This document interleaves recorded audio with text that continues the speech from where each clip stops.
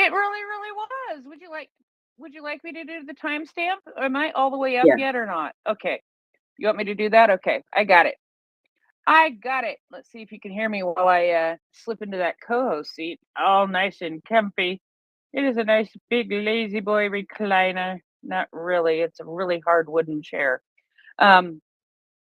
So let's do our timestamp. It is currently February 7th, Wednesday, February 7th, 7:36 a.m. UTC, 9:36 a.m. in Kyiv, 2:36 a.m. in New York City. It is February 6th still in sunny yet dark Los Angeles, California at 11:36 p.m. It is Wednesday, February 7th in the workers' paradise of Perth, Australia at 3:36 p.m. Those guys go way ahead in time. They can tell us what happens in the future. Please retweet the space. Let's get people back in here, and we will go back into the past. We got one heck of a time machine we're going on in this space, and I tell you, sometimes those time zones, is it confusing. Regardless, War Doggo has his hand up, so bring us back in, War Doggo, unless you want something to say something, Mockers.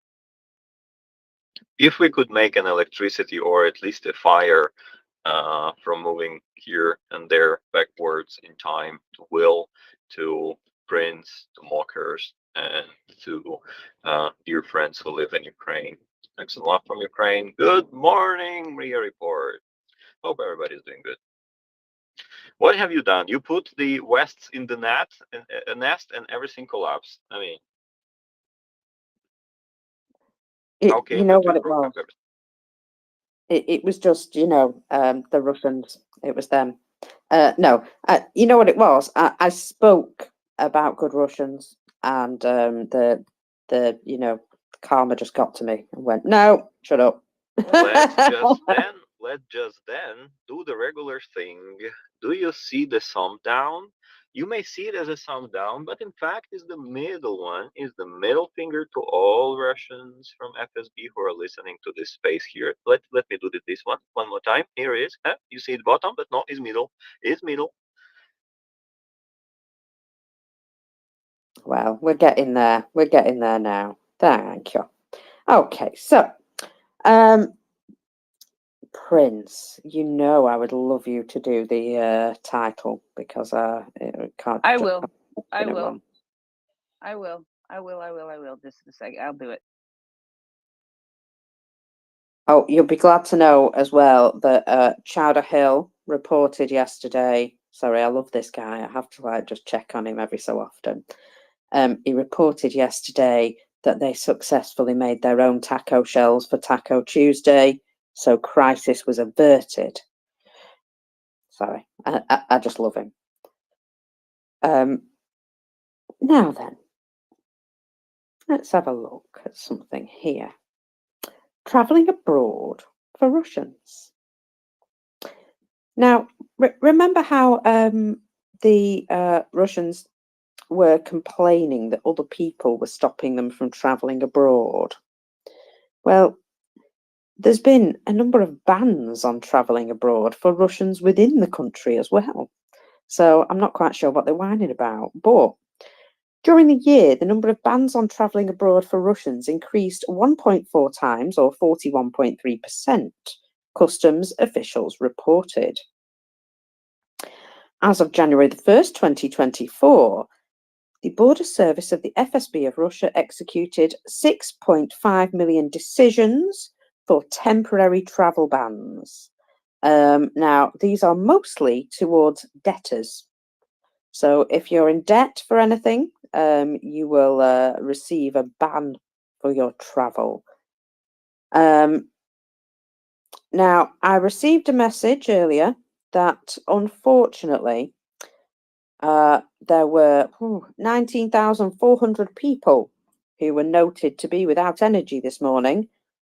However, within 3 to 4 hours, houses will recover from backup power sources because they already have it in hand.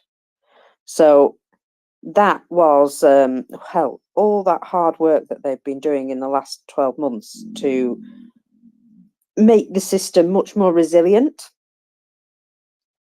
And I think that's, you know, important that they have that resilience in place, because now they're able to restore power and know that they're going to be able to do it within 3 to 4 hours. Now, I wonder if Belgorod has power back on yet. We'll see. I bet they haven't.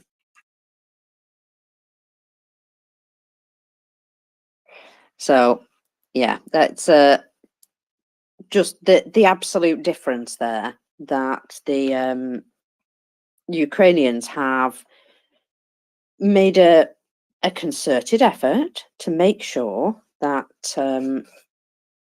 these things happen, that they can fix the problem quickly.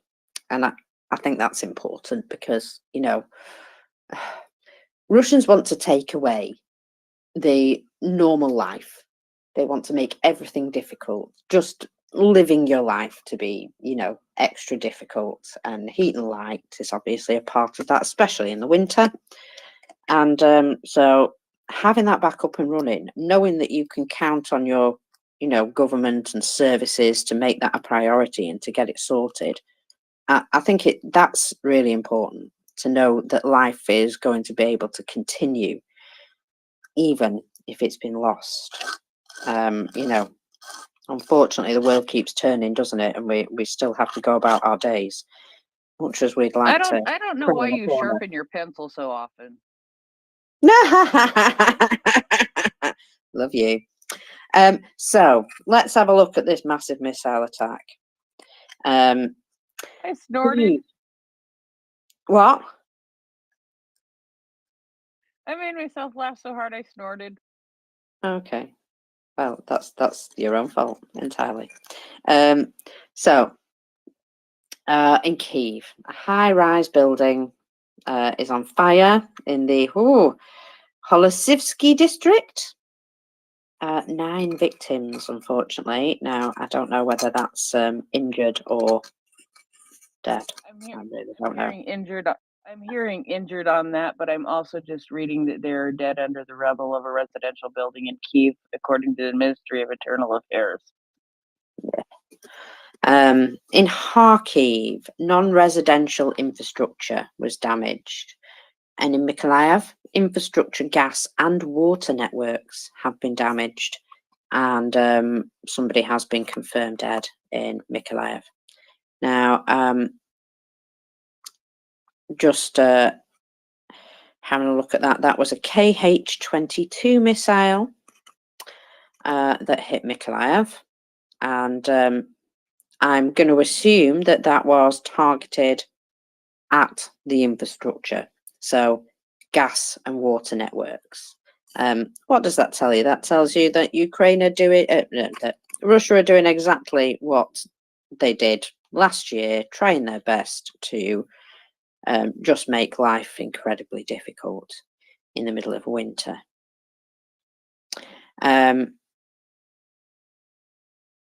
So yeah, ridiculous. However, yesterday, and well, it's sort of ongoing now, that Ukraine have taken the tactic that, yeah, if you hit our infrastructure, you know what, we can hit yours, and it takes an awful lot longer for you to sort that out. So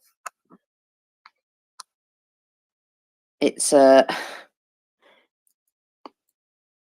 well, it's much more difficult for Russia to fix these problems than it is Ukraine, because Ukraine have got like a structure in place to fix the problems, and Russia doesn't give two Johns about that.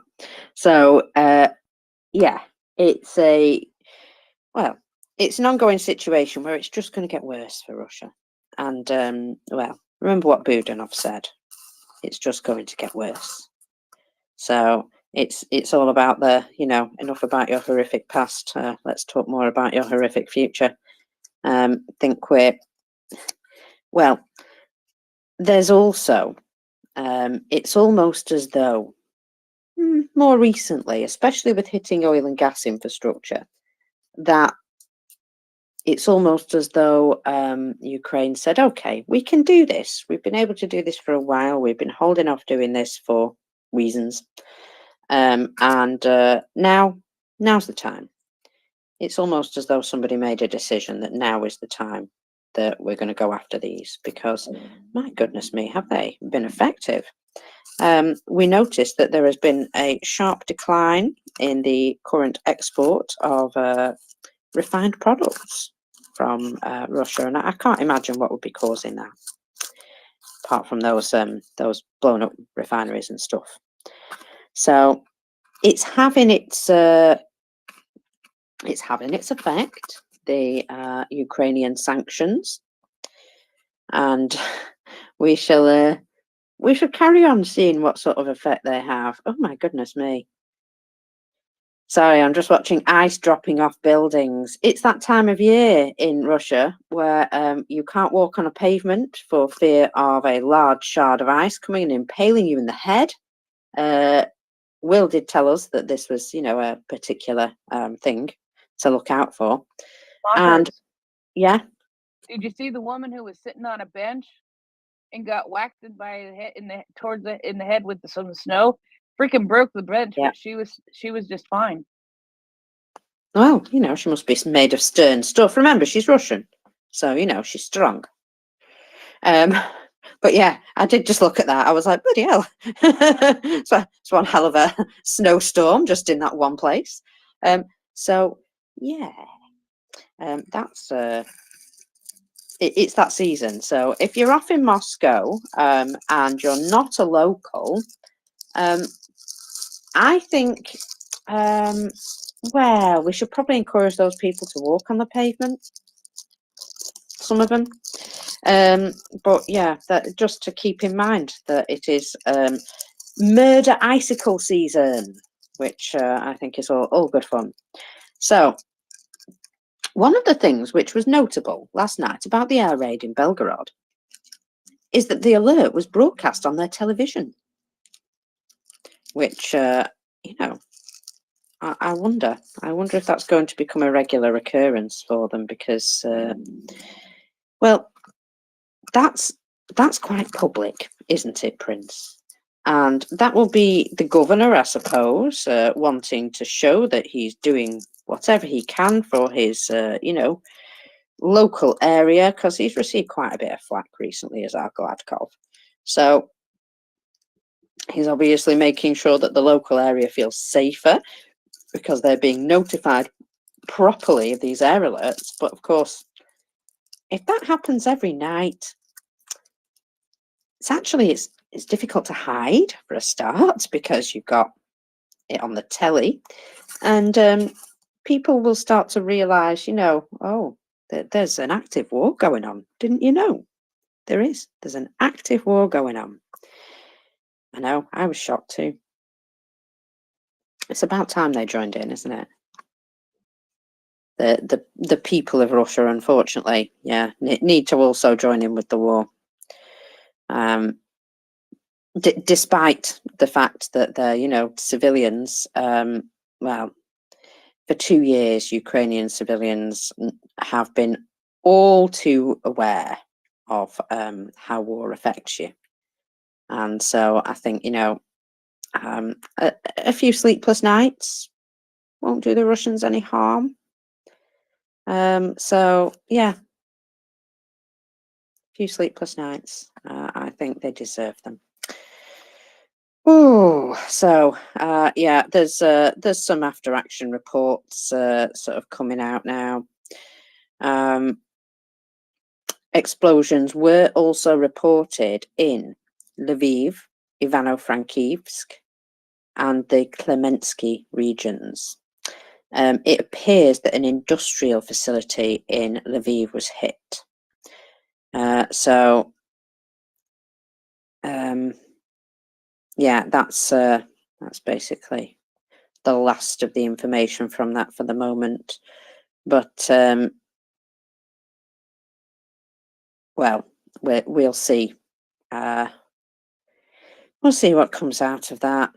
But unfortunately, where there is rubble, there may be dead people buried. And well, let's just say I'm sick of this happening. Sick of this happening. While we equivocate and twiddle our effing thumbs, people die every day. Innocent people, children, all of this. At least you guys send missiles. Well, that's true. That's true. We do send missiles, yeah. And it's nice to know that we're contributing on that part. But, you know, it's also a bit of a shame that we have let them down with regards to agreements that we'd made. You know, we signed treaties and agreements and security agreements and all that jazz. And what did they actually mean? I don't know. I find a very bitter taste with regards to that, you know, we signed all this and then we went, yeah, nah, but we'll give you some stuff.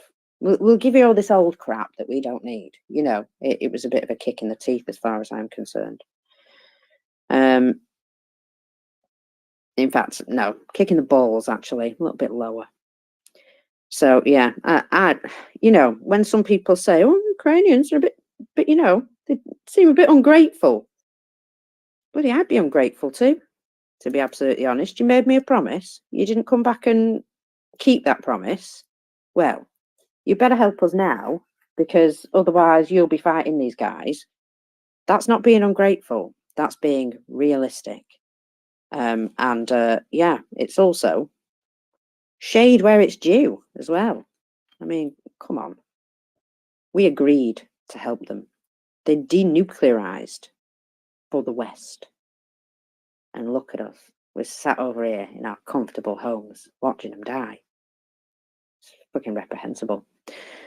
And that was part of my mood yesterday, that I just got very sulky about the whole thing. Yeah, unfortunately, last night has been very difficult for Ukraine. There's a lot of destruction and casualties this morning. And, well, anyone who supports that, I cannot understand or agree with. And I'll be totally honest, there's a reason why I don't go out to the house a lot, because I came in touch with somebody, you know, who like had that opposing view when they were right in my face calling Ukrainians Nazis. Oh, I would find it very difficult not to drop them on their ass so quickly. So yeah, I'm a danger to society, Prince. Well, no, at that point, I would be taking up a collection, very, very sneakily, for Mockers Bail Fund, and Mockers Bail and Legal Representation Fund. Yeah, well, this is the reason why I can't go out very often, though, because honestly, I would proper punch somebody's teeth out if they said that to me in reality. And I'd have to just go, I'm so sorry, officer. I have brain damage. Hope that I was forgiven. Yeah, they tend not to be that forgiving when you beat somebody to a pulp. But yeah, I'd only kick him a few times when he was down, or she. You know, I don't discriminate. Equal opportunity fighter, me. Yes, and oh, I can just imagine the words that would come out of your mouth too, though. Oh, the entertainment value I would get from this. Let's just say I've only gone ballistic at somebody once, and he was twice the size of me, head and shoulders above me, and it took 4 guys to convince me not to hit him. So, yeah, I don't know. Let's just say I was mad at the time. I nearly got carried off.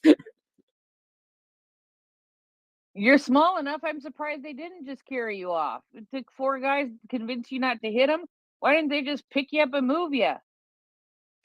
Yeah, I think they were afraid of getting punched as well. Chris, good morning. Good morning, mockers. Did you go to work or not yesterday then? I did not. I sat at home with a dodgy tummy and a very big inflatable bottom lip on me all day. It was so sad. Oh, sorry to hear. Okay, well, yeah. Anyway, what was I going to say? I don't know if you got my message. Slovakia and Hungary are the ones that carrying on supplying arms, despite what the politicians are saying. Did you get that? And also America's doing that as well, right? I suspect there'll be quite a few countries doing that, mockers, which will be good news, won't it? Just carry on. Whatever the politicians say, just carry on. Yeah, that's good. And I was going to say, did you see the little video of the statue of Vladimir the Great in London? You know, where that Russian took down the sunflowers, and then basically there was a video saying, for every sunflower that's taken down, 100 more will be put up. Yeah, and they absolutely forested it with flowers. That is good, wasn't it? Yeah. That's the message that needs to get across. You chop one head up that supports Ukraine, 100 more will grow in its place.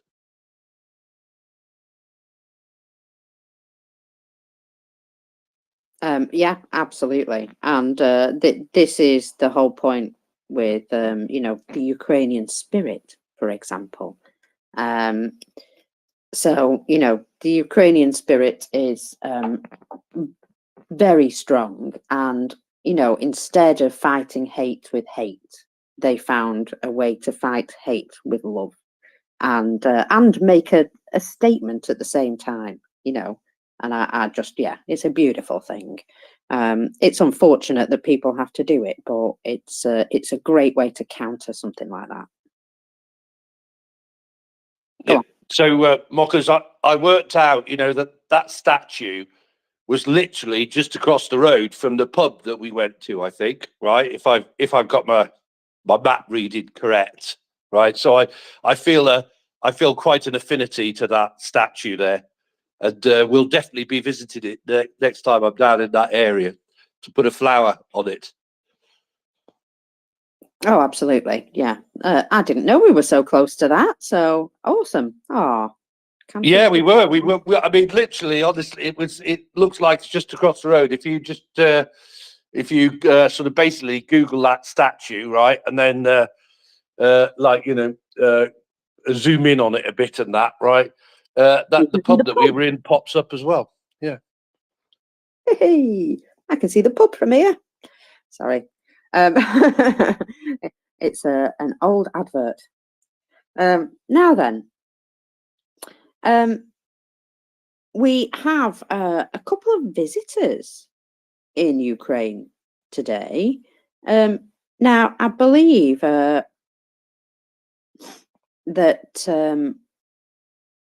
was it Joseph Borrell was there yesterday, and he's supposed to also be there today. So, well, I'm not saying that Russia was making a point, but let's just say he's probably had quite an interrupted night. And I wonder whether that might make a difference to his general feelings about, everything we can do to help Ukraine. There is apparently also a last-ditch effort by Australian Army vets and engineers to volunteer to rebuild the Taipan helicopters so they can be sent to Ukraine. Now, that is a good old Australian spirit. So, wow, that's it's amazing, isn't it, that something is lost, but maybe not lost after all. I mean, it's worth a try, is it not? It's worth a try. So political action does happen with the right amount of pressure. And people have come out and said, well, we'll rebuild them for him. That's no problem. You've taken them apart. We'll put them back together. No worries. And then we can send them to Ukraine. So what's your problem? So for every sort of roadblock that they've managed to put in the way, there's an answer. And so it's a very last-ditch effort, but let's see what comes out of that. Now, oh dear, honestly, so many videos of things being on fire right now, and it's a shame. It really is. That well, you know, most of those videos are of the same place. No, there's a couple of others. But yeah, let's talk about something that Ukraine have achieved in the meantime. So, I don't know if you talked about this. I'm imagining Chuck might have mentioned this, but Special Operations Citadel. Did he talk about that at all? Yes, there was a little bit of a conversation about that. Yes, there was. Yeah. So this is pretty cool. The 73rd Marine Special Operations Center found a significant Russian target, and they went onto one of the extraction platforms, and well, shall we say they destroyed some equipment that the Russians were using, which was helping them with their reconnaissance UAVs. So they employed this for reconnaissance and launching kamikaze drones against critical infrastructure. Unfortunately, they still managed to launch some last night. However, the enemy had installed a FEB service object detection radar on the platform. And through the radar, the Russians were monitoring the Black Sea. Not anymore. So this was following the Boyko Towers. Is that how you say it? Boyko Towers. So this looks to have been either part of that or maybe a separate operation. Either way, it's nice to see the the nuts and bolts of the operation. Blowing up these masts with antenna as well. I mean, these are things that Russia's using to monitor and strategically plan. And the more they lose of these things, the better. Now, can I just ask you to chat just for 1 minute, Prince? Bear with me. Oh, absolutely, I can chat for just 1 minute. I don't know if you have read this out. I'm going to go find it really quick. That was one that I already read. Okay, so let's grab it from a different location because they can do that. This is a report actually from the Ministry of the Internal Affairs, just summarizing again what happened overnight, because it's good to keep abreast of this information. This came out at, it would be 9:32 a.m. Kyiv time. So, massive missile attack in 6 regions of Ukraine were hit. They only tell about 4, but about a dozen people were injured in the Holosov and the Dnipro districts in Kyiv. Damaged communications. Rescuers, police are working on the ground. There is the destruction of an 18-story building in the Holosivsky district. Emergency services units are evacuating people and extinguishing fire. There are probably dead people under the rubble. The service station building and cars also did catch on fire. Taking us to the Mykolaiv region, 1 person has died as a result of a rocket attack by the occupiers. 20 private homes and a gas network were damaged. Tens of emergency services have been deployed at the site, and psychologists have been involved. In the Kharkiv region, around 6 a.m., the enemy struck the regional center. 2 people were injured. 1 person was rescued by units of the state emergency rescuers are examining the area closer. Also, then in Kyiv region, at least 10 private houses, farm buildings, and communications were damaged. In the Bakhmutsky and Fastivsky districts, according to preliminary data, there are no casualties. In the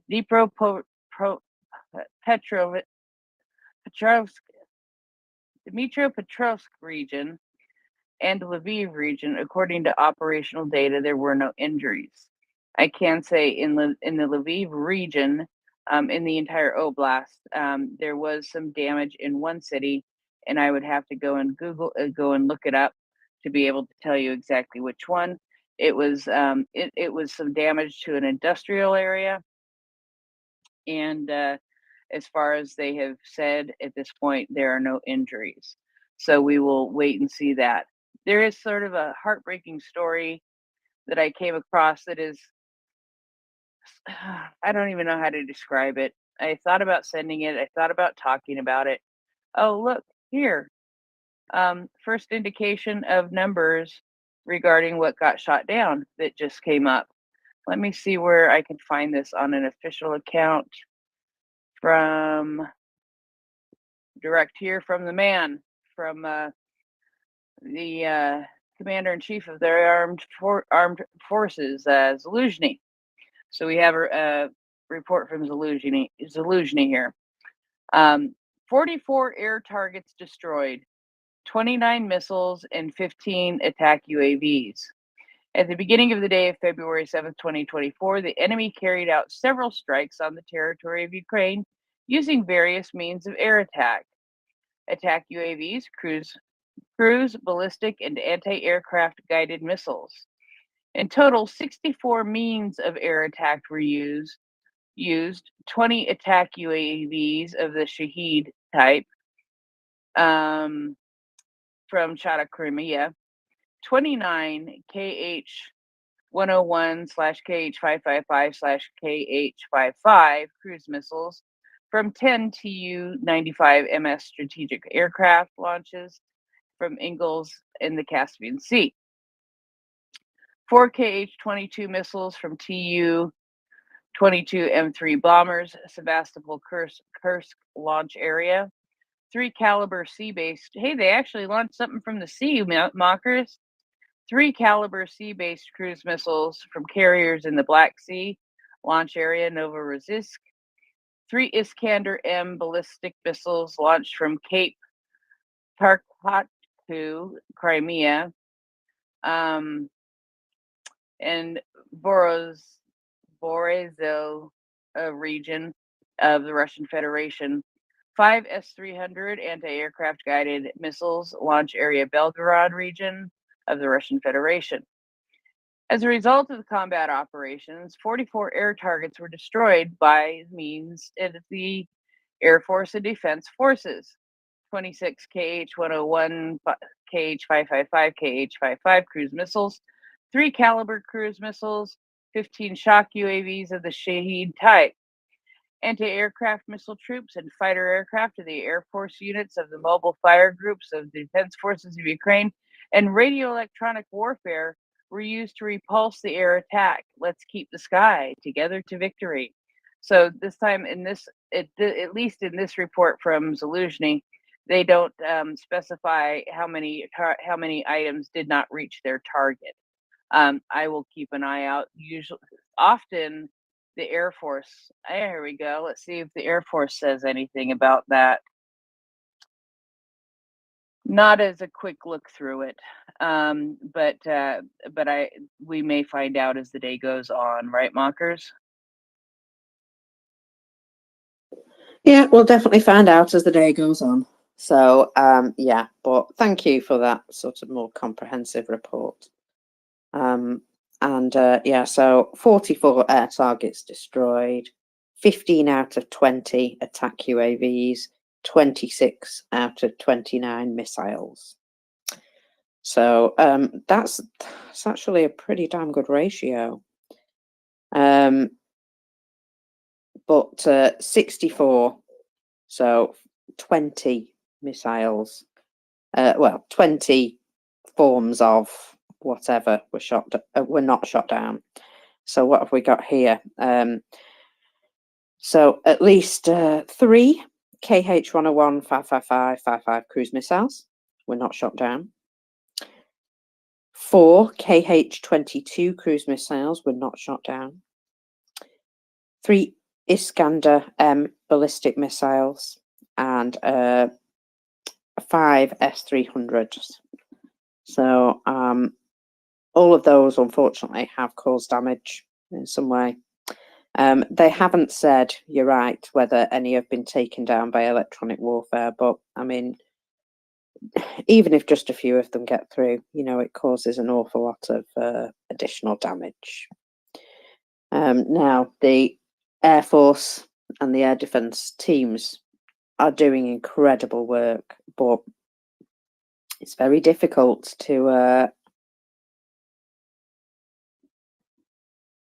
yeah, it's just very difficult to have 100% with anything.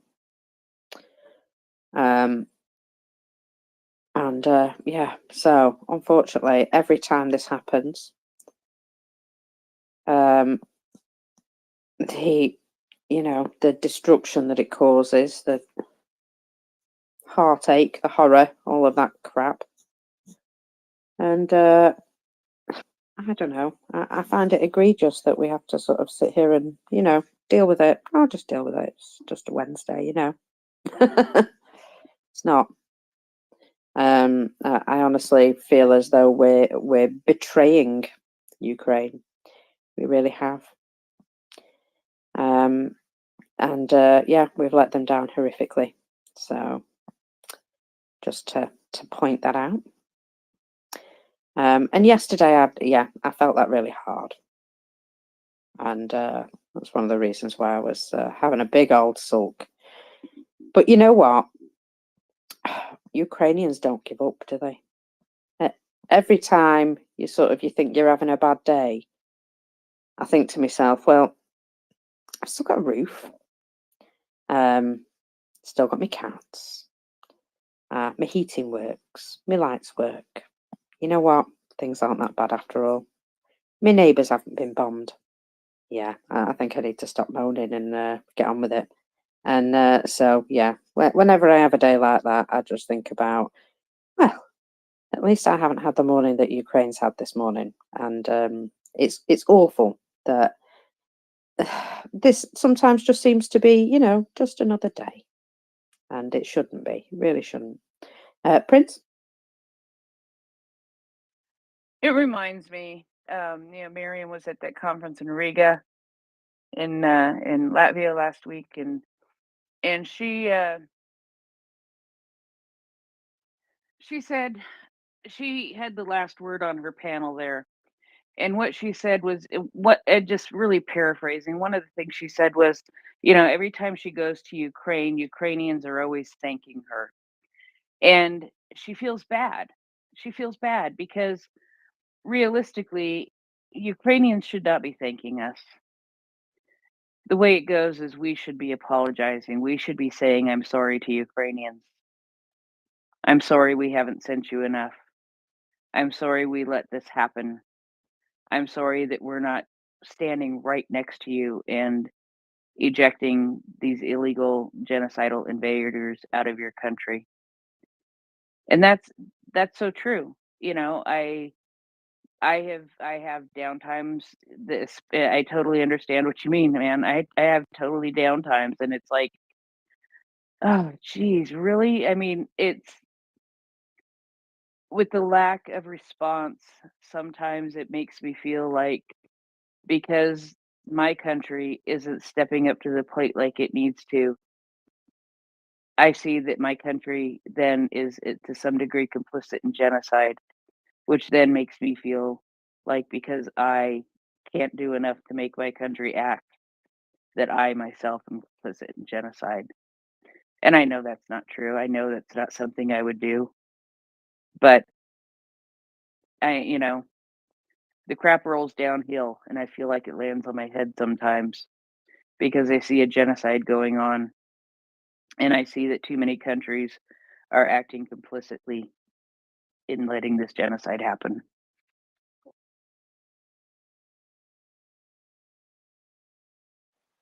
Yeah, I understand. I get mad about it too.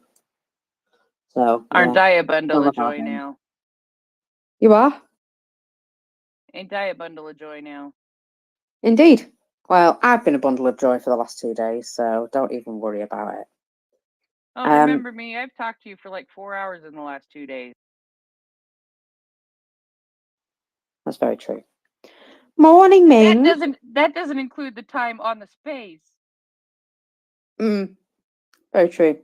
Morning, Ming. How is the commercial air industry holding up these days? Oh, I haven't looked yet, Mockers. I'll have to go and have a look. I'll update you on that a bit later.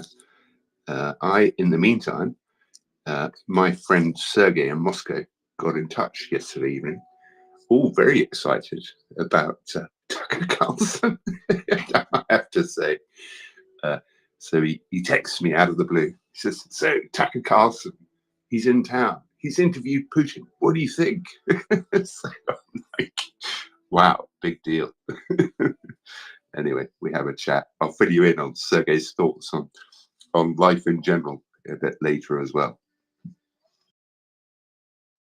Oh, right. Excellent stuff. Well, yeah, I'm sure he has some interesting takes. But yeah, it's. I'll tell you what he's got. I'll just give you a taster of his general views. He's got this theory that Tucker Carlson is going to be Trump's vice presidential candidate. So there you go. He's Okay, speaking. anybody have an extra bed? An extra what?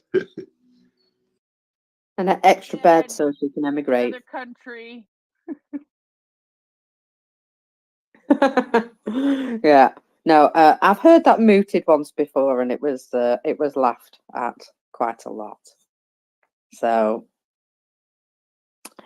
yeah, I think we need to we need to know that there's going to be a few things that we should expect from this interview. I'm not going to watch it, but I'm sure I'll get a blow-by-blow account from somewhere.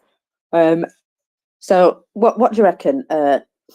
Do you think he'll mention gender neutral toilets, NATO expansion, CIA military coup backing the Maidan?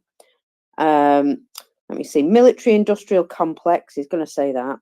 He's going to talk about nuclear threats, World War III, biolabs, COVID, and you know, I understand that it's going to be just a propaganda fest. We didn't start this. NATO did, basically. And it will be all a big pile of balls, won't it? So I don't think there's any need to interview him because we know exactly what he's going to say. We've even got a bingo card set up, I believe. So, so it's just going to be thoroughly expected, every part of it, and there won't be any revelations in there. Just doing it for the clout, basically.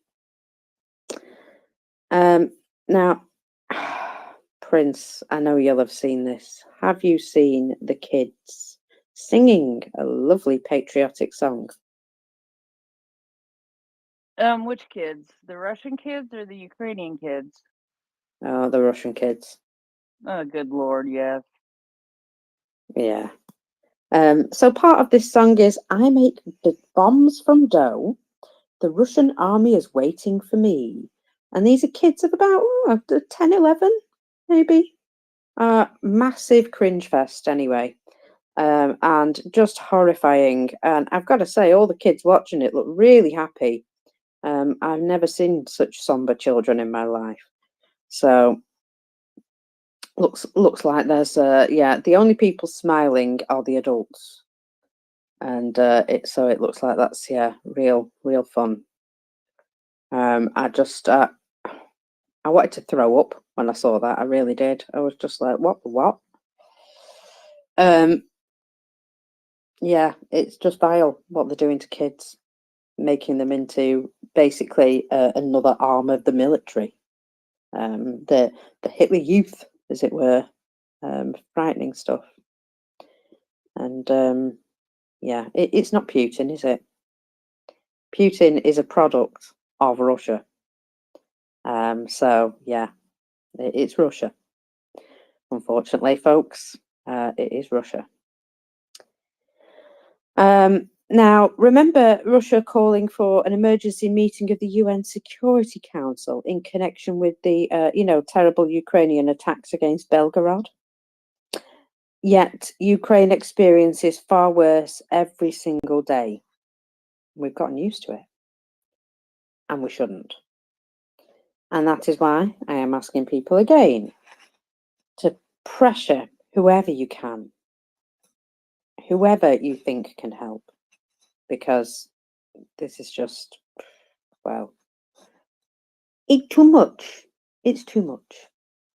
And, just note that the Russians are already trying to again say that Ukraine blew up the Novakhovka Dam. That narrative is coming back, which is obviously absolute tosh, and has been proven over and over again.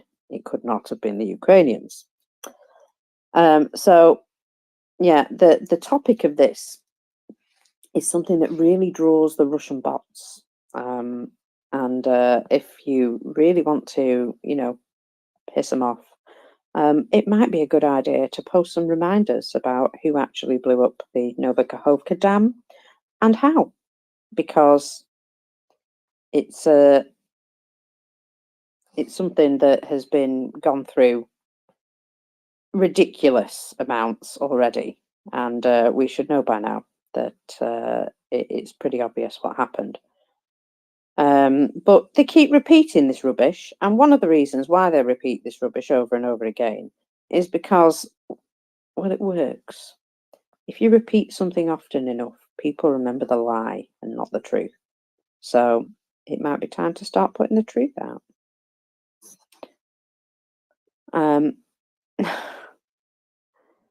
So, have you had a chance to see if there's been any major disasters, Ming? Yeah, I took a look, Mochas. Not very much, to be honest. A Sukhoi Superjet overrunning the runway on landing. But the reason they did that is because they landed with the maximum permissible tailwind, and the runway, as usual, was a bit icy, so they went off the other end. Other than that, it's all very quiet at the moment. Oh, there's an airline reporting record traffic, but of course, what they're doing is they're showing a 40% increase against 2022, which is the tail end of the whole COVID thing. So of course, everybody's traffic is going to increase a bit. It's just so I'm a bit skeptical about really whether this airline Smartavia is actually showing a real increase over a normal year. Maybe it's picking up the slack from other operators. Could be. But I kind of, again, they'd have to be really have a really strong balance sheet to do that, because basically what they'd be doing to do that would be price dumping. So selling the tickets at a loss just to gain market share. So I think I'm a bit skeptical about that, because Smartavia isn't the sort of airline that has the financial wherewithal to do that. So yeah, quiet day so far, but who knows? Let's wait and see if anything turns up a bit later, Marcus. Awesome, thank you. Well, I've just popped something into the nest from Joseph Borrell, and he did indeed start his morning in the shelter, air alarms sounding across Kyiv. And he wanted to highlight that this is the daily reality of Ukrainian people. And well, it's nice to know he's safe and well, but I'm almost feel as though, you know, Russia does things to make a point, do they not? And I just wonder if the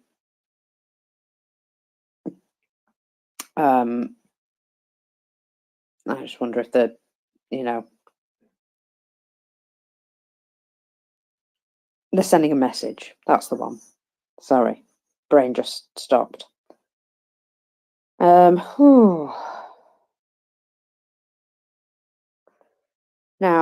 a little 6-year-old child this morning rang up the police. I've woken up at home alone. I don't know where my parents are. There's alarms. I'm scared. Now, they stayed on the phone with the boy and contacted the boy's mother. And it turned out she'd gone to work and she was only going to be out for an hour, so she'd left him on his own. Because he was asleep, apparently. So he woke up, air alarms going off, nobody in the house, terrified. Now, the police have got to know him, but who leaves a 6-year-old at home on their own? Anyway, never mind. I guess that's just, you know, people make these decisions and they don't expect an air alarm, I suppose, every day. If he just stayed asleep for an hour, I suppose it wouldn't have mattered. But now then, you say Tucker Carlson's already done this interview, Ming? Yeah, apparently. So, according to Commersant, the whole thing lasted 2 hours. So I'm guessing it was done in 2 languages. So you can probably, in terms of actual content, you can probably slice that by half. So that's my guess in how long it's going to run. And in terms of truthful content, you can slice that down to 0. Well, yeah. So you can see that right away in basically the agenda-laden kind of intro that Carlson put up on Twitter yesterday. Yeah, I haven't really paid any attention to that, I'll be honest. Well, I didn't watch the whole thing. I got bored after about, a minute and a half of it. Yeah, exactly. It's just the same old nonsense, isn't it? I bet you he didn't ask about Izium and Butcher, though. But yeah, get ready with your bingo cards, folks, because I imagine all the known narratives are going to come out. So, so you sound a bit down, Mockers. My mate Sergey in Moscow is a bit down too. Here's what he texted me yesterday evening. He says, "For me, life was divided into 2 parts. Until the 24th of February 2022 and after. I have been depressed since the 24th of February 22. Is life over?" Yes. And do you know what he's worried about, though? He's worried about his bank accounts and his visas to the UK. That's basically what it boils down to. Oh, my heart bleeds for him, really. Yeah, my heart bleeds terribly. So he's not bothered about the fact that they're at war. Yeah, that's well, I mean, that's not really the source cause of his troubles, right? His life is over and he's all depressed because he can't get a UK visa, and NatWest booted him out of their banking facilities. But it does go to show so that these things do have an impact. Indeed, when they're affecting the regular guy, that's when, when we know that everybody knows. Tarixus, welcome up. Good morning. I hear you a bit down, so I thought I'd come up and try to propose again. So, Marcus, please. No, anyway. Attitude. Not allowed. You'll get beaten up by the wife. Oh, right. Okay. Did you guys hear about well, it's the equivalent of I suppose the GER in the Netherlands, which came out that Chinese hackers were active in our military. Please tell us more.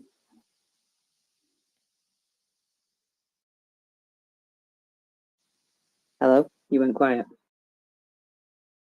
Well, they came out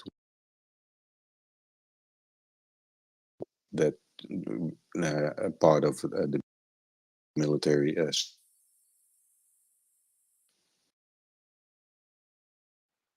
You're in one of them places where your internet is weird. So send me the linky if you haven't already, and I will have a look at it. You might have even sent it me. I know, something else. Yeah, send me the link. I'll have a look at it, Turixus. Okay. Oh, in fact, I can hear you now. Go ahead.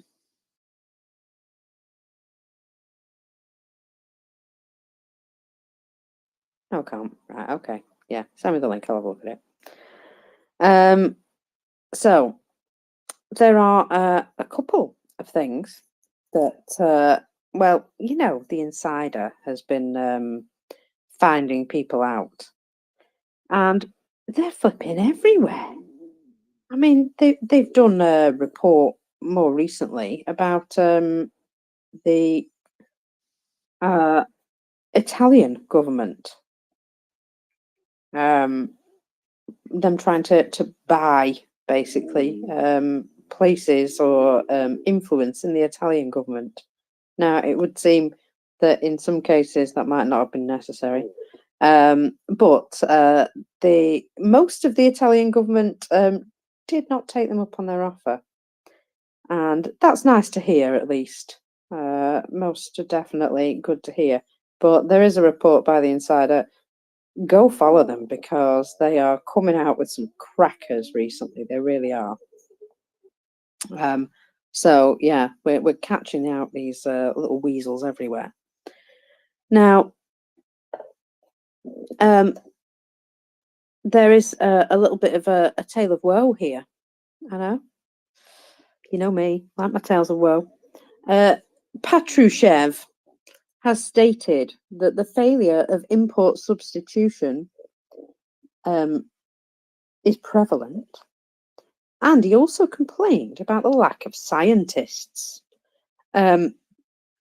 So import substitution has failed in a number of sectors, and there's a lack of scientists. Now, just a note, maybe if they hadn't done everything they'd done, people wouldn't keep leaving them.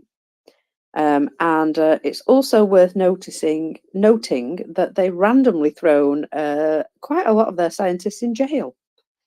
Probably not very helpful. And in case you thought they were learning from this mistake, worry not.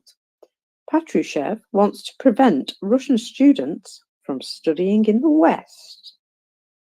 So, you know, he called for preventing Russian students and applicants from studying in the USA and Europe. He believes the Western educational institutions are forming the basis for so-called colour revolutions. No, mate, that's people actually standing up for themselves. But whatever. Patrushev is confident that the United States and European countries specifically issue grants and organise training for the best foreign students in their universities. According to him, after studying in the US, young people return to Russia as agitators, ready to carry out so-called democratic reform.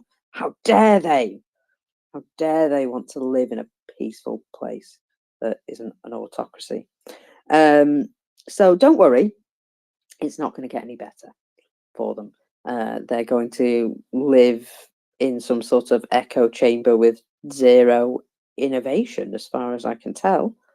So yeah, they're doing it to themselves, and they haven't learned because they're going to continue to do it to themselves. So just pointing that out. They're not doing themselves any favors in the scientist department.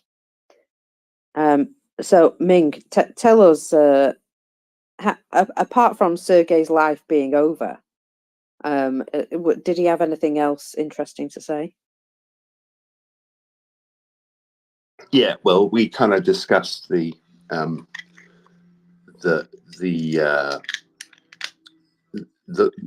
progress of full-scale invasion. You know, the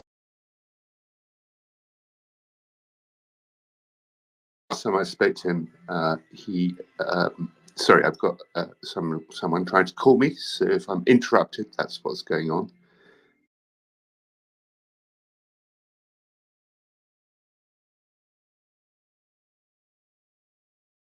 Oh, well, it looks as though you're, yeah. While you're doing that, I will talk to you about what Tarix has mentioned very quickly. So, the MIVD, the Dutch GUR, have caught Chinese hackers on an isolated network. Now, this is something that they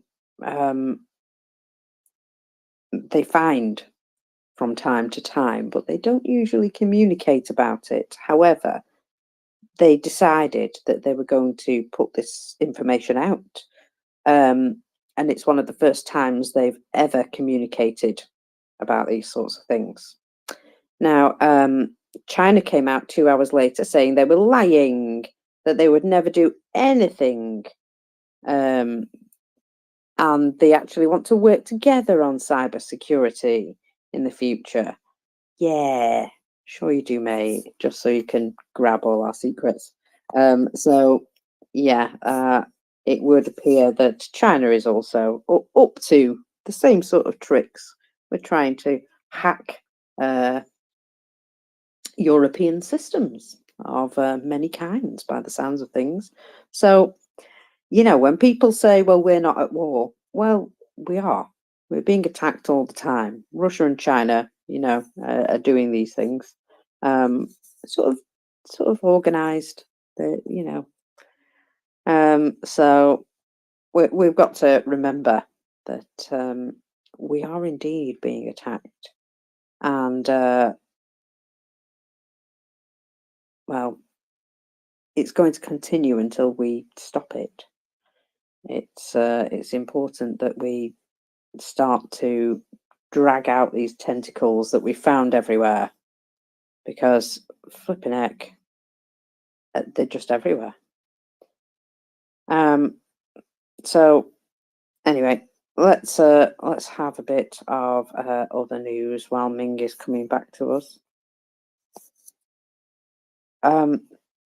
Ukhrabonemprom and Rheinmetall have started working together in Ukraine, and this year we'll be producing Lynx and Fuchs. I like those ones, can't tell you why. Armoured personnel carriers. And, well, that's just flipping awesome for a start.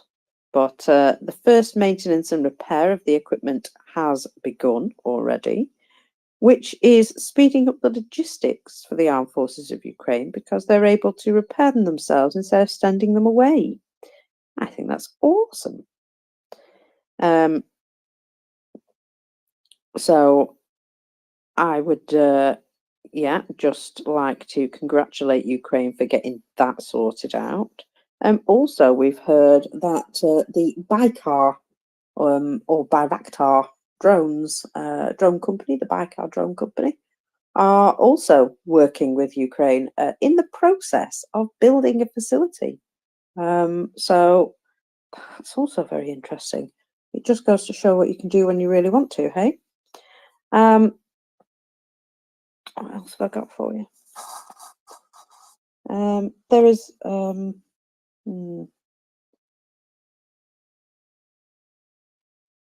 There are some unfortunate stories from Bilhurivka.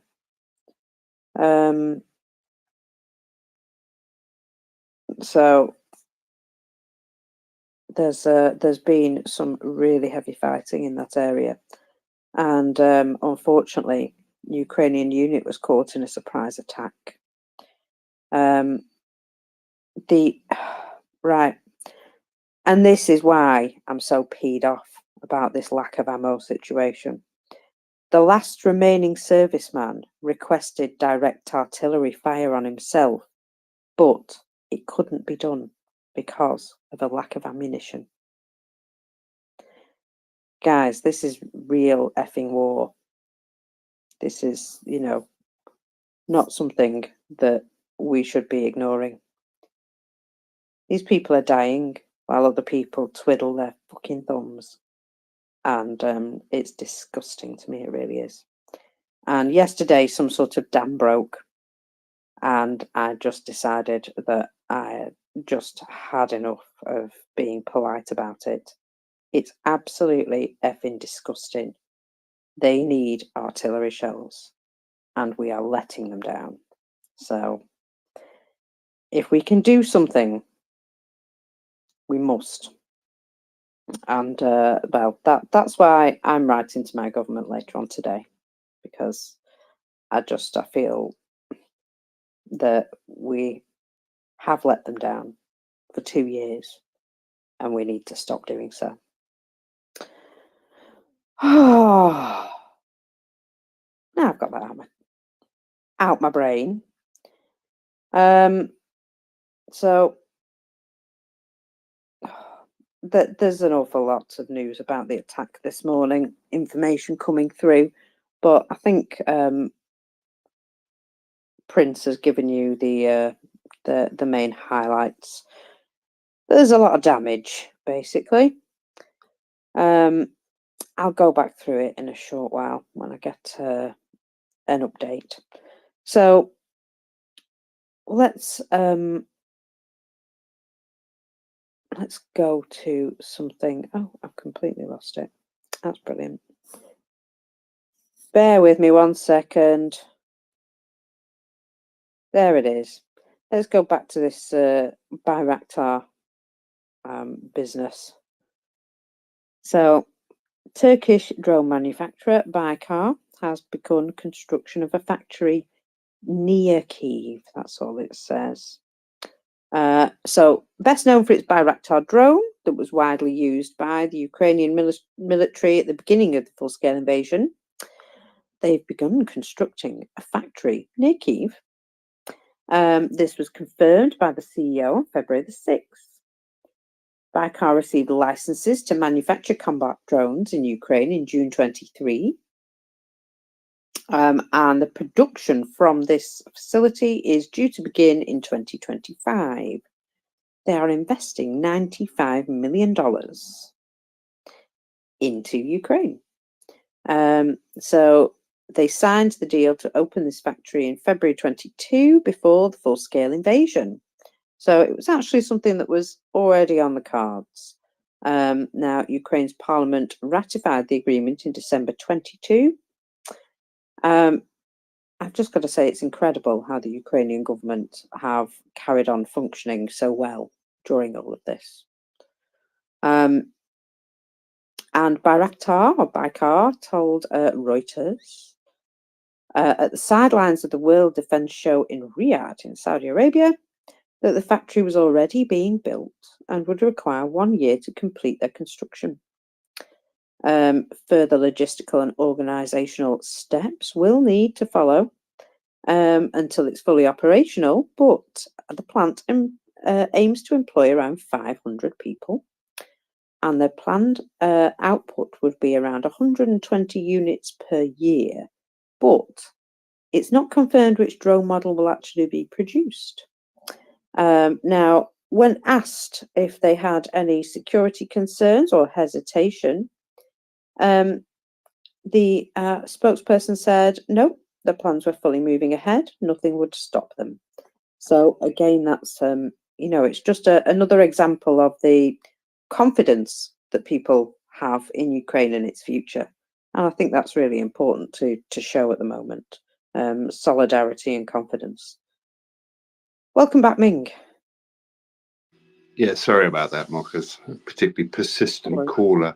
So I had to take it. But back now.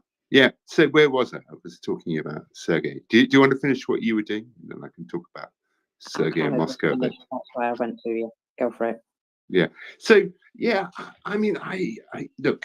I've talked about my conversations with Sergey on and off on the space over the months, and there's this incredible, and to the extent that he's representative of Russians in general, I mean, who knows? But there's an extraordinary kind of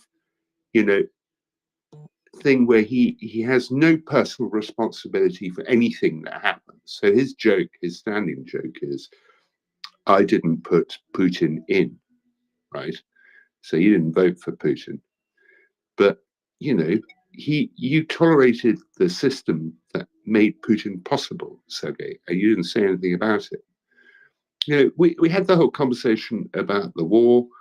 I said, look, Sergey, Afghanistan, and of course, Sergey remembers Afghanistan well because he's, old enough. He joined the Soviet army himself shortly after that period when he was, I think, a captain of artillery or something. And I said, look, Afghanistan, you lost 15,000 people. You've lost over 300. You've lost as many as the UK lost in all of World War II. And he says, no, that's rubbish. That's propaganda. And I said, yeah, but Sergey, I mean, if you go and look at the Russian numbers, apparently you've shot down 600 aircraft. And that's more than the Ukrainians ever had to begin with. He says, yeah, that's ridiculous. That's propaganda too. So he's in this weird situation where, one, it's nothing to do with him. Two, it's all propaganda and you can't believe anything anyway. And all he's worried about is his access to his bank accounts and his ability to travel out of Russia. And that's it. We had the conversation about who he'd vote for next month. So he's hopeful for, Nadezhdin. Is that his name? Nadezhdin Mokas? Remind me. Something like that, yeah. Yeah. So he's going to vote for that guy. And so, yeah, but what happens if he's not on the ballot, if he gets booted off? He says, yeah, it could be. Then there's some other guy he's thinking about, Dworkin or something. I forget who it was. I don't know who it is. No idea. But it's just like, he knows he knows the vote is a farce. He says, yeah, well, I mean, maybe I won't vote. But that's just him perpetuating the lack of personal responsibility for anything. This politics is just foreign to Sergey. In Russia, it's got nothing to do with him. He has no influence on it. So he bears no responsibility for it whatsoever, and which is why he can send me these bizarre texts about how the 24th of February ended his life as he knew it, and now he's all depressed. It's just insane. So I don't know. Maybe I need to take action and send him stuff that is really compelling. Obviously not propaganda, just hard data. But even that he kind of doubts. So I don't know. I don't know how to deal with it, Mockers. What would you suggest?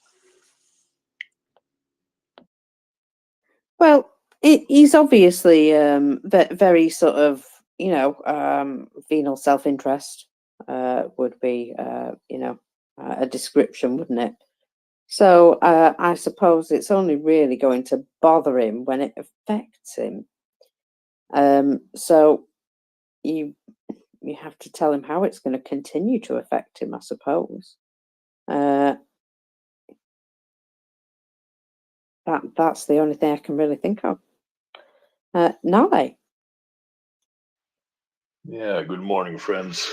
And I think that Ming should probably send him the compelling stuff, because maybe that will get him to trust his senses a bit more and think for himself, which he is apparently not quite good at as of now. But I wanted to say that if Patrushev doesn't want the Russian students going abroad, I'm all for that.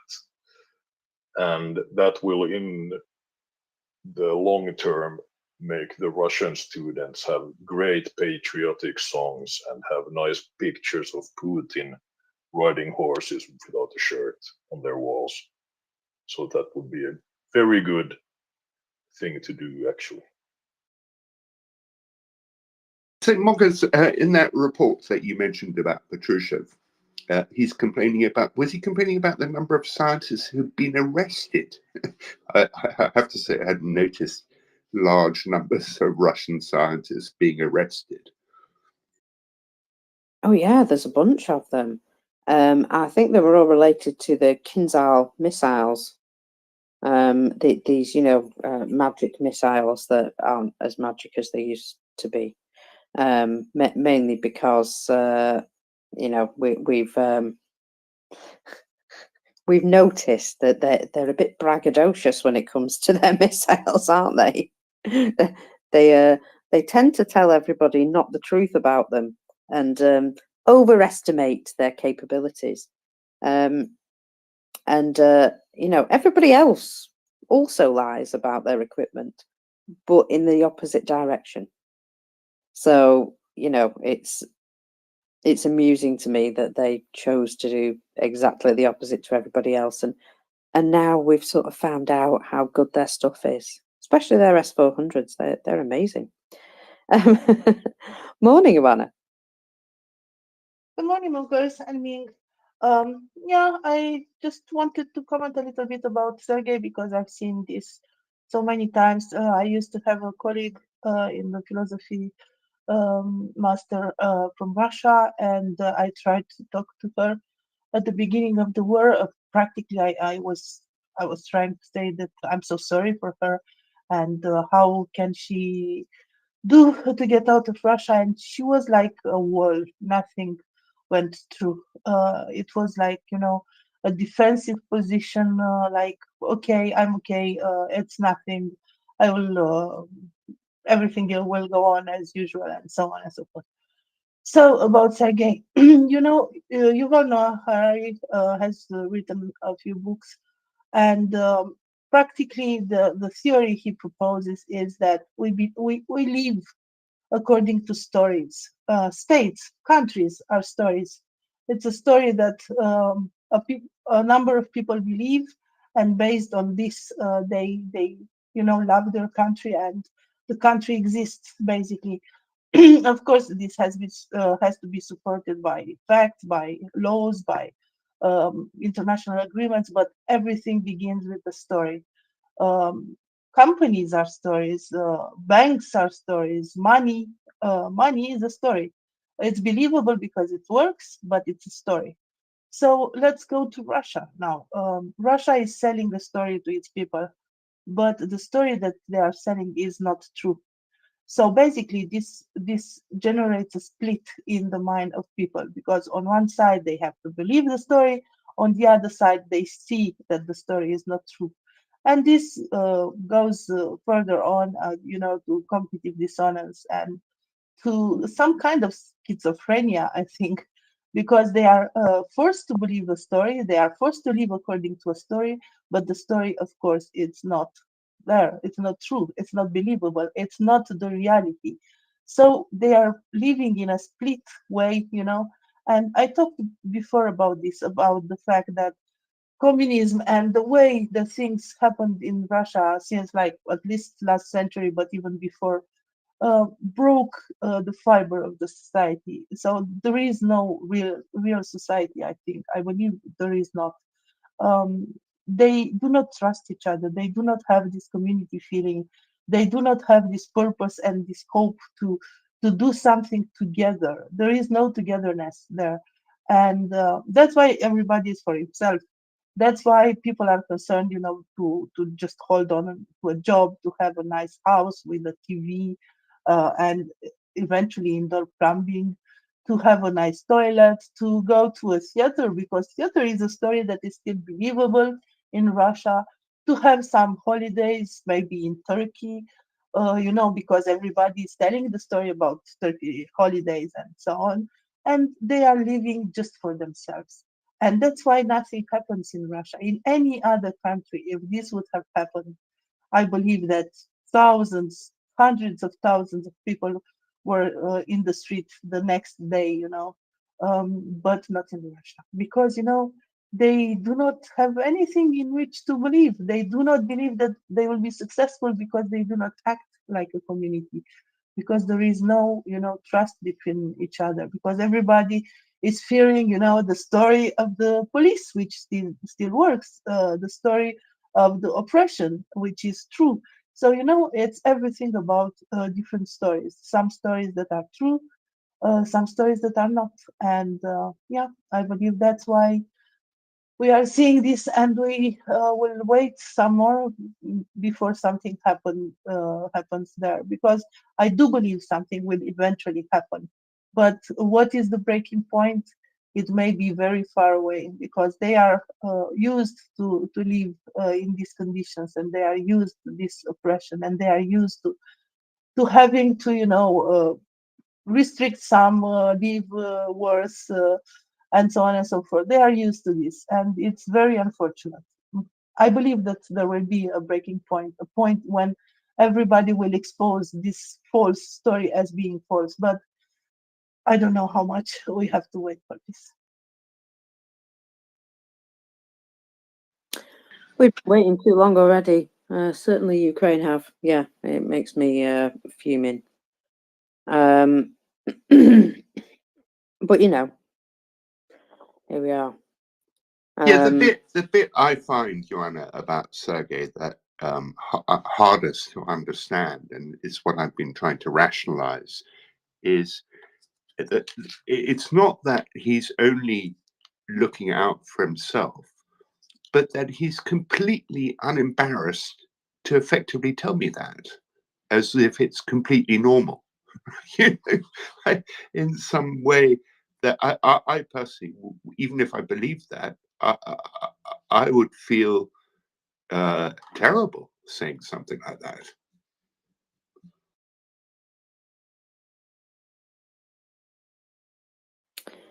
Yeah, well, there's no shame, is there? There's absolutely no shame. So yeah, it's wow. I've seen some shitty news this morning. I can say I was in a better mood until I got up and saw there was a huge missile attack. Always nice.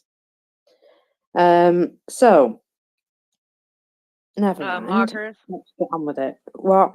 Yeah.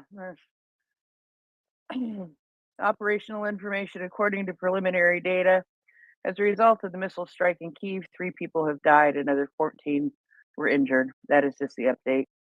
Updated information, 3 dead, 16 injured. That came 2 minutes after the one that I had just read. Well, thank you for the update. What I can see, however, is that there may be a response on its way already. So I'm just keeping an eye out, because I've seen some missiles that appear to be heading towards Simferopol. Christopher, go ahead. Yeah, real quick. Hey, Ming, thanks for all the anecdotals. Sergei is Sergei. But I guess it really just underscores what I think we've all known about the current state of the culture there from the ones that are in the positions of privilege, right? So I think that there's probably a difference in slightly, maybe not. But I mean, I guess the bottom line is that the society is very transactional, right? And so that's what it's the transactionalness of it that is the importance, and not the humanness, or I don't have a better way to say it, but it leads me to say that that's why we had the former, the previous administration admiring the dictators around the world. That's why we have the entertainer Tucker going over and doing whatever he's doing for the sake of entertainment, because as his former employer's lawyers had said in open court that, oh no, well, you shouldn't take that seriously because it's not news. That's not news. It's entertainment. So there we go. It's a transaction, right? And so I don't have any other better way to explain it, and I certainly don't condone it. And it's completely not forgivable. But I guess when you try to look at it that way, for myself, when I try to look at it that way, it's it explains some things. Anyway, back to you all. Well, I do have an article here from the Ukrainian Review, and it's about how propaganda uses humor to influence. And we've seen how humor works with NAFO to combat propaganda, but it's also used against us. So it's a study called Stratcom Laughs in the Search of Analytical Framework, which analyzes the latest techniques and mechanisms of Russian propaganda. The research was commissioned by the MOD of Latvia and conducted by a team of scholars, including Professors Janeta Ozolina, Ivars Osters, and Juris Skilters. What a top name. So, amongst the communication tools, they feel something has been previously overlooked, and that is humour and political satire. According to them, humour serves not only an interesting and entertaining role, but can be a powerful, complex, and multifaceted source of psychological influence. So, in Alexander Podbany's show, it's called Beware Fake. It's a Ukrainian project exposing fakes and manipulations of Russian propaganda, and notes that Russian humour is directly related to aggression and Kremlin propaganda. Would you believe Russia have a separate humour department, the FSS? It helps with society's indoctrination with third-rate jokes that programmed Russians for decades towards xenophobia, chauvinism, and aggression, particularly towards Ukraine and Ukrainians. Both humour and political satire play a crucial role in their propaganda, especially in military propaganda.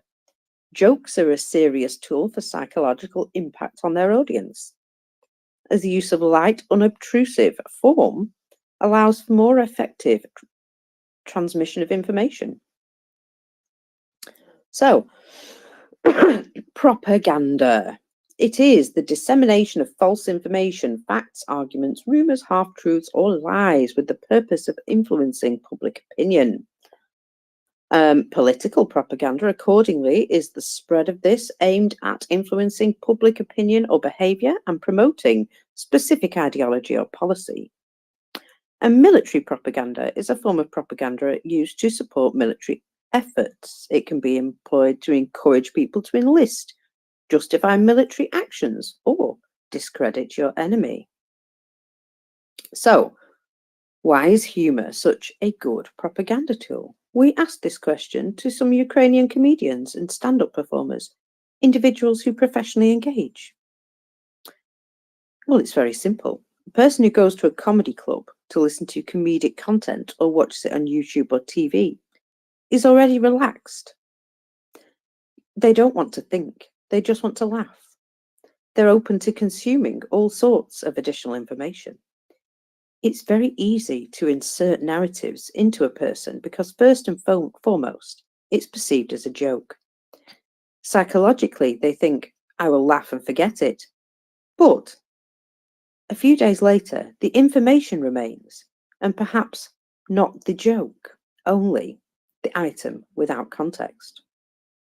For example, in Russia, someone goes into a comedy show and hears jokes about Putin being great, or nuclear weapons hitting Washington, or Russians annexing temporarily occupied Ukrainian territories as a constant. The person will laugh, but these things also become a fact in their mind. Moreover, the psychology of the audience always works in a way that what you see on stage, on YouTube, or on television is an authoritative opinion. It's not just your casual kitchen conversation. The moment someone steps on stage and takes a microphone, they are a thought leader right there and now. They may not have a million to speak to, but here and now, they're an authority in the room. And if an authority says something, whether you like it or not, you will nod your head along. This is why comedic content has a significant impact on the worldview of the person consuming it. Humour isn't just a good form of propaganda, it's one of the best.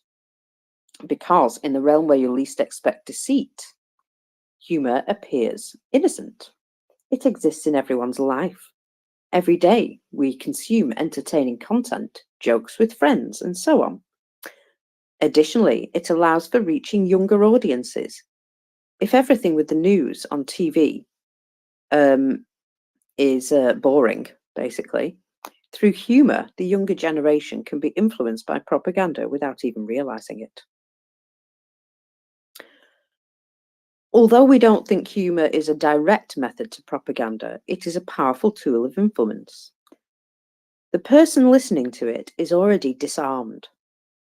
Few people critically engage with humour or take it seriously.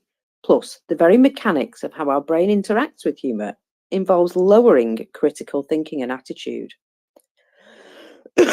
Consequently, this is a great way, whether destructively or not, to embed influence. And the content of a comedic piece, within the content, there could be embedded visions or statements that are presented implicitly. For example, not from the political field, but socio-domestic. Hypothetically, a comedian comes out and makes a sexist joke. There's a method in this joke. Women are lesser, incompetent, foolish, incapable in some way. It's not explicitly stated. It's woven into the context of the performance.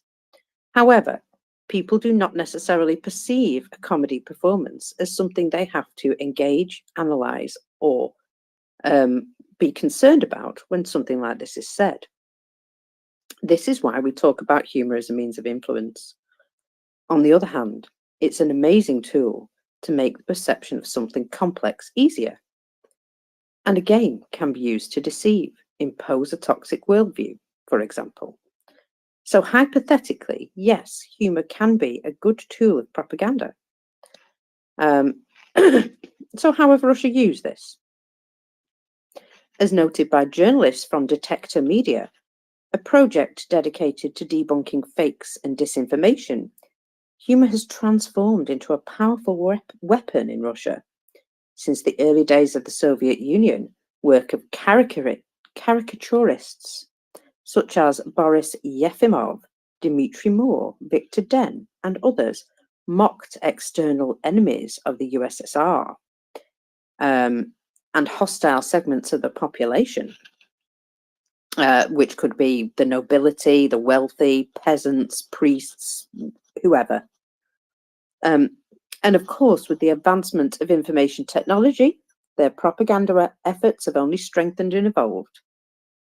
Among the most well-known Russian programs with humour are KVN and Comedy Club. It's called Club of the Funny and Inventive, KVN, apparently. So KVN, the Club of the Funny and Inventive, is a humorous game involving 2 or more teams, featuring both prepared and improvised competitions given a topic to determine the winner. So founded in 1961 by Alexander Maslyakov, the founder of KVN, who has close ties to the Kremlin. This program is broadcast in prime time on federal and international Russian channels, shared on social media, posted on websites, and jokes are even reprinted in the press and broadcast on the radio. On the 1st of June 2016, the Gazprom Media Holding launched a separate television channel for KVN, with nearly round-the-clock broadcasting of the show. Alexander, the boss, received a state award for merit to the fatherland of the 3rd degree. Indeed. A Ukrainian blogger and photographer has conducted a detailed analysis of the humour and narratives on this show. Not only Russian teams participate in KVN, but also friendly countries such as Belarus, Kazakhstan, and others. All of them joke about what difference does the homeland make? Russia is everywhere. The union is preserved here. In Russia, they have formed an image of them being the elder brother to other countries. He goes on to state what they say. How can one believe that these nations are unhappy when they come to Moscow and express such ideas? According to my calculations, teams that do not have this unity message much less frequently advance to the next round. It becomes a mandatory element. Therefore, every team originating from a territory once occupied by Russia must articulate the thesis of them being unified people and becoming part of the propaganda in order to participate. In this program, Putin is constantly glorified and political agitation is conducted, particularly in favor of the United Russia Party. Regular mockery of Ukraine has been a common theme on the program, joking they haven't heard anything about the progress of Ukraine, treating it as a second-rate entity and engaging in discrimination. After the Revolution of Dignity and the annexation of Crimea, KVN participants made jokes about those events. For instance, Konstantin Ernst, the general director of Channel 1, stated on air, Donetsk, no matter how many points they are, you are already ours. We love you. Following Western sanctions, performances began to mock the West and suggest that the world could not survive without Russia's resources.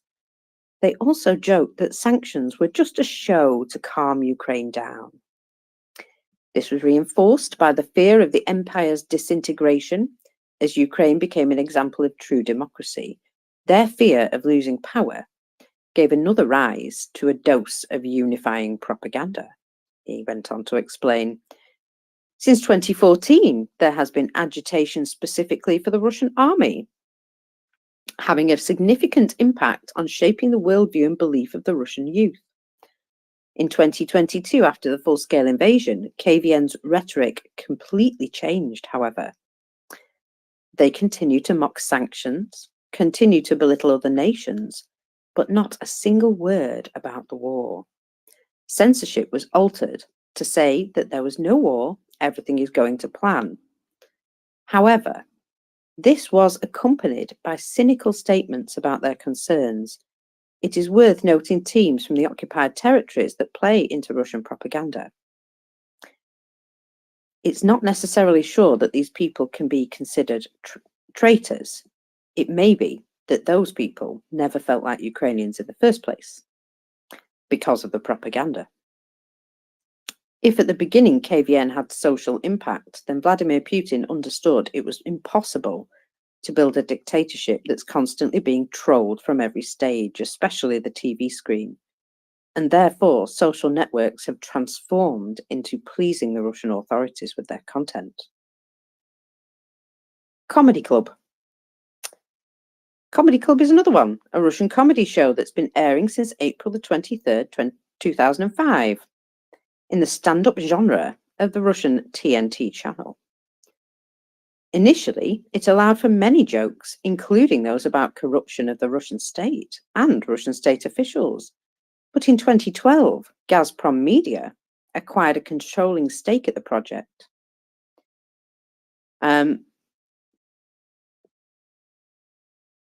So, in fact, at the beginning, there was no methodical approach to xenophobia. hatred towards others, no political jokes, no pleasing Putin. Comedy Club was a conflict-free zone, watched by the youth. But after a few years, something interesting was seen to be happening, and they needed to turn it into a weapon.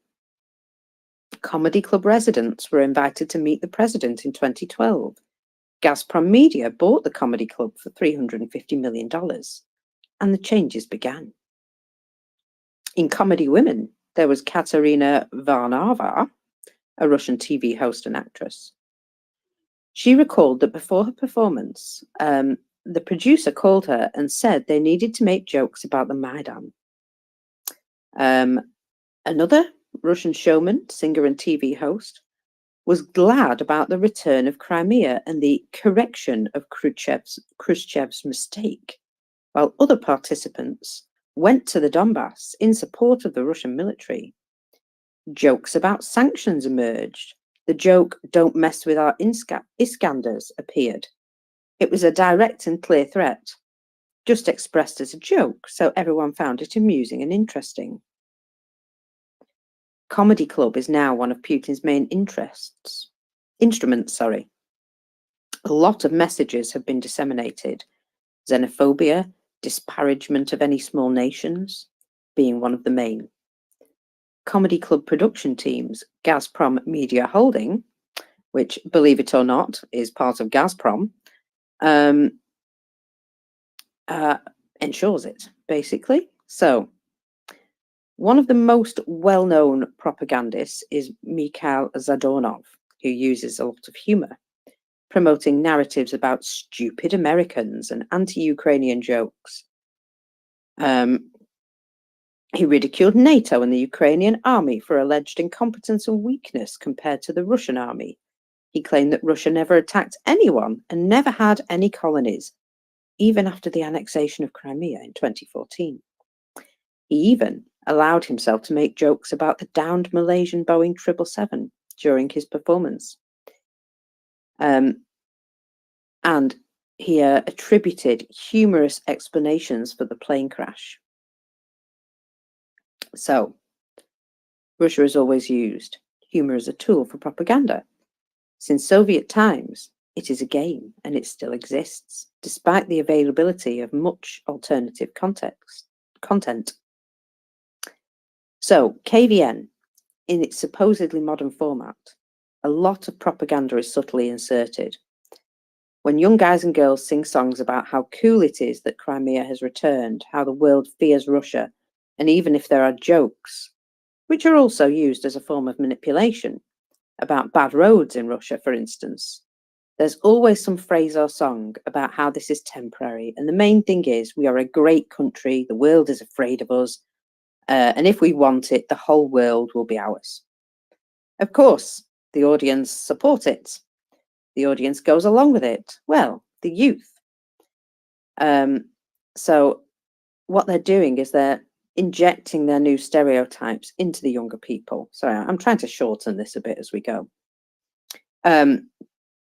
Even other projects like Comedy Club, which seem to be about something else entirely, still have a lot of performances about how everyone fears Putin, showing that it's okay to joke about him, but it's how it's done. People still joke not about Putin himself, but of how he is feared. Trivial situations about how he could fire you just with a glance and so on. So everybody must bow down. As we mentioned earlier, people watch it, they laugh, but they continue to remember the narrative. The joke is forgotten, but the result remains on the scoreboard. And there is a lot of this. Even in domestic sketches, there are mentions of the strength of their country and so on. And stand-up comedy, which seems like a progressive genre, still has many narratives about the world fearing Russia, how they should support the government. Even if there's a brave joke about Putin being in power too long, from the audience perspectives, it is, wow, that's very bold of them. Let's see what else they say. And they listen harder. And then the comedian talks about how it's all for the better. It's good. Plus, even so-called family comedians still perpetuate narratives about the man being the head of the family, women not having a voice, only belonging in the kitchen or to have babies. And this again implies the patriarchal and totalitarian narrative, suggesting that even in families, this is, how it should be. And of course, the youth absorbs this, and that is how they act. Oh, there's quite a bit more, Ming, but I'm going to let you talk for a minute because I need a cuppa. Yeah, so I was reminded as you were talking there, Mockers, of one of the things that Putin did when he first came to power back in 2000. So target number one was the TV channel, independently owned TV channel, NTV, which was owned by an oligarch called Guzinski, who now lives in exile in Israel. And basically, NTV did everything that a normal TV channel would do. Basically highly critical of the war in Chechnya, things like that. But Mockers, I don't know if you remember Spitting Image. For those of you who are not from the UK, Spitting Image was a TV show, comedy satire show, where our politicians and people, famous people in general, would be lampooned by these rather grotesque cartoon rubber puppets, right? Well, NTV had its own version of Spitting Image. It was called Kukli. And in Kukli's that's the Russian word for puppets. And in Kukli's most infamous episode in January 2000, Putin was depicted as an evil infant gnome, muttering the kind of earthy expressions that he had built up his tough guy persona with. And anyway, reportedly, Putin was furious at this satirical and comedic caricature on Kukli, and demanded that his puppet be taken off the TV show.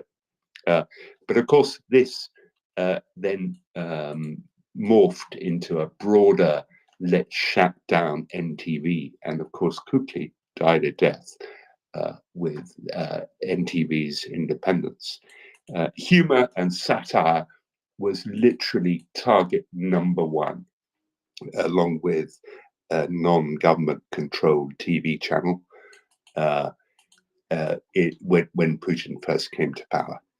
So I'm not surprised that this humor is not tolerated. Although I think, Mockers, and remind me if I've got this right, I have a feeling that didn't Zelensky appear on some Russian TV comedy show and Putin was in the audience? Have I misremembered that?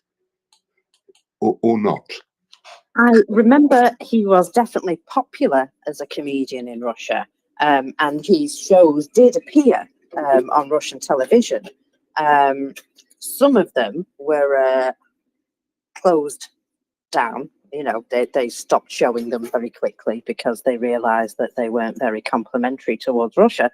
But yeah, for a long time, he was very popular. And he probably did appear on some shows, and he would indeed have been quite critical of the old Putin there because, he did never pull his punches with his comedy. So I don't know if he was ever in the audience. Maybe Prince does. She's coming up to speak to us, so perhaps she knows. Go on, Prince. Do you know? No, she came up to talk to us, but I don't know now if she actually really wants to. No, hang on a second. Christopher, answer your phone.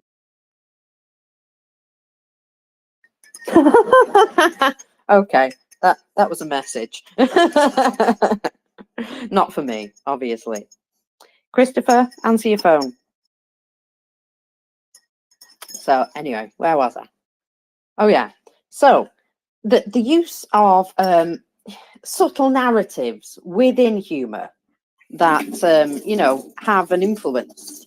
Now, just as a very sort of benign anecdote, I remember when mother-in-law jokes were all the thing in the UK, yeah, and you know, to this day, if somebody says, you know, the mother-in-law, you all do that little eye roll, don't you?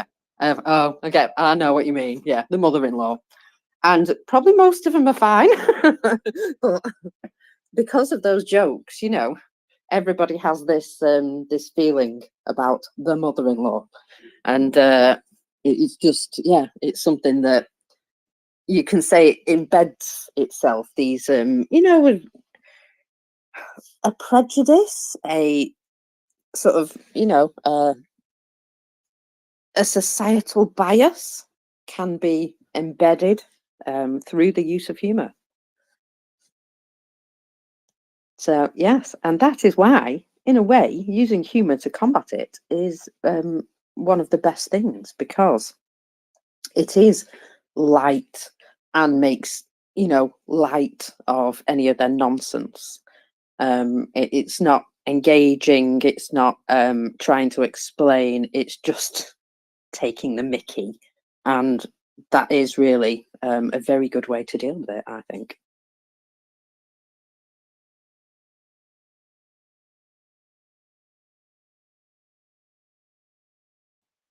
So John was just telling me something in the background. Now, Chinese hackers hitting the Netherlands. There's a report from a couple of days ago, and I'll have a look at it. So, classified Japanese diplomatic information has been leaked after Chinese cyber attacks. So,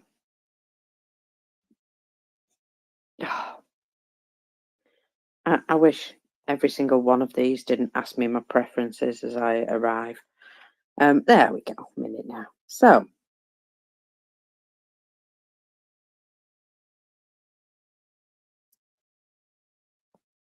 Did we lose you there, Marcus? no, it's Oh, you're okay. still there. Yeah. Yeah, No, I'm still and here. did we talk about? I guess we did, since some news broke yesterday about this hack of is it called the Sahara Thunder Company, which is the arm of the IRGC, the Iranian Revolutionary Guards, who are supplying the Shahed drones to the Russians? Because I thought that was fascinating. It looks like there's going to be a huge data drop from their servers. And the really awkward thing about it is that the Iranians totally deny supplying the Shaheds at all.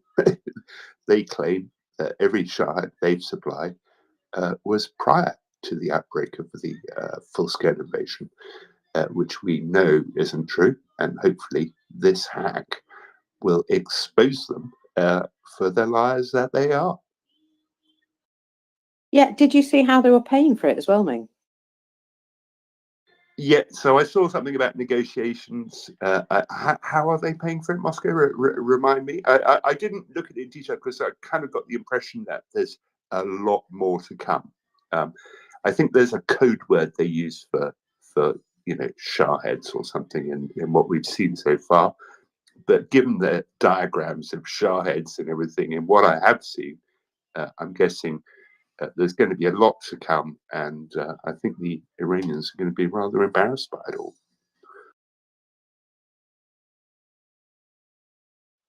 Well, as well as being embarrassed, let's hope it leads to some revelations that helps Ukraine in some way. So, yeah, but one of the things I did see about that was that they were paying in gold. So apparently using some of their gold reserves, because, you know, that always trades well, I suppose, Ming. Yeah, well, I mean, you know, who wouldn't use their gold reserves to buy Shahed drones?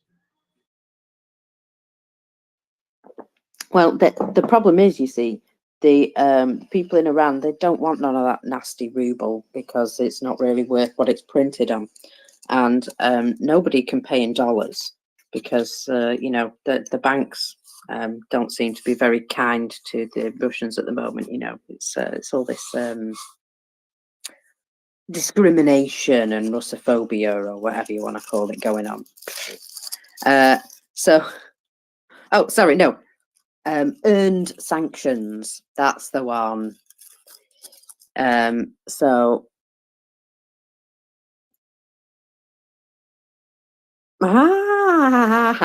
right, okay.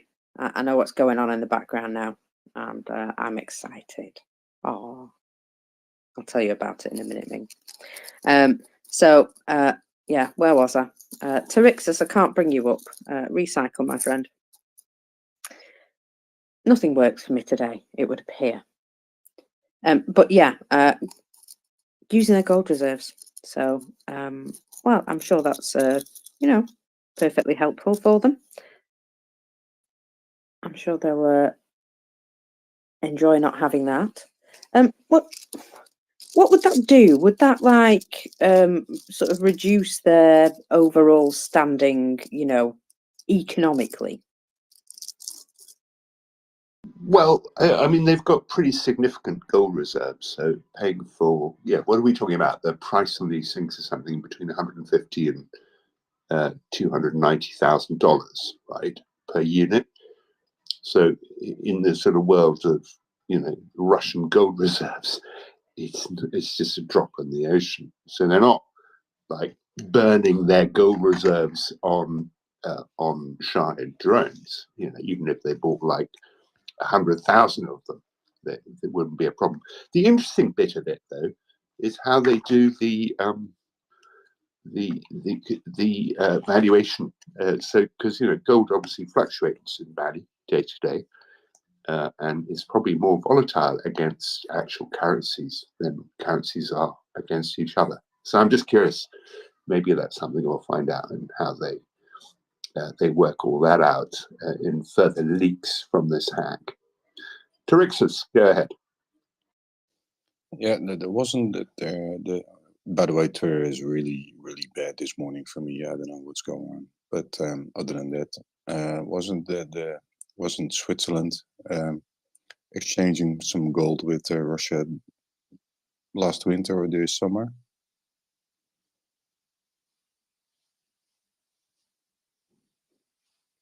So they've been kind of funding this buy of shares. I wouldn't be surprised, but I'd have to go back and Google that. And well, my Googling fingers aren't working right now, I'm afraid. So yeah, that does sound a little bit familiar that they returned some of their assets to them. I do seem to remember something about that. So yeah, that's nice. Well, at least we know that Swiss companies have been providing drones for Ukraine, albeit a little bit sneakily. They've got to do something to make up for it, haven't they? So, yeah, I can only say that, well, right now we need to do more, and it's pretty disgusting that we're not doing. Now then, Russian accounts are reporting that HIMARS have been launched towards Russian-occupied Volnovakha, that one. It's in the, you know, Putin-created DN Republic somewhere. And Volnovakha, I have heard of this place being attacked previously, so I'm assuming there's something there. So it says here, security measures, air defense works, HIMARS launches in your direction. So I'm assuming that there's stuff going on. Now,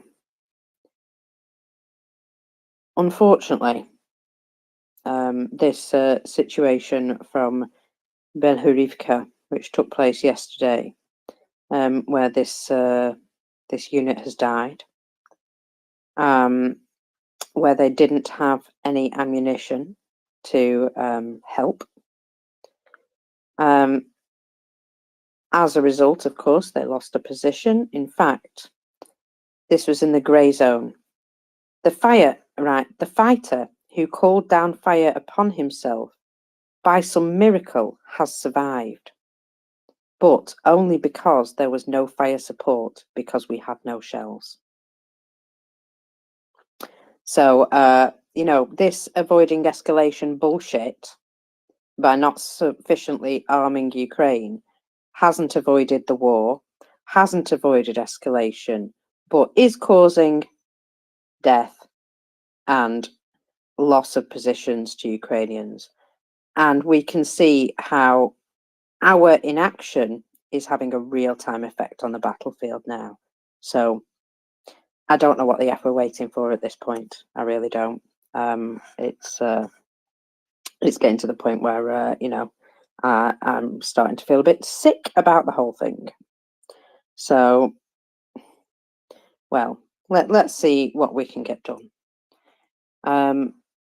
Ukraine and Sweden are agreeing on a batch of Swedish-made CV90s, or have agreed, in fact.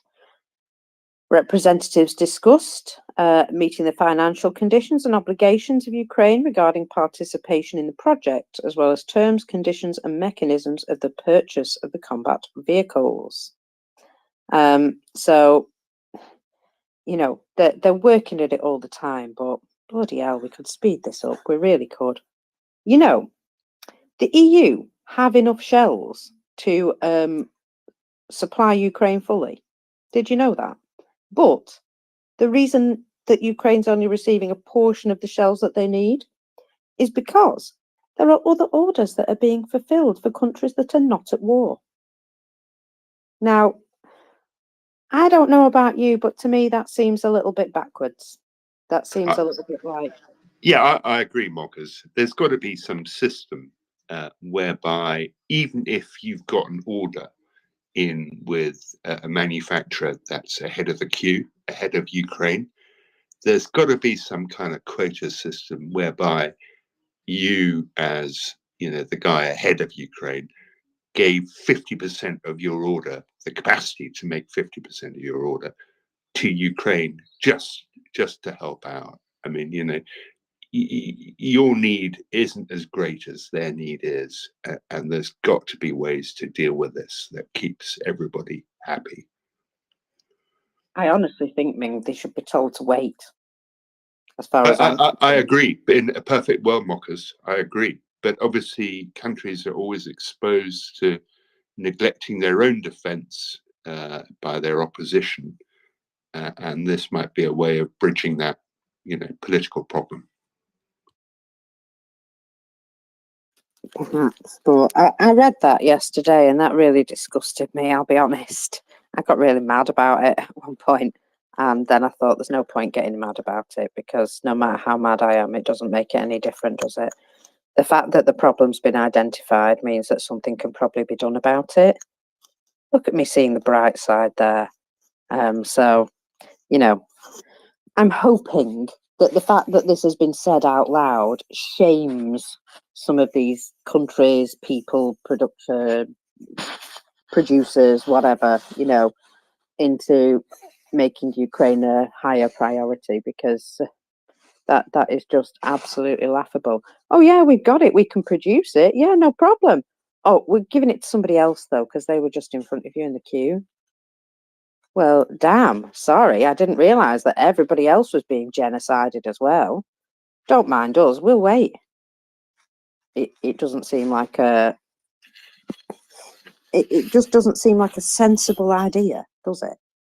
I mean, for me, I'm just fuming that people put their own needs, you know, first all the time. There's so much me, when you are going to be fighting this war, and your kids, if you don't do something now.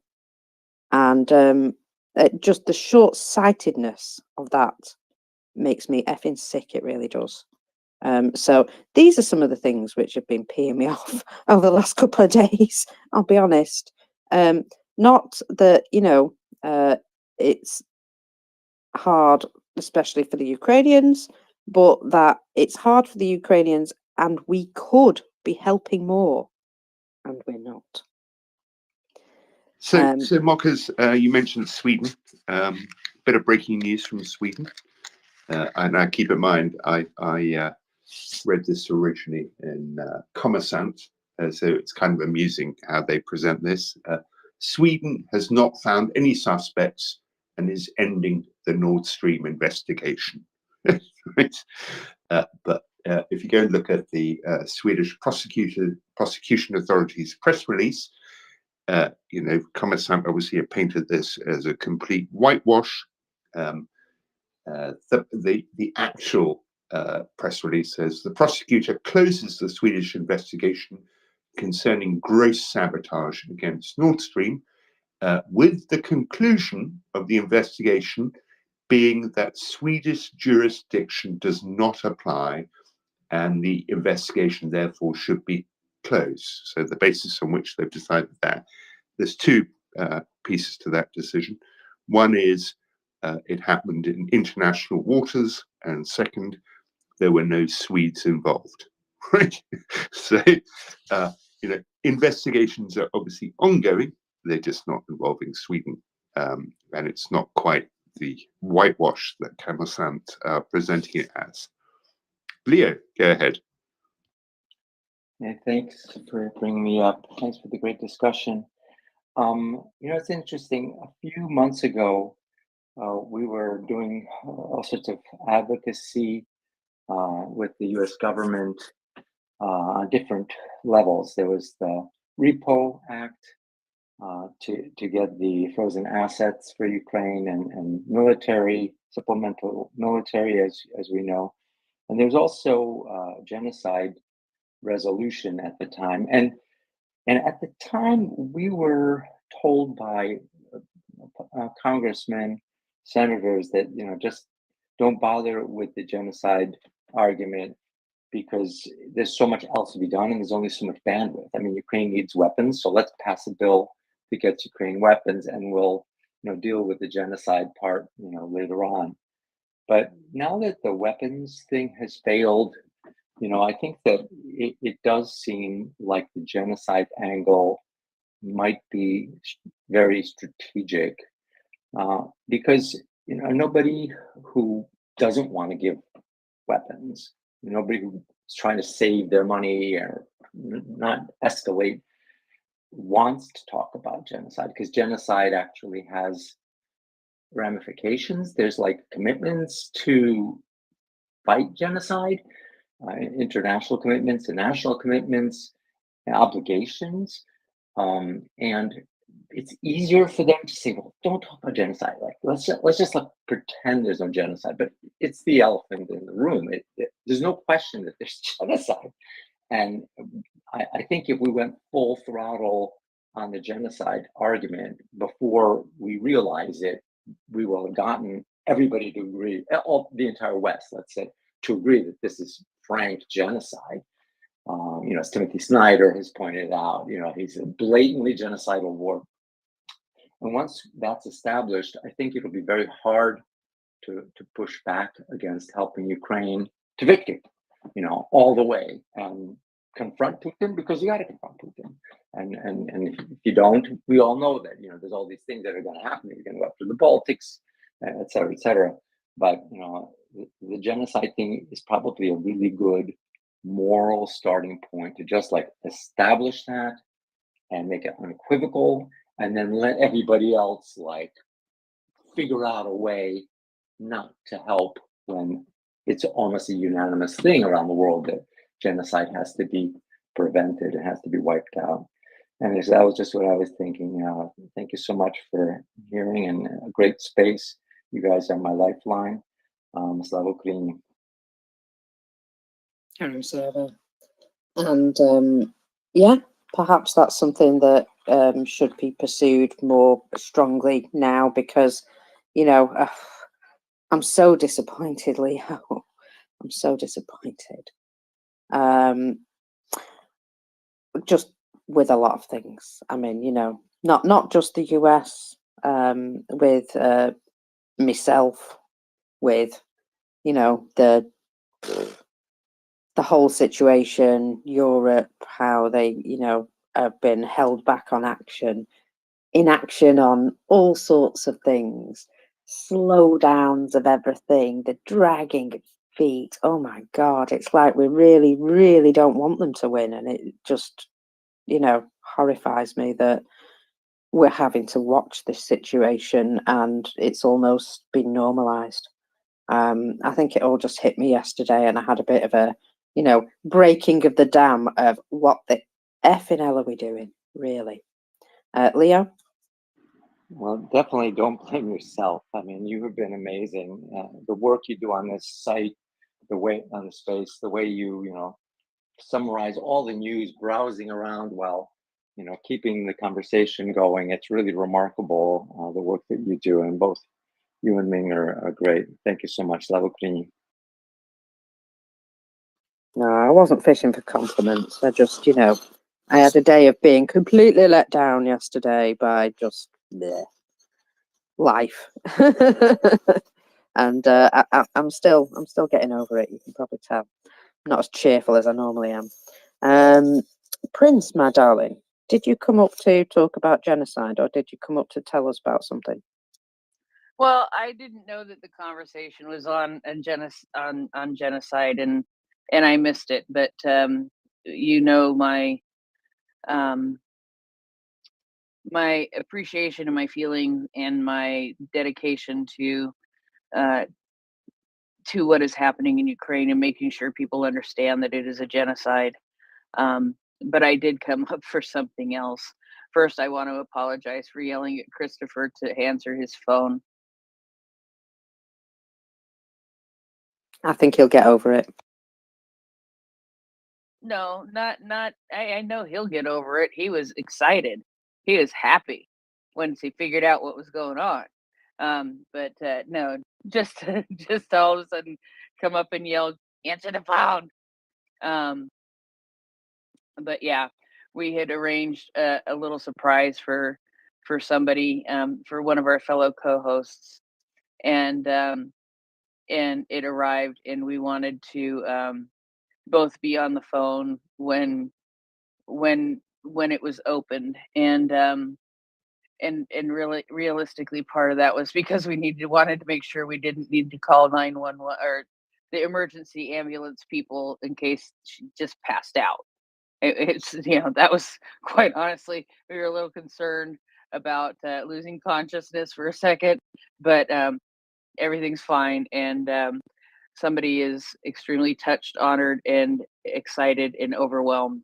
So it's rather fun, and just really good timing. So anyway, when you can do something to make somebody who is so dedicated to what they're doing for Ukraine, if you can find something to do that just makes it that really means something, and you have the opportunity to figure out how to do that, it can make a huge difference. Absolutely. Well, I'm pleased to hear that went well and no ambulances were required. Good No, morning, Kerry. but Oh, go on. no, but there were a lot of feelings, and that's good. Yeah, absolutely. Absolutely. Good morning, Kerry. Hello, lovely girlies. So I was just gonna say, I'm burning it. It's not about us, but yeah, it's tough at the moment, isn't it? It's really, really tough at the moment to bear witness to what's going on, and yeah, in my own head, I'm sort of grappling with finding it really hard to keep engaged. And we've talked about this so many times, haven't we? It's not because I want to disengage, it's because it's so painful to stay engaged. And I know it's really important to stay engaged. And we've talked before as well about part of the part of that attack being creating this sense of pointlessness, of giving up, of what's the point, it's not going to work. And I'm fighting with myself at the moment over that, and trying to manage the distress related to it. It's a tough thing, isn't it? Yeah, sometimes you realise, don't you, that, oh wow, actually, this is really starting to affect me, so I'm just going to have a day off because I really need to. Yeah, it was pretty much one of those days yesterday. I had many a sorry for myself moment, and well, I suppose we all have to get through that, don't we? Oh, I've just been sent the most amazing photograph. Oh, right, okay, something's just cheered me right up. And Right? yeah. Right? Yeah. Yeah, it's nice when you can do something for somebody, isn't it? Like that. Just a little token of appreciation from somebody to one of our co-hosts, and super cool. So I tell you what we need to also do, because you know what, all that frustration, all that anger, all that shit that I've been feeling, what I'm going to do is I'm going to roll it into a ball, and I'm going to use it as fuel to do something positive. Because, for example, Nell the Weaver, she's a brilliant example to us all here. To, keep pushing for what's needed for Ukraine. So she makes an absolute point of going around finding every single vehicle that's needed, every single vehicle that somebody's collecting for, and posts it to the Mayor of London and says, look, these people need a car, these people need a truck, and look, we've got loads of these ULEZ vehicles. Imagine how many lives they could save. Let's not crush them, let's donate them, as many as possible. And that's been going on a daily basis. I see that regularly on my timeline. Every time a different unit asking for a vehicle. And I don't know how we're going to get this thing moving properly, but those vehicles that have already been collected were not included in any of these sort of changes, and yet they've got car parks and car parks full of them. And yeah, if anybody finds any way to help with that, even if it's just to put some additional pressure on, email your flipping local MP, whatever. Let's try and make a concerted effort to get some of these things done, because we could be helping with all sorts of things. The Dover boats, for example, it's not a lot, but it's help. It's help that we've got. We're literally sitting there doing nothing.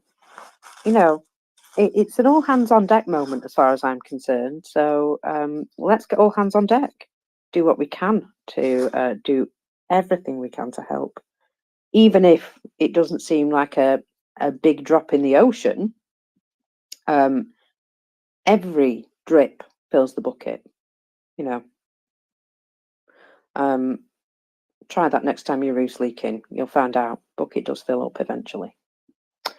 Karen, go ahead.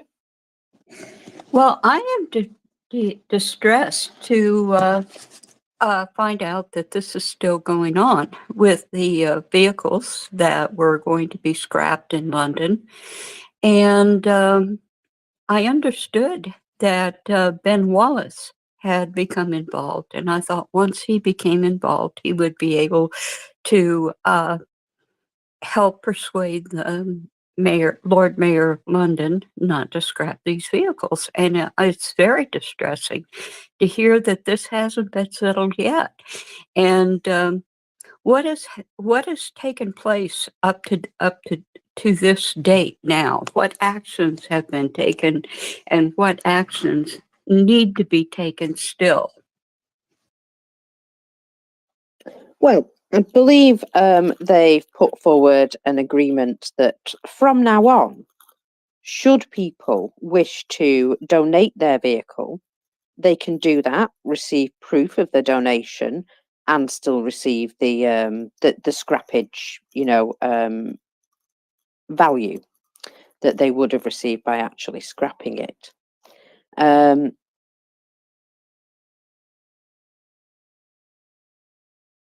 Okay, I'm just getting a message in the background about the Mayor of London. I don't understand anyway.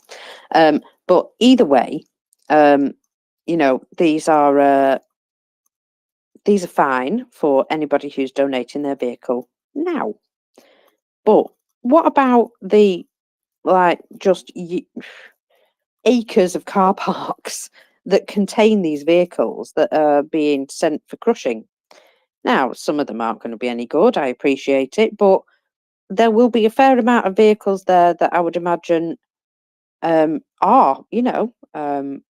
actually going to be quite useful. I mean, we've seen people driving around in civilian vehicles in Ukraine, so if they can get 4x4s that they can reinforce, that's much better than driving around in a flipping, whatever they can find. And I think it's important that they carry on with that pressure to try and get those vehicles released as well. So, yeah, it's up to the public, basically. They can donate their vehicle now, but all the ones that were in the scrappage scheme already that are just sitting waiting for crushing weren't included, and they're just sitting there in car parks, and it seems wrong. Karen? Well, is there a liability issue? I mean, what is the, because surely by now the Lord Mayor of London could see some of these vehicles would be of value. And might even be better to send something that has a dent or two in it already, because they're certainly not going to last that long near the front line.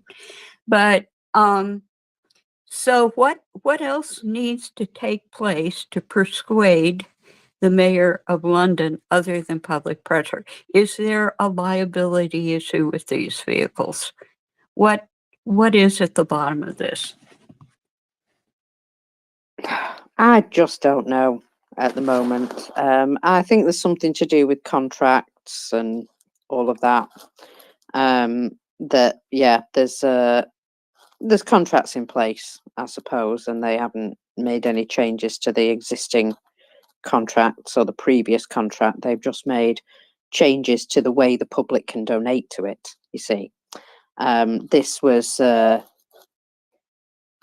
way they went around it. They've done it from now on that the public can choose to donate, but they've not made any changes to the actual scheme itself with regards to the vehicles that they already have.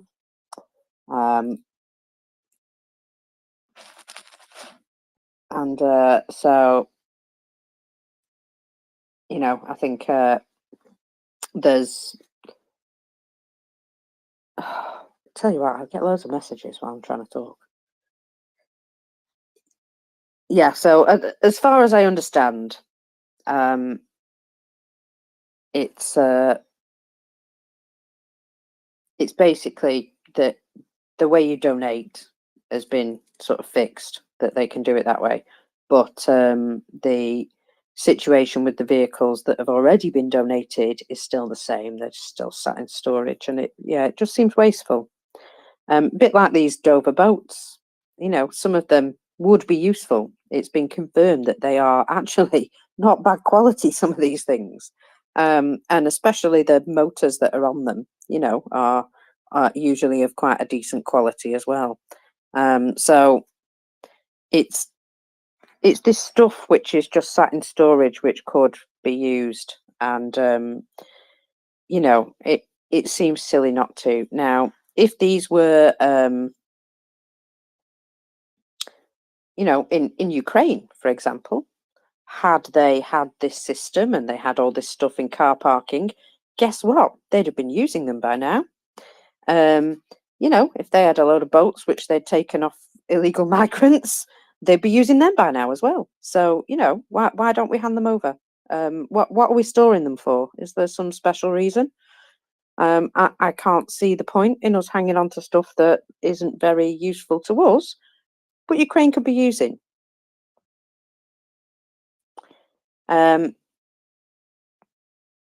So yeah, it's that sort of thing that, you know, we're very short-sighted.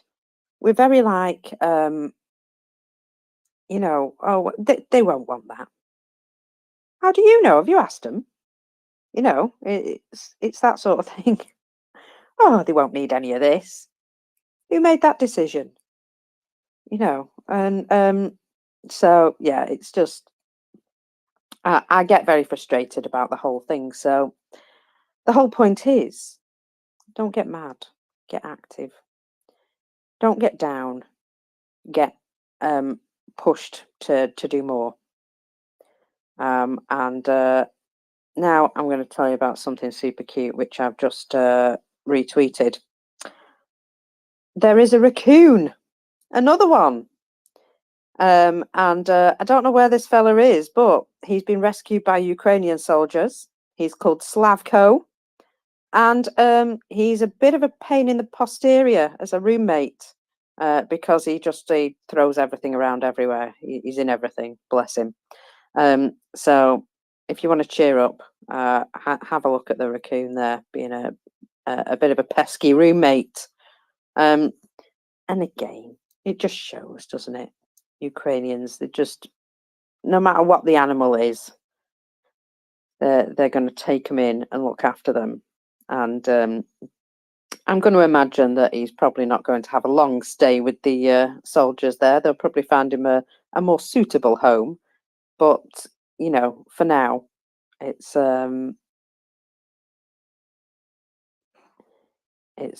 just fun that they keep coming across these creatures. I saw, you know, I've seen soldiers bringing up kittens, baby birds, puppies, just all sorts of strange animals. A guy had a big crow.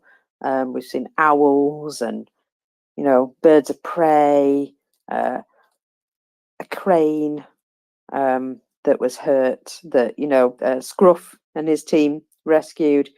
Just, you know, just part of the regular everyday part of soldiering. You just rescue all the animals while you're at it. And yeah, it's something that really makes me like super happy when I see, you know, just the kindness in amongst all this horror, the kindness. So, the Mirror, the Daily Mirror today, if anybody would like to go and give them a good old telling, feel free to do so, because the Mirror has explained the real root of the problem in Ukraine. It's not Russia's ongoing campaign of long-distance murder. It's Ukraine defending itself. That's the problem.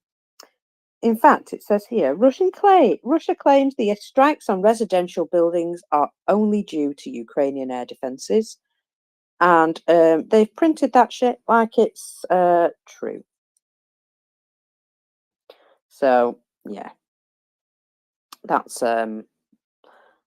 kind of the Daily Mirror. In fact, let's just have a look at how they put it. No, I do not accept. Go away. Thank you.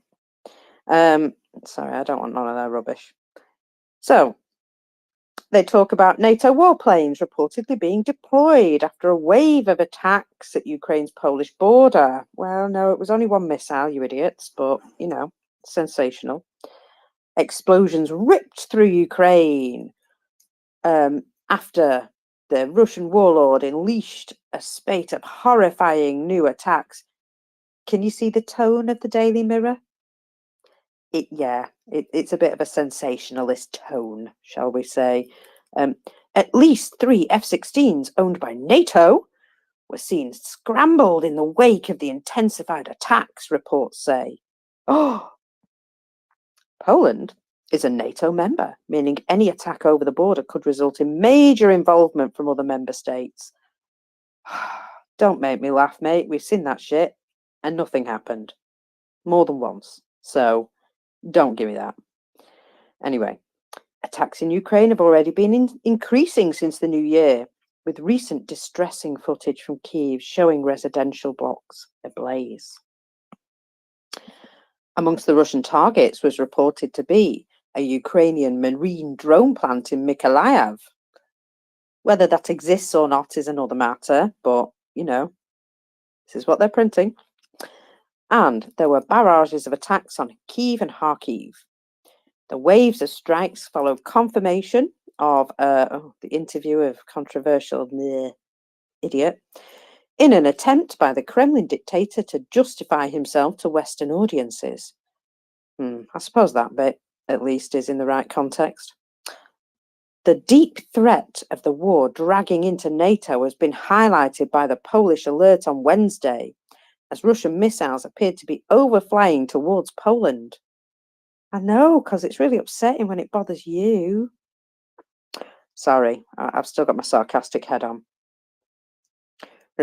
Reports stated Poland had put F-16s in the air to counter a possible Russian threat, although it is unclear which NATO warplanes were activated. The Armed Forces of Poland stated intensive long-range aviation activity of the Russian Federation is being observed due to missile strikes on Ukrainian territory. All necessary procedures aimed at ensuring the safety of Polish airspace have been taken. Again, I got comments, but I'll keep them to myself. Anyway, Poland is constantly monitoring the situation. We warn that Polish and Allied aircraft have been activated. This may cause increased noise levels for residents. Oh, that's very kind of them to notify people. I think they'll have noticed by now.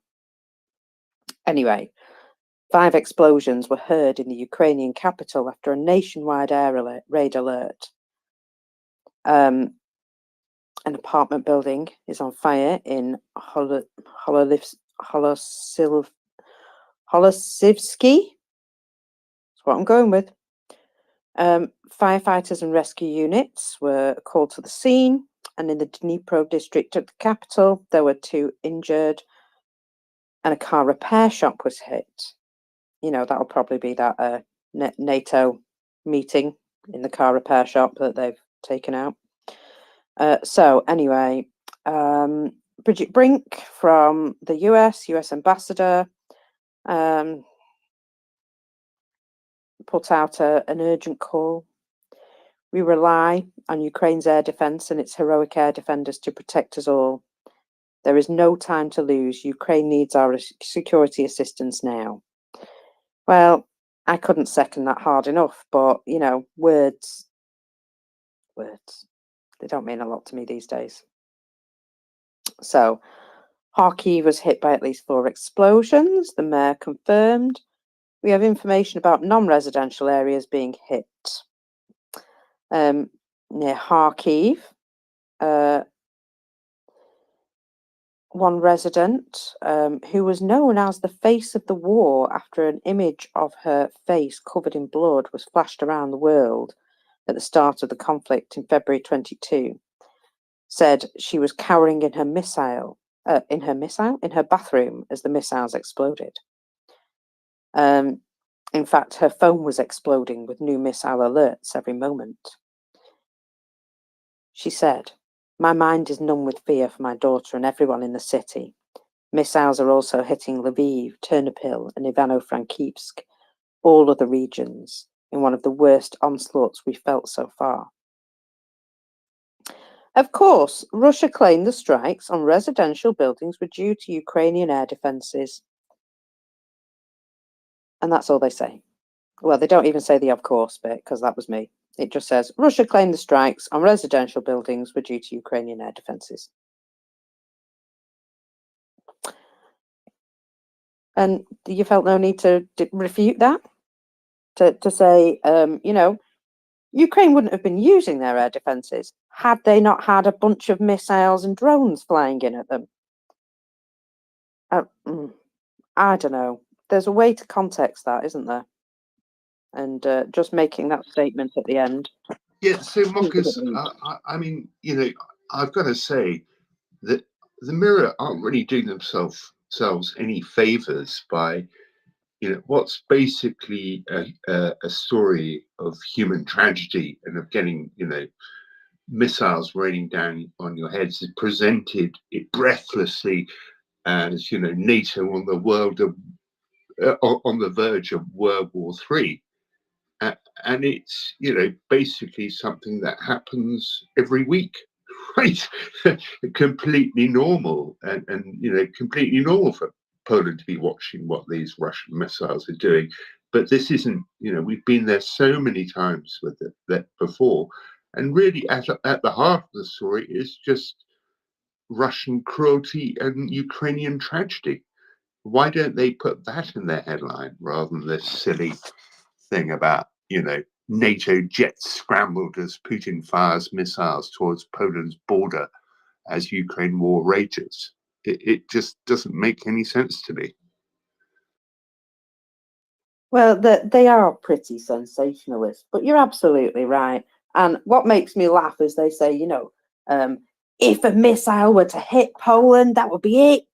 NATO would be in the war. Hello, can I just point out to you the missile that hit Poland previously because of the war, and how World War III has not currently started, or has it? I just keep saying to people, look, if you're bothered about World War III, we're already in it. So forget it. Stop worrying about it and remember that we're under attack. Chris? Hi, Mockers. I just need to move somewhere quieter. Just give me 1 second. Yeah, actually, it's really interesting, right? Because as you may or may not know, with Osaval and that, we have been looking at, I won't name them, but certain newspapers, social media comments, and also website comments as well, right? So just to say, of course, right now, I don't know exactly. I was just looking briefly at, like, I just like Googled basically Daily Mirror Ukraine, right? And then I was looking at some of the things that they were saying. So I don't know if I'm looking at the same thing that you're looking at, right? But of course, now, you know, the point of Osaval looking at a certain media sites, social media comments, and comments on articles, right, was to see basically how many of them were bots and fake people, right?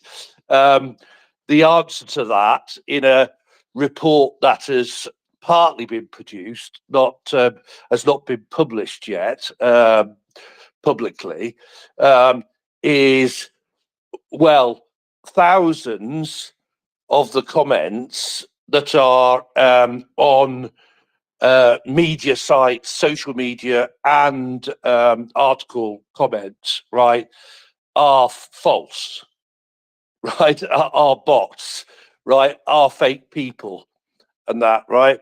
But of course, what we do have the power to do, you know, this audience, people like us, you know, we have the power to go on. I don't know how many of the articles that have like a comment section and that, but we have the power to go on there, onto their websites, and onto their social media pages, and correct them, or say whatever we want to say, mockers, right? and obviously we're real people, right? So you know, an interesting like fact that came out, right, was do media sites care that actually their social media pages and their website comments pages are filled up with comments from bots? Well, the answer is they do, right? Because basically, put simply, advertisers, right, do not want their adverts to be appearing on social media pages, right, or website pages where there are loads of fake comments and bots, right? So, in fact, you know, I'm not yet an expert on this, but it's something that I'm like learning more about, right? In fact, you know, the advertising agencies are basically monitoring the media sites pages to see, you know, what the engagement is. And I'm sure there might be people that are way more expert than me on this on the site here, right? But basically, you know, basically to see what the engagement is, what the level of bots and fake comments are, and therefore whether or not they want their advertising to be included on that site. And they will literally pull their advertising, right, if they think that it's all very spammy and fake. So it's sort of interesting, right? Now, of course, our comments would be real people and authentic, you know, so like more on this and that, but I just thought I'd chime in, if you like, on that point there. And that, if you've got the actual article that you're looking at, Mockers, I might indeed even go and make some comments on it in the appropriate place. Yeah, it's the Mirror website, Daily Mirror, or whatever they want to call themselves. If you trying to think now who it was that I was looking at, I can't remember. Yeah, just have a look for that anyway. You'll find it. Terixus, go ahead. Yeah, thank you. It's exactly what we've been doing in the Netherlands, Chris. We've been ridiculing our news outlets and community noting them, which they do care about and the journalists care about because they look ridiculous and they lose credibility. But on the point what Ming was talking about, I do think it's relevant. Let me rephrase that. It's really strange that they don't report on the attacks on Ukraine more often because it's going on forever. So you're totally right. But I do like that they reported on the mix of the Polish jets scrambling, because with all the reports from Poland coming out about airspace, I think they're leading us up to some more proactive stance on what they're going to do to help Ukraine. But that's my speculation.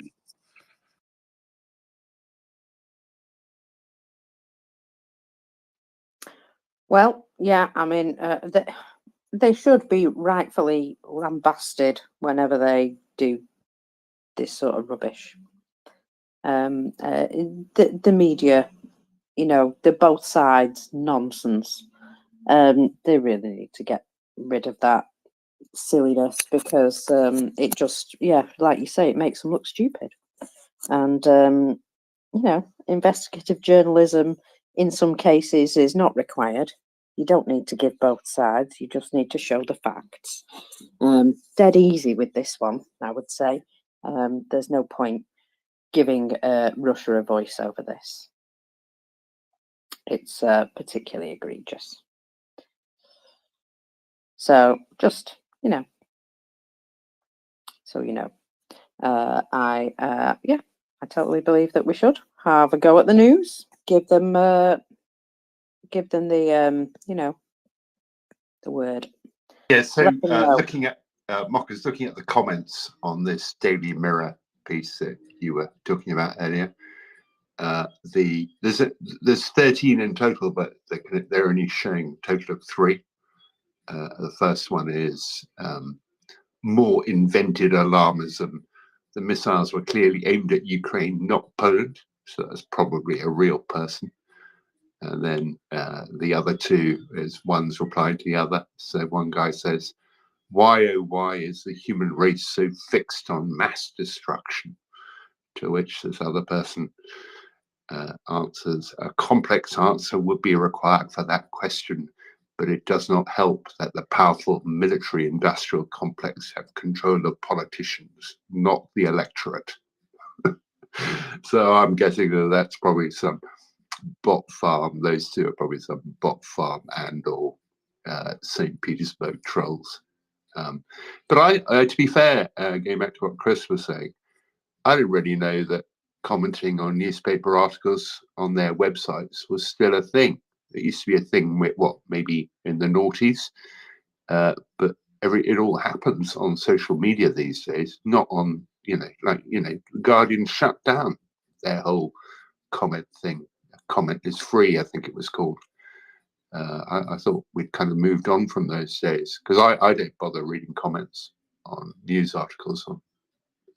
It doesn't seem to have any purpose anymore. No, it just makes me annoyed, I'll be honest, Ming. Chris, go ahead. Yeah, so Ming, my understanding, right, is that some websites have both.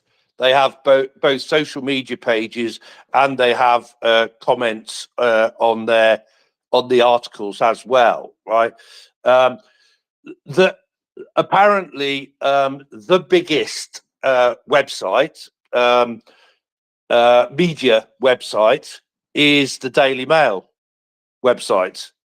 And it is like basically the website that has like the most engagement and the most comments. So that is my understanding. I haven't got that independently verified, if you like, but from people that I've spoken to, and that the Daily Mail site is actually the biggest media site. I guess they mean newspaper site, online newspaper site, right? Let's make it that in the world. And it has, so what I didn't know, Ming, right, is that it has a very strong US and Australian audience. So I don't know whether this is a good or a bad thing, Ming, right? But I'm sure you'll have a view, right? But it appears that a lot of Americans and a lot of Australians get their news about the UK and the world from the Daily Mail. Yeah, no. So I don't know. I didn't know about Australians. I knew about the US. The Daily Mail apparently is huge there, and you can, if you read the US Daily Mail edition, it's kind of amusing how it sort of has a completely different agenda to the UK one, right? So your typical Daily Mail sort of UK will have, I don't know, 4 lead stories will be royal family related, and over in the US, I guess he's their equivalent to royal family. Typically, it's 4 lead stories are about Mr. Trump. Okay, now I haven't actually. I'm going to, right, as long as I can easily do it. I'm going to go and have a look at the US and the Australian Daily Mail sites. Actually, now as you've mentioned it, Ming, I do remember. Wasn't there some mockers? Wasn't there some? Was it a film or documentary about the woman that was running? Oh, I should know. I can't. My brain's one. I think she was running one of the women's fashion magazines, and there was something about a race to basically like print an article or something between the UK and the US, and it was going to be different as well, like you've just said, Ming, right? So I think that sort of is a thing, you know, that they tend to that or on occasions and that they will completely compete against one another, even though they're all part of the same group.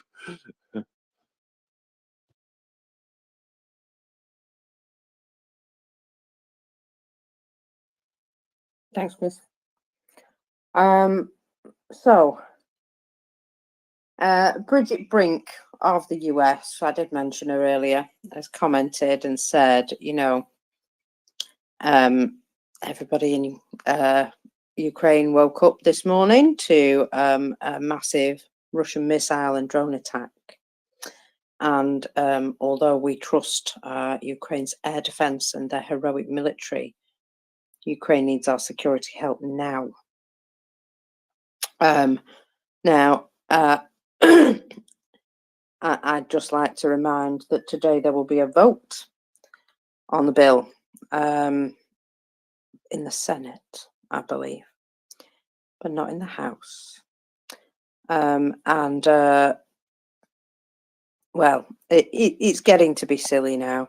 You know, I appreciate that internal politics are strong, but this is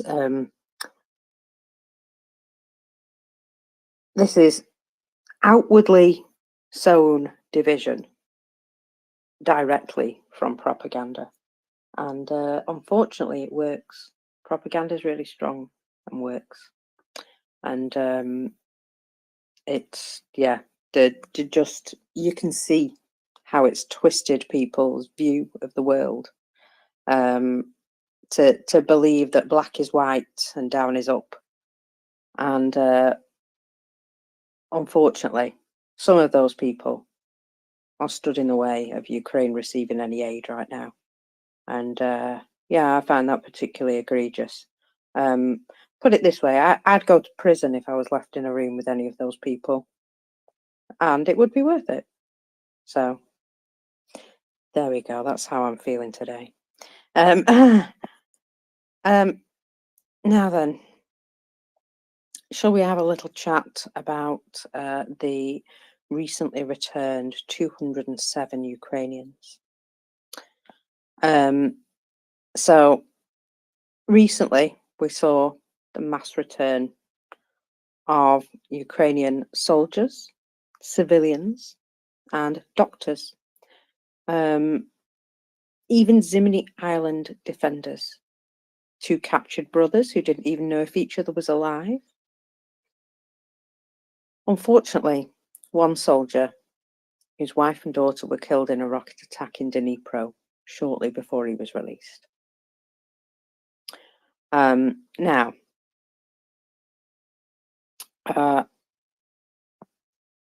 the returned soldiers, when they come back, they receive a warm dinner, clean clothes, and are sent for a medical examination. Once all of their, you know, needs, as it were, have been dealt with, they go on to restore documents, bank cards, and then rehabilitation. They always provide them with a phone as well.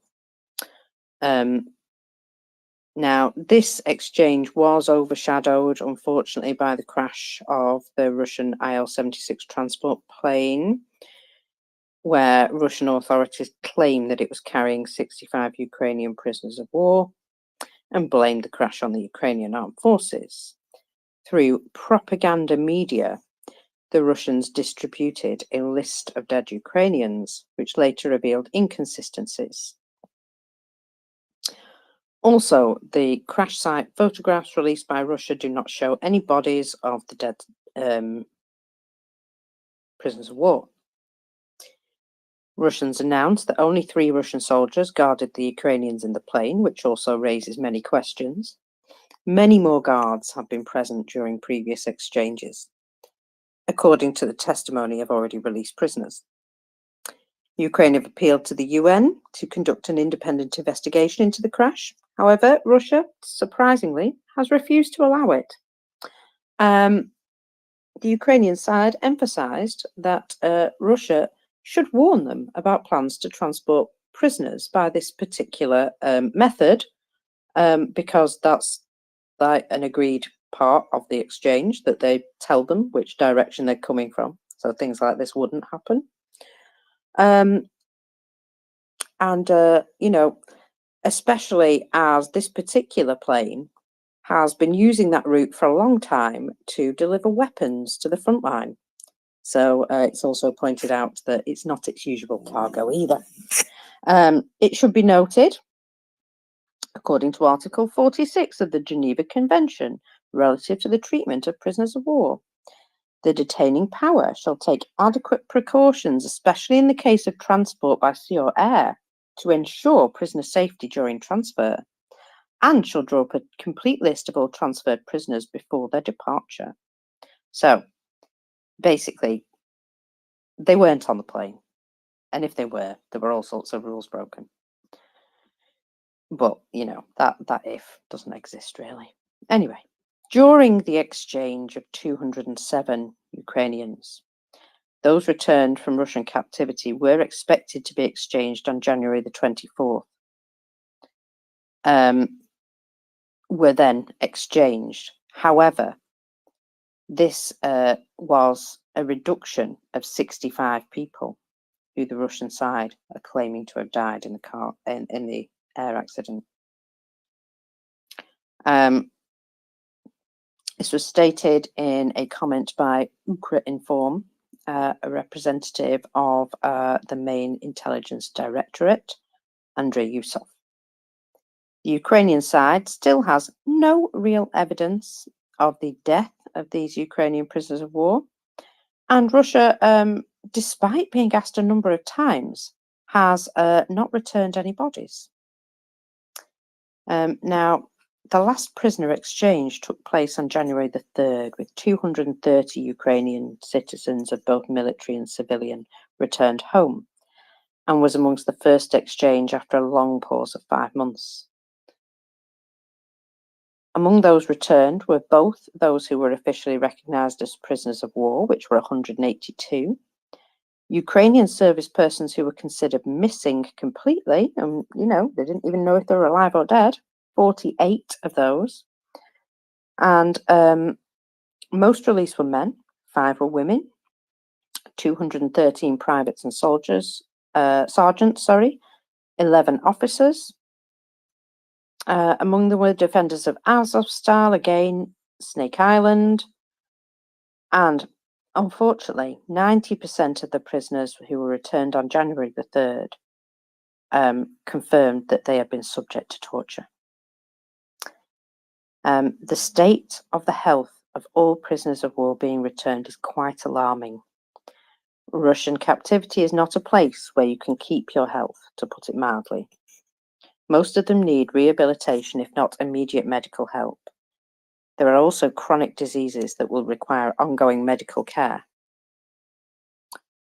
Since the beginning of the full-scale invasion, 3,035 Ukrainians have been released from Russian captivity, in total, according to the Coordination Centre. And it is known for sure that more than 8,000, both military and civilians, are still in captivity.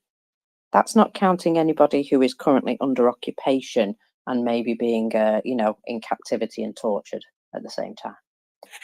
Probably a fair few of those as well. The International Committee of the Red Cross confirmed the fate of only half of them, but there are still tens of thousands of people, both civilian and prisoners of war, who are considered missing and are counted as possible prisoners. So it's obviously part of the ongoing building of evidence of war crimes, but it's so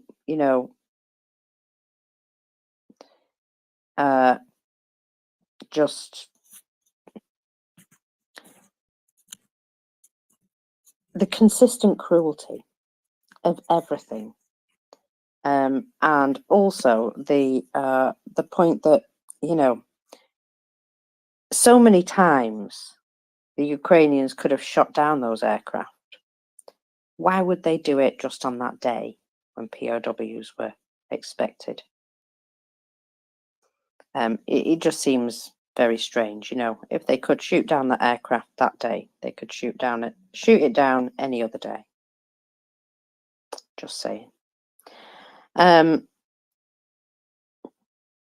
then, there's today's losses. I went through them very early, but I'll bring them to you now again, Ming, and some thoughts based upon these losses. So that was yesterday's. Actually, the thoughts are based on yesterday's losses, but I'll bring you today's losses first. Where is it? There it is. So today's losses are 890 liquidated personnel, 7 tanks, 22 armoured personnel vehicles, 20 artillery systems, 1 MLRS, 4 UAVs, 1 cruise missile, 33 vehicles and fuel tanks, and just the 1 special equipment today. But there was 10 yesterday, so, you know, I'm going to let them off. So that was today's numbers. And in a way, it was kind of average, but it's still, I mean, none of that is a good day, is it? 890 people dead, 20 armoured personnel vehicles, 33 logistics vehicles. They're still not having a good time, are they? So yesterday was a little bit higher, and there is an analyst who has gone through this, and I'm hoping it will translate. Oh, yes. So, if you're still suspicious of the loss figures of Russia, let's read some analysis by Forbes. So, in each of the 705 days since February the 24th, 22, Russian forces have lost an average of 19 tanks, combat vehicles, howitzers and other heavy weapons destroyed, abandoned or captured. On the February the 3rd, they lost at least 54 pieces of equipment and 16 more were damaged. In other words, last Saturday was one of the worst days for Moscow in recent months. Analysts have noted the tragic record on Sunday, with Andrew Perpetua also stating it was the highest number of vehicles he'd ever found in a day. Losses to Ukraine appear insignificant. 9 vehicles which were destroyed, abandoned or captured.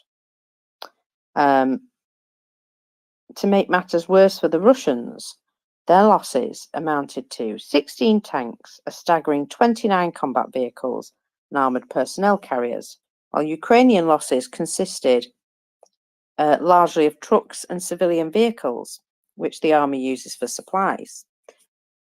Note, trucks and civilian vehicles being used for supplies. Surely that's not a perfect situation, is it? Anyway. The Ukrainians were noted to have lost 2 tanks and 1 armoured personnel carrier. The obvious question is whether this sort of loss is acceptable to the Kremlin. In a way, yes, but actually no. As production of new armoured vehicles continues to lag, Russians still primarily drive old Cold War vehicles that they've removed from long-term storage. I even saw a T-34 being dragged around yesterday. If that makes it to the battlefield, I'm going to have a little chuckle. The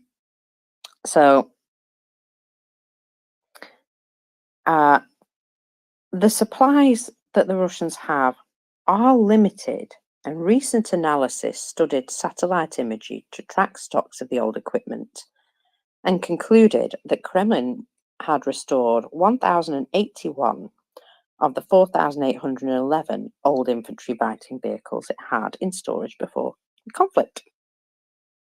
The problem is that the Russians are losing more vehicles at a faster rate this year than ever. This means the monthly rate of losses of infantry fighting vehicles is approaching 400, 5 times more than in 2022 and 2023. At this rate, Russia does not have a reserve reserve of combat vehicles that would last them 2 years. In fact, at this rate, maybe only 6 months. The increase in casualties, far exceeding those expected to be tolerable, is also evident amongst the tanks and armoured personnel carriers. Why has there been such a sudden increase in vehicle losses for the Russians? Because the Ukrainians increasingly are having to equip themselves with drones for attack. And the drones are more universal and have become a more effective weapon against armoured vehicles as they've got more and more developed. So it's basically that the drones have, although they can't replace artillery in the same way, they have accuracy, basically. So you send a drone out, 9 times out of 10, that drone is going to hit what it's been sent to hit. Oh, Ming's lost again. So especially if they're also, ramping them up to be more effective against armor. We've seen some drones that have been created with, like, a proper anti-tank missile wedged in the front of them. that just, well, I loved the look of that thing. It did look quite evil. And anti-tank weapons are now part of drones. Who would have thought? And they've also got the what they call the Queen drone, where they send out one drone carrying a bunch of other drones, and then use that Queen as a hub to be able to control the other drones. That's just, well, it's like something from the future. Yeah, the fast development, just, well, I'm finding it very sort of encouraging, but doesn't replace artillery shells. So we also have to get with the fact that drones are great, they're filling a gap, but it would be great, even better, if they had some artillery shells at the same time. So, basic facts, let's get this sorted. Because, oh, Bayek, I tell you what, we're so wrapped up in our own things sometimes. We just don't look out the window.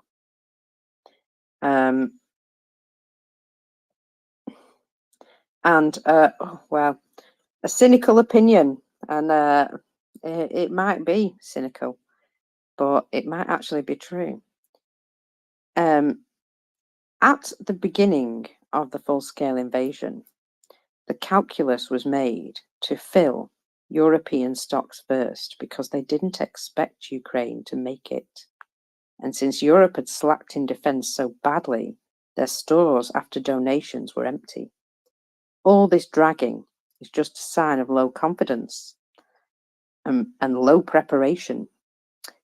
And we could actually be watching the modern equivalent of the Spanish War before World War II.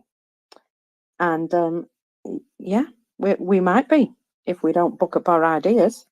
We've got to be serious about this. And it astounds me that we're not at this point, 2 years on. Like I say, yeah, yesterday something broke in me and I was like just so angry about the whole situation.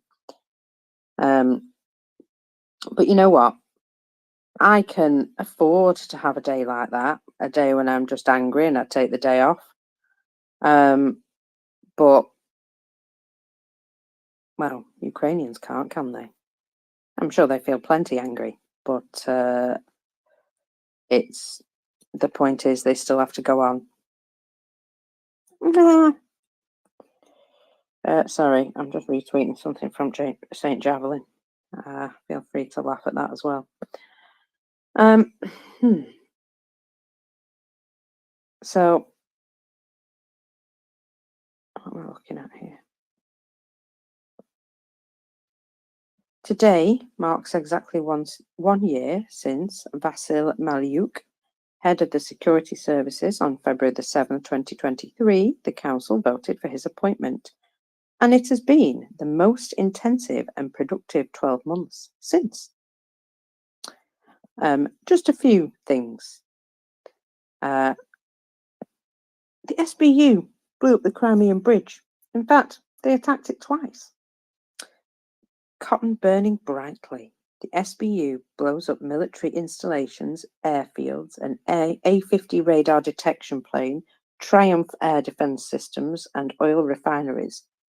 So much so that exports of petroleum products from Russia have already decreased by 30%.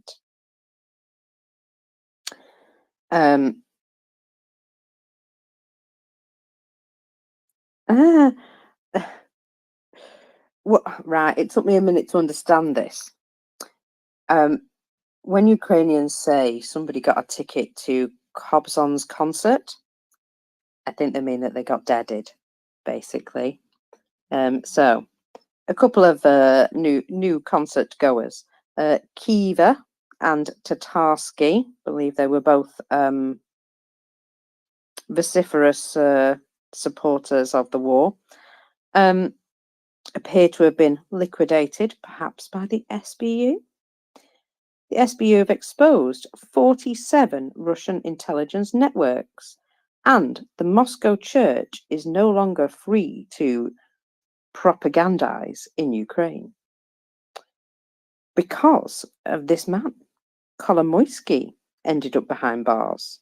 People's deputies Dubinsky, Shufrich, Ponomaryov are also awaiting sentences to prison. SBU fighters fight in the hottest places in the war. They destroyed enemy armoured vehicles worth over $1 billion.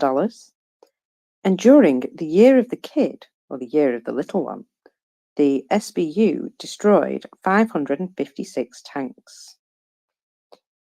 Unique sea drones are also part of the SBU's arsenal. The Sea Baby and the Mamey hit 8 Russian ships within the last 12 months. The service has managed to help to lift the naval blockade of the Russian Federation and change the distribution of forces in the Black Sea. So, well, in 12 months, all that achievement. And yeah, we just don't shout about it enough. We really should. So Marcus, yeah, apologies. well, I got booted there, CH, by Sergey from Moscow. Kept on calling me. So I had to kind of keep him sweet. He's obviously what? He's you have an interesting tale from that. I don't. I'm afraid what he's after is a UK visa invitation from me, and what he's most concerned about is that because I haven't bothered to renew my British passport since Brexit because I'm perfectly happy with my Norwegian one. So he's putting pressure on me to renew my British passport so I can send him a visa invite so he can then pointlessly try and get a visa to the UK, which he won't get. So anyway, there you have it. But in the meantime, there's been a rash of aviation incidents, Marcus. Do you want a quick rundown? Excellent. Yes, of course I do. Yeah, so, well, 2 of the 3 is our old friend, the Sukhoi Superjet. So, first off, out of the starter's gates is Azimuth. So flying from let's see, where are they flying? Sochi to Tbilisi. Isn't that the route where they get greeted with outraged people demonstrating against them flying in, or at least they did last summer, I think. But anyway, had to return due to an unknown technical reason. Then another Sukhoi Superjet taking off from Vladivostok, heading to Beijing. Gosh, that's a small plane to use on a route like that. I guess it's not very popular on Russia Airlines aborted takeoff due to a failure in the anti-icing system. So they had to return to the parking lot. Another example of them using a small aircraft for what would normally be you'd normally put a wide body on a route like this. It's a flight to Bangkok out of Irkutsk in Siberia by Siberian Airlines, 737-800. So again, either not a very popular route out of Irkutsk, I guess is why they're using an 800. The landing gear failed to retract, so they had to land again, and they didn't make it back to Irkutsk.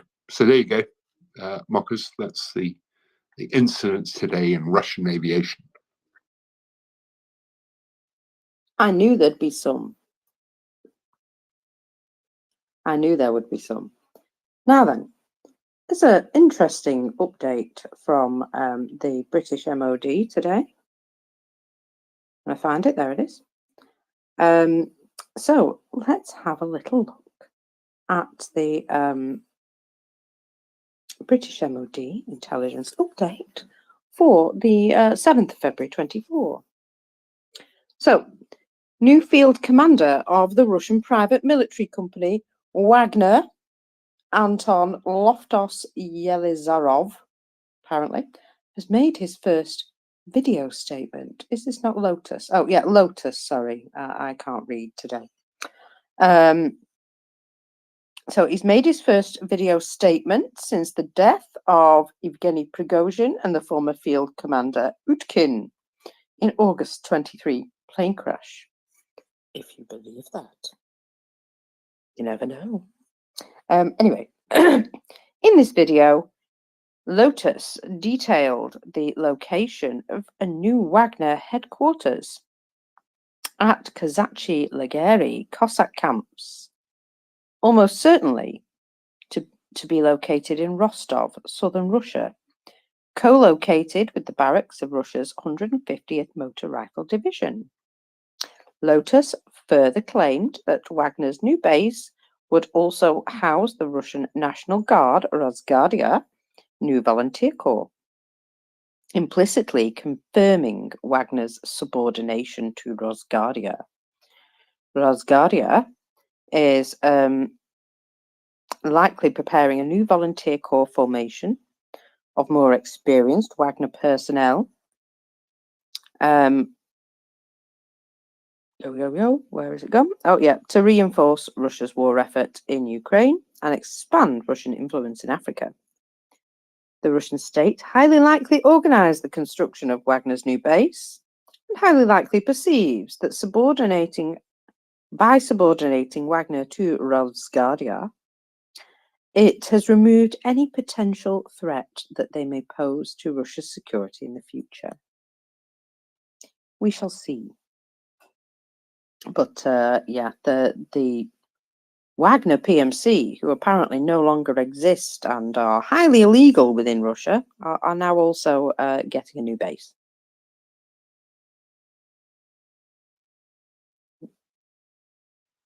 Ming? So your mic pop on and off. Oh, sorry, no, sorry, I was on another screen there, mockers. Oh, well, that's exciting for Wagner, isn't it? A new base, just what they needed. I don't know, but yeah, I kind of, I don't know how significant Wagner are anymore in this day and age, but I guess they must be significant enough for the UK MOD intelligence guys to think they should talk about them. So fair dues.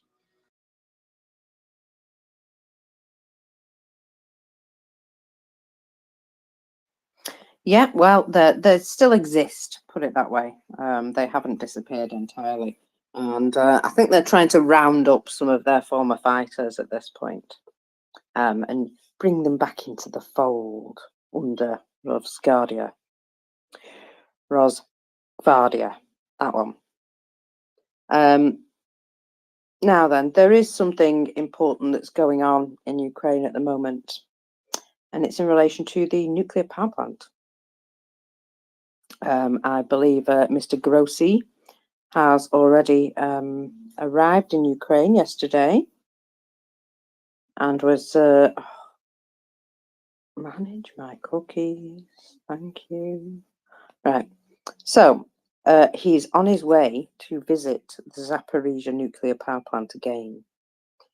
So Rafael Grossi said he would visit the Zaporizhia nuclear power plant today to see if it can be run with a reduced number of staff and whether its years-old uranium fuel is safe. Now, it's a very delicate equilibrium, he's saying. And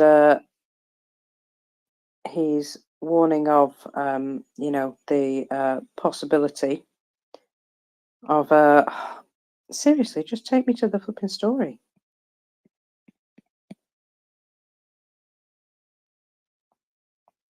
It says read full article. I clicked and it just disappeared. Okay, that's annoying. Let me go back in and do it again.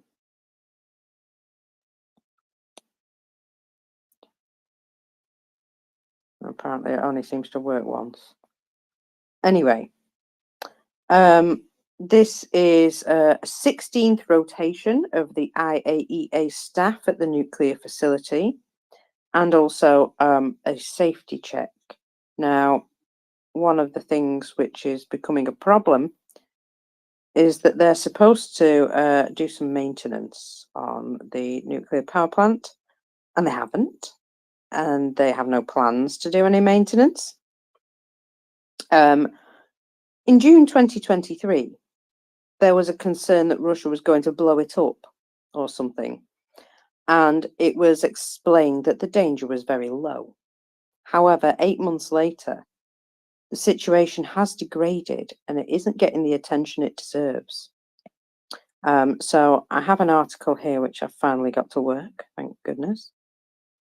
And let's just have a look at what it says. So, the latest reports from the IAEA, which have a team of international inspectors at the power plant for the last 16 months, have painted an alarming picture of the situation.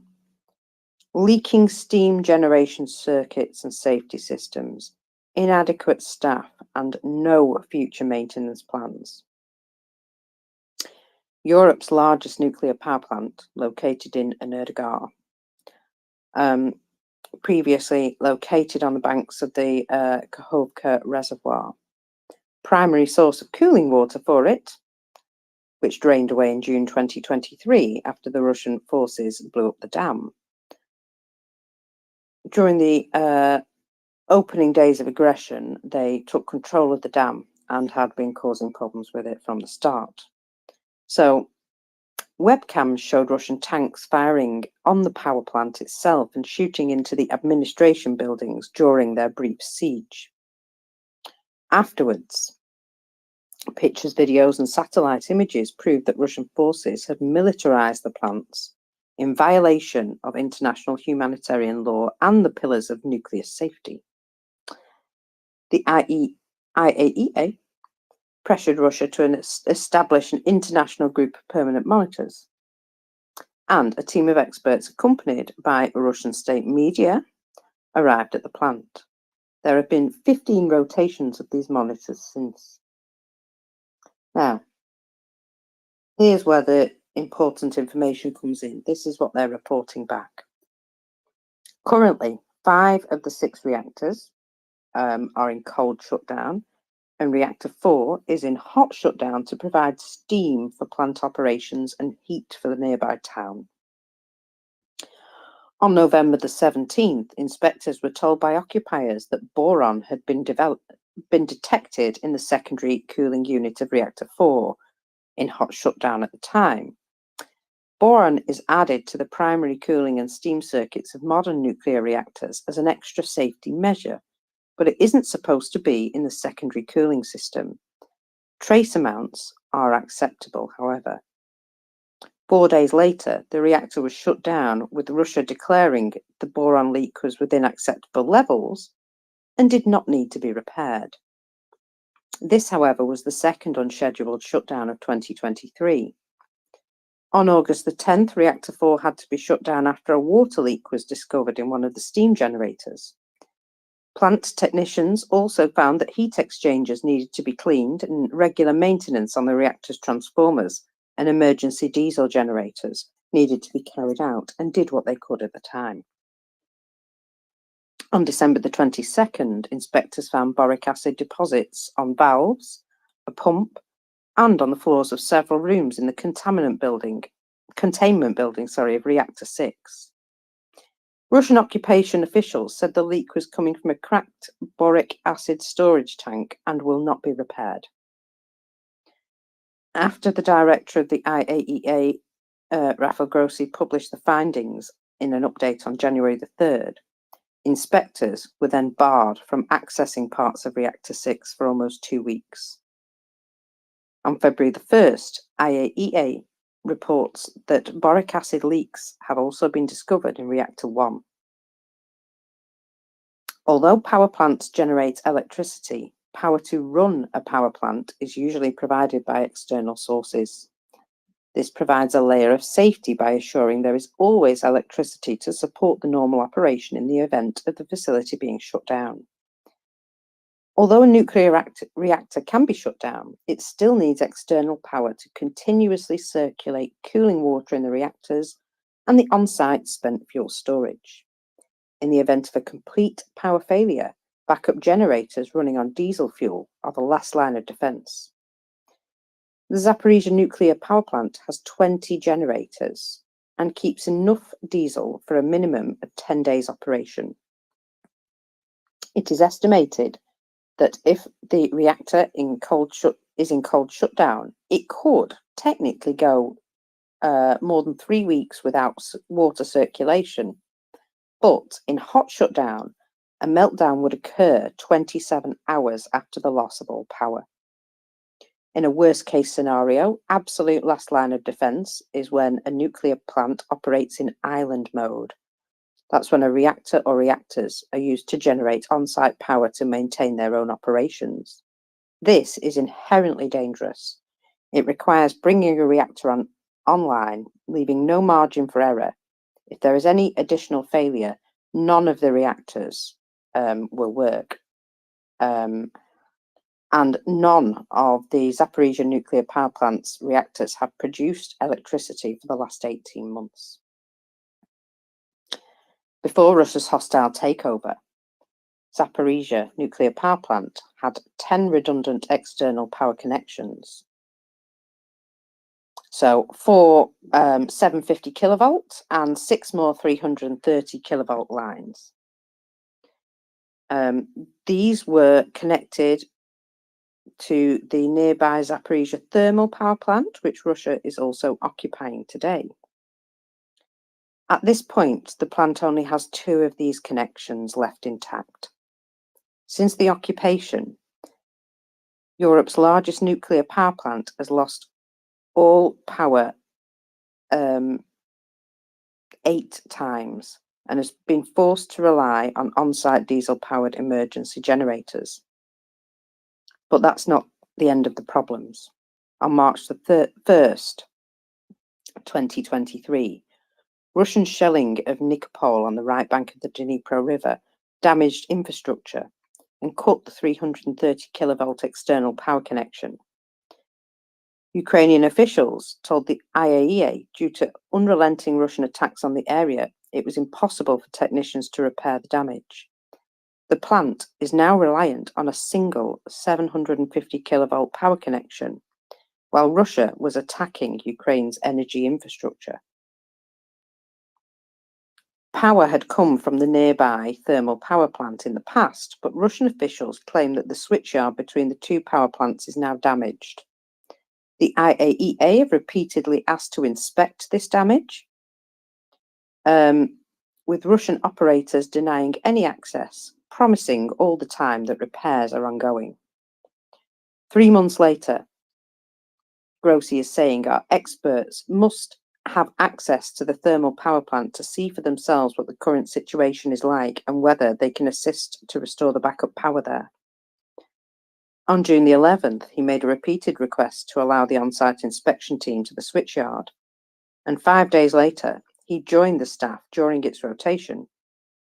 The Russians finally permitted him to inspect the damage, and the connection was able to be restored on July the 1st.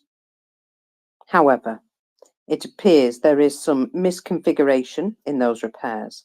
When power was cut to the 750 kilovolt line, the 330 kilovolt backup didn't automatically kick in. The plant had to use on-site diesel generators while technicians solved that problem too. On November the 15th, reactor 6 unexpectedly lost all power for 90 minutes, briefly shutting down the cooling circuits before it was switched to emergency power. The reason for the failure has not been given.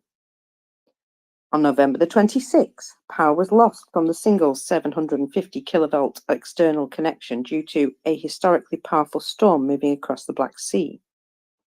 In this case, power did successfully roll over to the backup line.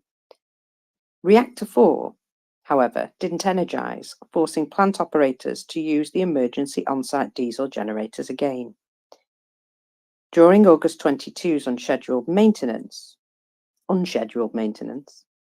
backup systems were also misconfigured by the Russian operators. The most recent incident was on December the 2nd, when both external power lines again failed. The 330 kilovolt connection failed first due to an external grid fault. 5 hours later, the 750 kilovolt connection was also disconnected. Due to this power outage, power was lost to all 4 cooling pumps for reactor 4, again forcing operators to move it into cold shutdown, which could have left the plant with an inadequate supply of steam. Diesel generators again had to be brought online to restore power. The 750 kilovolt line was reconnected 5 hours later. So there's some more. Yes, it gets better, or not, actually. Blocked access, broken promises, and surprise landmines. To successfully complete its role as a nuclear watchdog, the IAEA inspectors need unfettered access to the plant, which Russia repeatedly hampers. When high-resolution satellite images showed that Russian forces had built small arms emplacements on the roof of the reactors, the IAEA requested access to verify there were no violations of the pillars of nuclear safety and international humanitarian laws. Russian occupiers stonewalled them for months, finally granting access to the roof of reactors 2, 3, and 4. Inspectors were supposed to be allowed on the other 3 units in December the 19th, but this was cancelled at the last minute due to security reasons. Inspectors have been blocked consecutively, walking through 6 turbine halls and maintenance areas. When the IAEA arrived on September the 1st, 2022, military vehicles were found inside some of the maintenance areas, but they did note there weren't any offensive weapons or ammunition in the vehicles. A continuous walkthrough would permit the IAEA to confirm that this is still the case and this has not taken place, that there is no ammunition secured or stored in the turbine halls. But the Russian occupiers could be playing a shell game, only allowing them access to certain areas after they clean them out.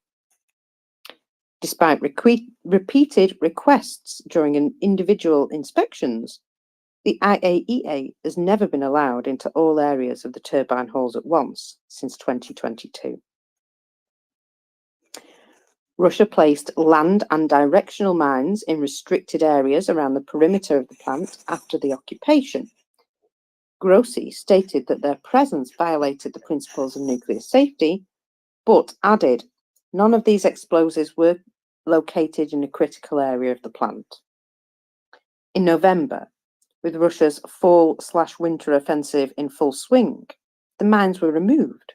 However, they were replaced again in late January. Starting in December, Russian occupiers have blocked the IAEA from asking new workers at the nuclear power plant about their training and credentials. Despite repeated requests, Russian operator Rosatom has refused to provide any site maintenance plans for 2024. Russian occupiers have also disconnected the online radiation monitoring systems, forcing the IAEA team to take manual readings twice a day with a backpack system. The background radiation is handed off, information is handed off to Russia, which then shares the data twice a day. There's a worsening staffing crisis. In January 22, the power plant had 11,500 employees, most of them living in the nearby town. While some fled at the start of the war, many stayed behind due to a sense of duty for the nuclear safety. Since the Russian occupation, Ukrainian workers and their families have been interrogated, kidnapped, tortured, and disappeared. In Energia, residents living under occupation have reported extrajudicial arrests, disappearances, robberies, and evictions, mostly at the hands of Chechen forces. After the illegal annexation of Zaporizhia Oblast in October 22, the Ukrainian staff working for Energoatom, who had not aligned themselves with Russia, were subjected to a forced passportization and constant coercion to sign employment contracts with Rosatom. Some gave in, some fled, and others resisted. On January the 25th, in a report to the United Nations Security Council, Grossi said the operation was working with significantly reduced staff who are under unprecedented psychological pressure. Despite the reactors being shut down, the situation is not sustainable. On February the 1st, the IAEA was notified that all remaining employees of the plant who had still not accepted Russian citizenship and were still employees of Energoatom were barred from the plant. Russian occupiers told the on-site inspectors there are enough certified personnel at this plant, all positions are filled. According to the IAEA, the plant is currently staffed at just 39% of its preoccupation level, with approximately 4,500 workers and 940 job applications currently under review. Russian occupiers also closed what we called the Road of Life between Vasilivka and Kamyansk in December 22 and never reopened it. For Energoatom employees and their families who are now jobless and want to leave occupied territory, it would require a journey directly through Russia, where they again risk filtration, interrogation, and arrest. When asked, on a scale of 1 to 10, 10 being the most dangerous and 1 being the most secure, Grossi was asked, what would he rate Zaporizhia nuclear power plant right now? Well, as I was just telling a minute ago, there are days when it is near 10, and then there are days when nothing will happen. The problem is this, the complete uncertainty. He was also asked about the level of cooperation between Ukraine and Russia and what was being provided to the IAEA. And he said, yes, I would say by and large, of course, there is cooperation. But there are also moments of frustration, mine and theirs, I guess, because sometimes I say things they don't appreciate or they would prefer me to say differently, and there is tension. But what this is all about, when it comes to, basically he says, when it comes to me talking about facts, I'm going to state the facts, whether they like it or not. And, you know, they maybe don't appreciate what we have to say, but we still have to say it. Very diplomatic. So, yes, it would be very difficult, and certainly in June 23, when the world was most concerned about the Zaporizhia nuclear power plant, experts told us it would be extremely difficult for any sort of Fukushima or Chernobyl-sized accident. Zaporizhia nuclear power plant has pressure water reactors very similar to Western nuclear power plants and has very little in common with the infamous Soviet-era reactors. The vessels for all 6 reactors are designed to survive the impact of a commercial airliner crashing into them. In a cold shutdown state, it would take weeks for a reactor to start to melt down, which would require the removal or action of on-site inspectors. This was, right, so scenario 1, radioactive water or steam release.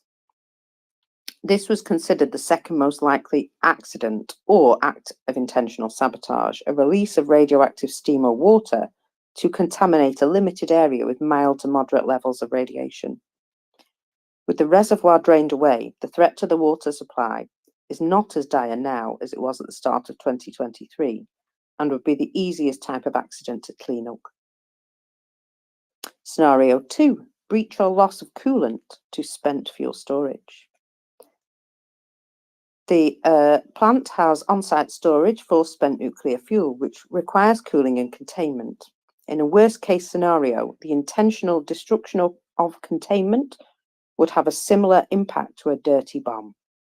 It would spread radioactive material over a relatively small area. However, irradiated material would be carried by the wind, spreading mild to moderate radiation over a larger area. The cleanup of anything of this type would be complex and expensive. When compared to the 2 most famous accidents of the nuclear age, a small area could indeed be left uninhabitable. If the spent fuel storage lost circulation of its coolant, the materials would eventually heat up and burn through their containment. Scenario 3, meltdown. Exciting one, this. When the plant doesn't have all of the safety systems, while the plant doesn't have all of the safety systems of the most modern of its Western peers, the facility has been very well engineered. The reactors are encased in a protective vessel, concrete and steel reinforced external containment buildings, redundant cooling systems, fire suppression systems, boron injection systems, and multiple backups. An accidental full meltdown is theoretically possible, but nearly impossible. Even in the event of a full meltdown, one or more of the reactors, it would take an intentional breach to break the outer containment vessels. In the worst case scenario, radiation would impact all of Ukraine, parts of Russia, and many areas of Eastern and Central Europe. However, the claims that the plant would explode like a 20 megaton hydrogen bomb is highly inaccurate. Scenario 4, economic terrorism. Faced with having to withdraw from the nuclear power plant, experts told us the most likely scenario in this case is the Russian occupiers intentionally contaminating the reactor vessels and rendering the plant unusable in the future. While the radiation risk outside the plant would be very low, releasing large amounts of radiation in one, some, or all of the containment buildings would essentially block access. It would make any attempts to repair the plant not only complex and dangerous, but potentially economically unviable. And we suspect this to be the scenario that Russia will choose. The Director General, Grossi, is travelling to Kyiv. Well, has travelled to Kyiv, and he will visit Zaporizhzhia nuclear power plant today during the 16th rotation of inspectors. After his visit, he also plans to travel to Moscow for additional meetings with Russian officials. It is stated that the approach to maintenance, training and staffing that Russian enterprise Rosatom is taking at the Zaporizhzhia nuclear power plant provides a glimpse into how Moscow runs its other facilities. With the world's attention focused on the Middle East, we should remember that there is still a ticking time bomb in the middle of Ukraine and not enough people are paying attention to it. End of article. Hello, Tim. You've snuck in while I've been chatting. Extra sneaky. How are we all doing?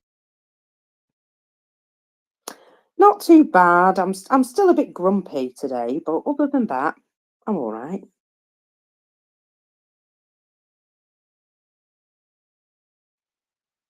But yeah, I'm cheering up as we go along. However, That was quite a serious story, and I thought it really needed to be talked about. Mm-hmm. Absolutely. This is what Zaporizhia are doing. Yeah, and that last scenario of basically when they leave, they will contaminate the buildings, the containment areas, and just make it completely unusable. I really honestly think that is their plan, and that's why they're not bothering to do anything about it. Because, why would you bother with any maintenance? You can just leave it to get worse, because you're not intending on keeping it or updating it or using it in any way. I actually think that's how the situation will end up, that they'll just sabotage it because, they destroy everything, don't they? They'll steal everything they can that's not nailed down, and then they'll sabotage it. And yeah, that wouldn't surprise me at all. And something like that, you see, wouldn't make the rest of the world very angry with them either, because, it's contained over there. It's not bothering anybody else. It's not like it's a dirty bomb. You know what I mean? Yeah. What I don't quite understand is why aren't they still operating it? Like, have they? Because it's mostly shut down, right? I understand all of the reactors are either in cold or hot shutdown at this point. Most of them in cold shutdown, so switched off completely. Have they bowed to some kind of international pressure to just kind of switch it off and leave it alone? Like, I don't understand why they don't just wire it up to their own grid, right? It's quite a significant asset. Yeah, I think they kind of broke it a bit. So it was, yeah, the IAEA got them to pretty much shut it down, I think. Maybe Iwana knows some more. Go ahead, Iwana. I'm not sure I understood the question, but basically you cannot leave a power plant, a nuclear power plant like this, even if you shut it down. You still have to maintain it for about 20 years or so, maybe even more. So you cannot just leave it like this. But maybe I misunderstood the question. I listened intermittently during the last half an hour, and I just wanted to add, I don't know if you already talked about this, Mockers. Grossi is visiting now the Zaporizhia power plant, but after that he will go to Moscow. So I just wanted to add this to the talk, because he apparently is very concerned, and he will be going to Moscow after this visit. And there is an article in Kommersant about this visit, about this delegation that consists of a motorcade of 12 cars accompanied by the military police and so on and so forth. So basically they are making a big deal out of this visit of Rafael Grossi to the Zaporizhia power plant. Well, I hope that something good comes of it, because it is a very concerning situation, and that they are basically fannying around with a nuclear power plant, which really doesn't seem like a good idea for anyone, does it? I honestly think the intention is, they were going to take it, and then when they realized they weren't taking the whole of Ukraine, they decided just, let's see what we can steal. And they've pretty much stolen everything that wasn't nailed down, I believe. Some things they've just broken.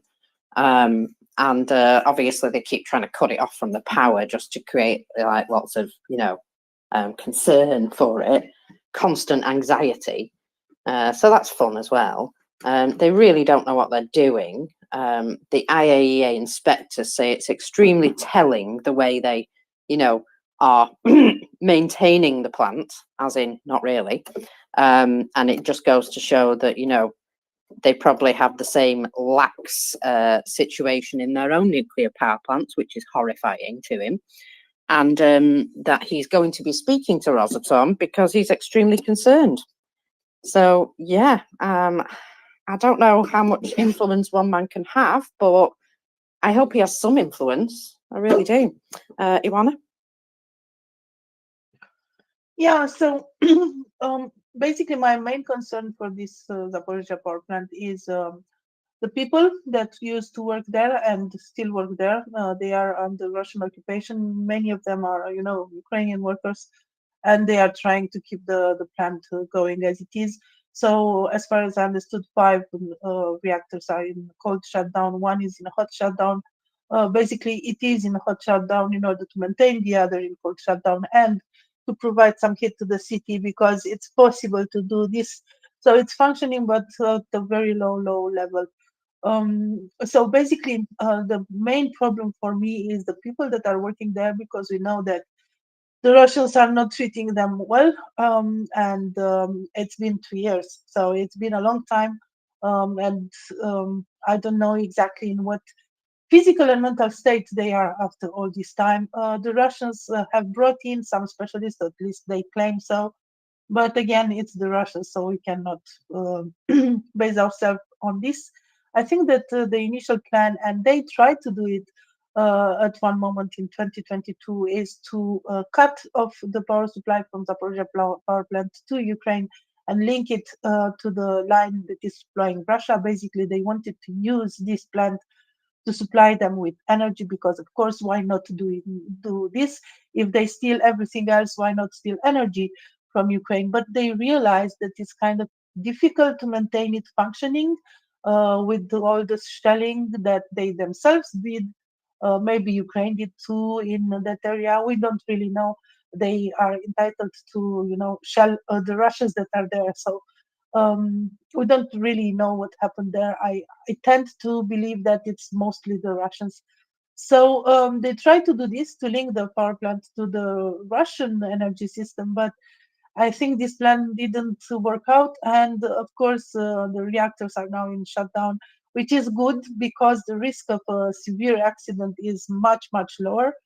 And when we are talking about severe accidents, it's the probability is still low right now, but the power supply has problems. The water supply has problems.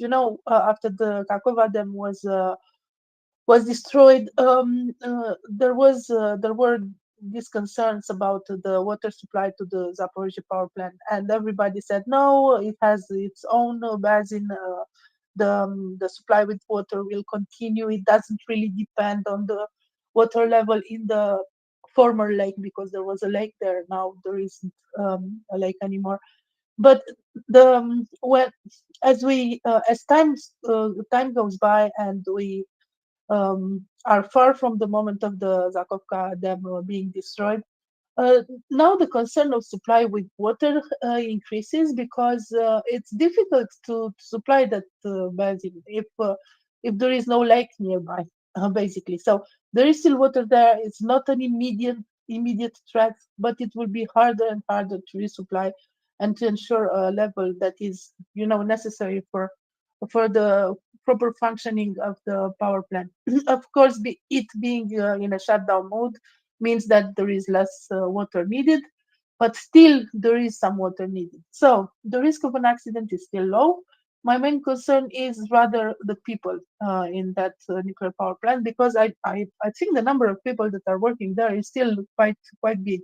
I have to check on this, but at least a few hundred, if not About more. 4,500, Ioana. Yeah, exactly. So probably in the thousands.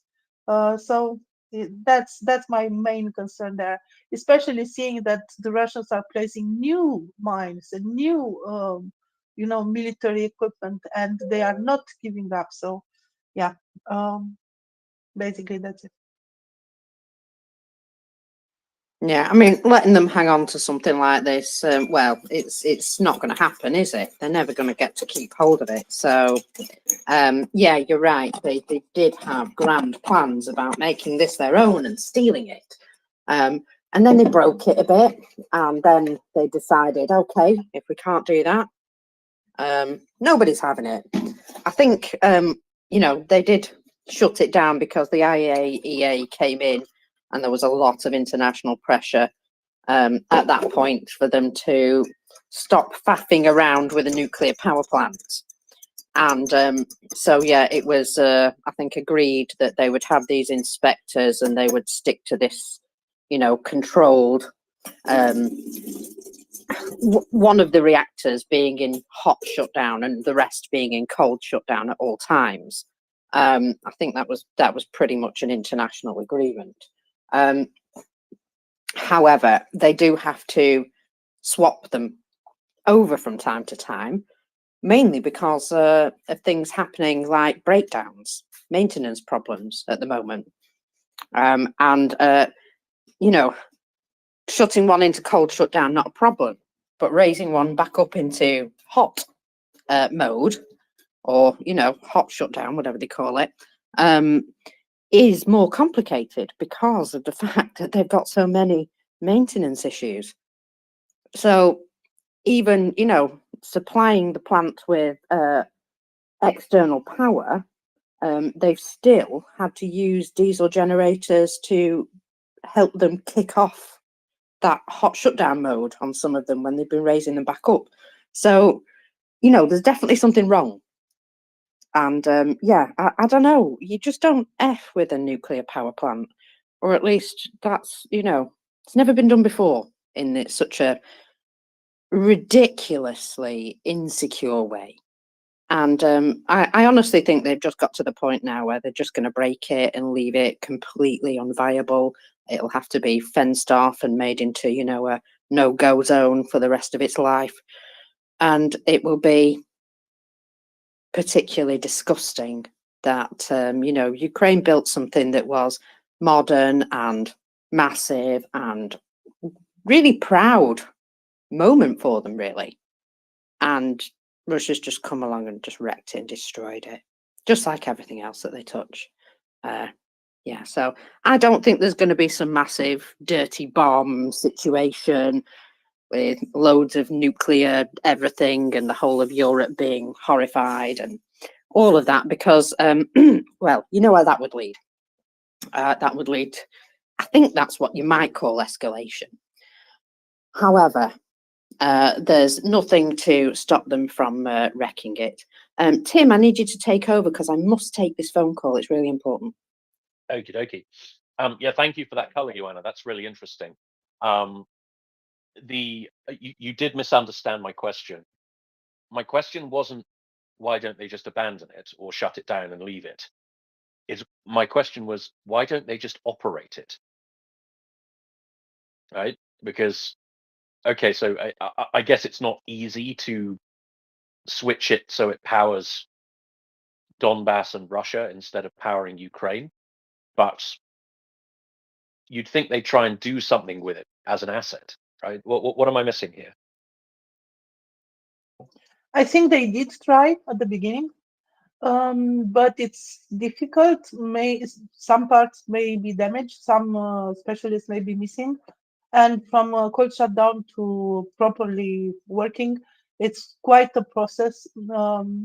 It's a process that takes time, and also it's complicated. You need to ensure, you know, the power supply. I think you have to have a main supply and two alternatives that should be working perfectly. Also the water supply and so on. So it's difficult to restart it and make it operating like before. I think that the maximum they can do now is maintain a hot shutdown for one reactor. I think they do not have the resources to do more, because otherwise we would have seen this. We would have seen them trying to put another reactor in hot shutdown and so on and so forth. So if they didn't do it, that means that they don't have either the know-how or the resources to do it. See, it interests me that they don't have the resources either, right? Because this is a Soviet era nuclear power station. It was built by the Soviet State Nuclear Agency. They know how to, the Russians, Rosatom, know how to operate it. They're very, very familiar with this type of reactor. Russia is also the largest exporter of nuclear stuff in the world. I'm just surprised they don't have the resources to do this. It's very curious.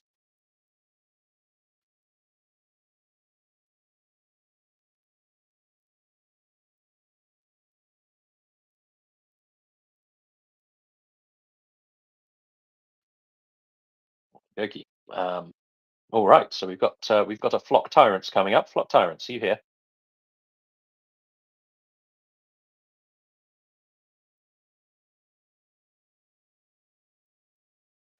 I guess not. Looks like we're experiencing some technical problems bringing people up. Flock tyrants, are you here? Yep, I've just sent you a link. So Russia has got about 20, I think, nuclear powers itself. Can you hear me okay? Because it was having some trouble I'm connecting. sorry, did I lose you, Tim? Because I can't hear anything. Yeah, I think I've got issues. I'll recycle. No, flock tyrants, you're fine.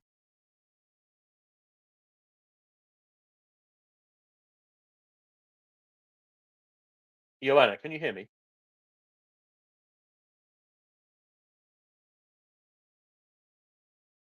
Can anyone hear me?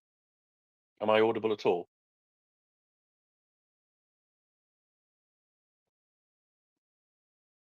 Okay, if anybody can hear me, I need to recycle now because I have no audio at all.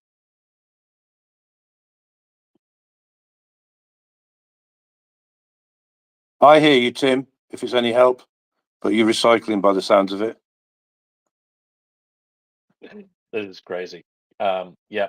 Yeah. But I can hear you loud and clear, so I don't know about other people. I could also hear Flock. I could also hear was it Iwana? Yeah. Yeah. Okay, apparently everybody can hear me.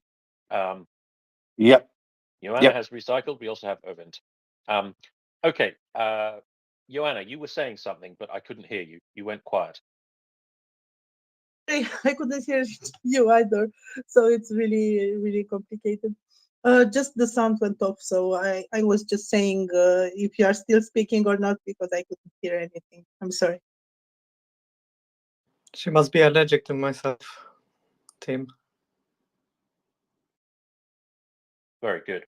Okay, Flock Tyrants, you wanted to say something. I'm not sure what's going on. I think I'm having issues just as badly. The whole thing has gone upside down. So yeah, I was going to say. I was going to say I've sent you a link, which is worldnuclear.org, and they describe basically that Russia's got about 20 or so nuclear reactors already, so they should have enough expertise there in terms of like nuclear management, if you like. But I suspect is that nobody wants to go and work near the war zone, right? So that's probably a bigger issue. And even worse, that you know, you could be killed at any time there, so people wouldn't want to work there. I'm suspecting, or there could be some bigger issues that we don't know about. So that's my two cents in it, but I'll give you some resources so you can check it out. Thank you very much, Flock Tyrants. Yeah, this is a really good article. I'll read this with interest. Joanna, you've got your hand up. Yeah, so yes, that's exactly what I meant. I don't mean that Russia doesn't have the expertise to work on this type of power plant. Of course they do, because they constructed it, and they constructed a lot of others in other countries and in Russia itself. So they do have overall the expertise. But the people that are there now, I don't know exactly who they are. If they are really specialists or just the military, military command on Zaporozhye. I don't know if they can bring other specialists from Russia, as Oyvind said. Who would want to go to this power plant? Like, maybe it's very difficult to convince someone to go there. And as I said, it's not just the know-how; it's possibly some problems with supply that are interfering with this. And I think that they just renounced. They wanted to maintain it going. They wanted to link it with the Russian power grid, but they realized that it's impossible to maintain it like this. So they chose the safest solution, and it's good that they chose this to maintain it in a cold shutdown mode for all the reactors with the exception of one that is maintained in a hot shutdown. So yeah, I'm not saying that Russia overall doesn't have the expertise. Of course they do, but we don't know who is there and what they can do in the conditions that they are.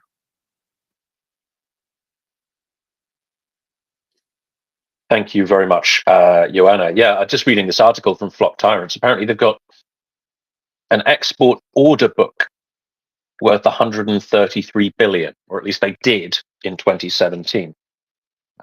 So someone thinks they can deliver. Anyway, Flock Tyrants, what do you think? Yeah, I think maybe they're being a bit smart, if you like, or well, if you can call it that. But would it make sense for them to like build it up and do all this diversion and all this infrastructure that you need to link it back to Russia to go the other way?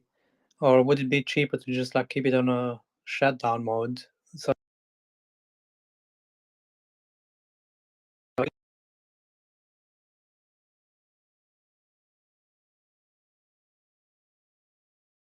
Yeah, I think there's probably something in that as well. Joanna? Oh, about the Russians having, the commercial catalog of nuclear power plants, I just wanted to say that they are building one in Turkey, they are building one in Egypt. They were actually supposed to finish the Chernobyl power plant in Romania until a few years ago when Romania switched from the Russian help to the Canadian help and to the other type of power plants, if the micro nuclear power plants, if you know the concept. Apparently, they are much easier to build and less, well, not dangerous, because power plants are not necessarily then dangerous, but less threat to the environment, let's say. So yes, the Russians are building. I think they are building in South Africa too. I think they are building a number of power plants in Russia right now, and it's also a way to promote their enriched uranium export, because when they are constructing all those power plants, that comes with the maintenance from the Russian side and also with the fuel from the Russian side. So yes, of course, they do have this catalog. But again, the technology is not a new technology; it's quite old, and the Western type power plants are much more safer right now. And Ukraine actually is building one, a new one, I think, with the help of Western countries.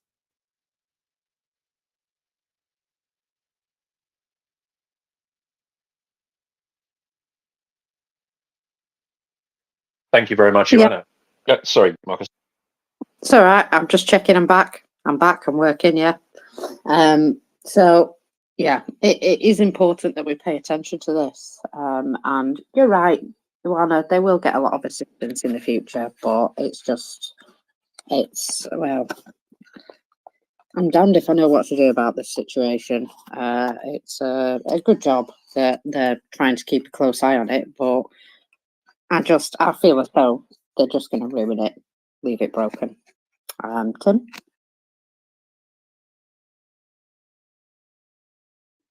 I was just going to say, Joanna, I may have missed it, but are the Russians getting involved in the small modular nuclear concept? No, not that I'm aware of. Actually, in Romania, they are built with the help of US companies. Because a number of countries are. So Canada's got one, UK's got one, US has got one, Japan's got one, Koreans have probably got one. Don't know what the French are doing about it. Yeah, the French have something similar as well, a pop-up, sort of what they call a pop-up nuclear power station. Bloody hope it doesn't pop up. Like, like a quick build one. But yeah, the French do indeed have their own as well.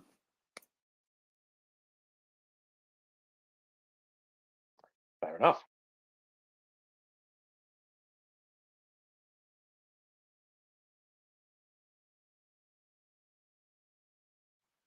just popped a thread into the nest, and when it pops up, oh, there it is. There is a thread here dedicated to every single one of our listeners, supporters, and generous donors. Without you, we'd not be able to do all these things, and this is only possible because of you. And you should just have a little look through that thread at all the things that have been achieved with your assistance, because, well, I think it's quite a lot, and more stuff is currently on its way. Hopefully soon we'll be able to show you more pictures and videos. Obviously, we don't always disclose what specific items are purchased for operational security, but we do what we can to show you what's been provided. So, you know, your donations are saving lives, and you can see the product of the donations in that thread. Just think it's sometimes worth just remembering what we can do when we come together. Pants. Pants, indeed. Combat pants. And the rest. So there's quite a lot there. And I'll answer that question in a minute.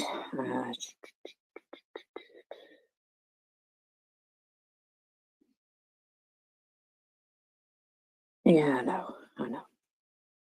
I know that. Sorry, I'm getting nuclear power plant messages. So there's a few things to talk about, but Medvedev is drunk again. Would you like to hear what he's been talking about? Of course you would. Is it something like, oh, multipolar, send tweet? Something like that. No, it's in his Telegram, but he says, we're not going to attack NATO, but when we do, it will be the end of everything. So, the full Telegram post. Sunak, Scholz, Macron, Norwegian, Finnish, Polish, and other NATO bosses. He can't say their names because they're too complicated for him. Me too, but you know, anyway. We must be ready for war. They keep saying we must be ready for war with Russia. And although Russia has repeatedly said it has no plans for conflict with NATO and the EU countries, except for those plans that they have that they keep talking about, this is extremely dangerous chatter. The reasons are obvious. It is necessary to divert their voters' attention in order to justify $1 million spending on the shabby Banderites. Oh, he's in full flow, isn't he? After all, huge money is spent not on solving their own social problems, but on war in a dead country that is a stranger to taxpayers, whose population is scattered across Europe to terrorize the locals. He's got a very high opinion of Ukrainians, hasn't he? Crikey. That is why everyday leaders of these countries say we shall prepare for war with Russia and continue to help Ukraine, producing more tanks, shells, drones, and other weapons. But all European leaders cynically lie to their citizens. If, God forbid, such a war would happen, it would not follow the special military operations scenario. It will not be fought in trenches with artillery or armoured vehicles, drones, or even electronic warfare. NATO is a huge military bloc. The population of the alliance is almost 1 billion, and their combined military budget can reach $1.5 trillion. Yes, that's right, my friend. Remember that. Oh, sorry. Therefore, due to the incomparability of our military potentials, we would have no choice. Response would need to be asymmetric. Ballistic and cruise missiles with our special warheads would be used to protect our territorial integrity. No one else is allowed to protect their territorial integrity, have you noticed? Anyway, this is based on our doctrinal military documents and is well known to everyone, and would be the notorious apocalypse, the end of everything. Sorry, I got a bit excited. This is why Western politicians should tell their voters the bitter truth and not keep them as brainless idiots. Explain to them what will really happen instead of repeating the mantra of war with Russia. Dun dun dun. So he basically said, we have no intentions of attacking NATO, but we're gonna nuke you all. So you know, it's kind of saying the same thing as all their propagandists are saying, basically, which is, hold on, NATO, we're coming for you. We're going to nuke you all. Now, they do love to sling these nuclear weapons around, don't they? I'm guessing they're compensating for something. Except Wales, which, if this all kicks off, will be the safest place in the world. It will be down to the Welsh to rebuild Western civilization. What a horrifying thought. Wow, indeed. But yeah, so he's not gonna, there's gonna be no attack with NATO, but we're going to use nukes on you. So, you know, there's also that. Wow. Okay, so let me tell you about a Ukrainian point of view towards a certain interview which has taken place. I think you can probably guess. So, the rage and anger in Ukraine over this is unlike anything that's been seen before against any Western political or media figure. The rage can be genuinely felt. His name is trending in both English and Cyrillic, and the responses, well, they're furious, every last one. And they go on to say, you know, the blocking in Congress for Ukraine aid is also massively damaging the USA's standing. Ammunition shortages clearly resulting in Russian advances and the deaths of Ukrainian troops. There is a huge and widespread feeling of betrayal, and it is only intensifying with each passing day. So there we go. Just a little bit on the feelings of Ukrainians right now. Tarixis, go ahead. If we take this guy serious, the proper response would be that every time a MiG takes off in Russia, we are going to circle around Russia with, well, whatever, F-35s or whatever, to shoot any potential nuclear missile down, which is not going to be shot. But if it will be shot, like he said, well, you get my grip.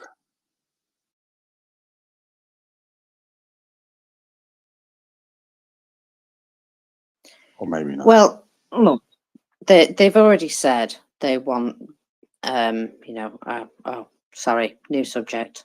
Apologies. My brain shut down for a moment there. I'm sorry. War Doggo, go ahead, my lovely. Let me pick up from here then, my dear. As I already get 2 cups of coffees, it starts heating up, you know. But the problem is to stop then, because then in the 12 in the night you're sitting with the whole front lights, 100%, 360, and you're like thinking, oh wow, I have done this. I know that I shouldn't take coffee before 12 o'clock, after 12 o'clock, and you're like every time you're doing, let's try this one. Maybe it's not the case. No, it's the case, and every time you do this, it's the same. But like couple of hours before everything starts, you just simply enjoy it. That's like affordable loss, let's call it this way. I like a lot the MriyaReport, MriyaReport, in general MriyaReport, of course.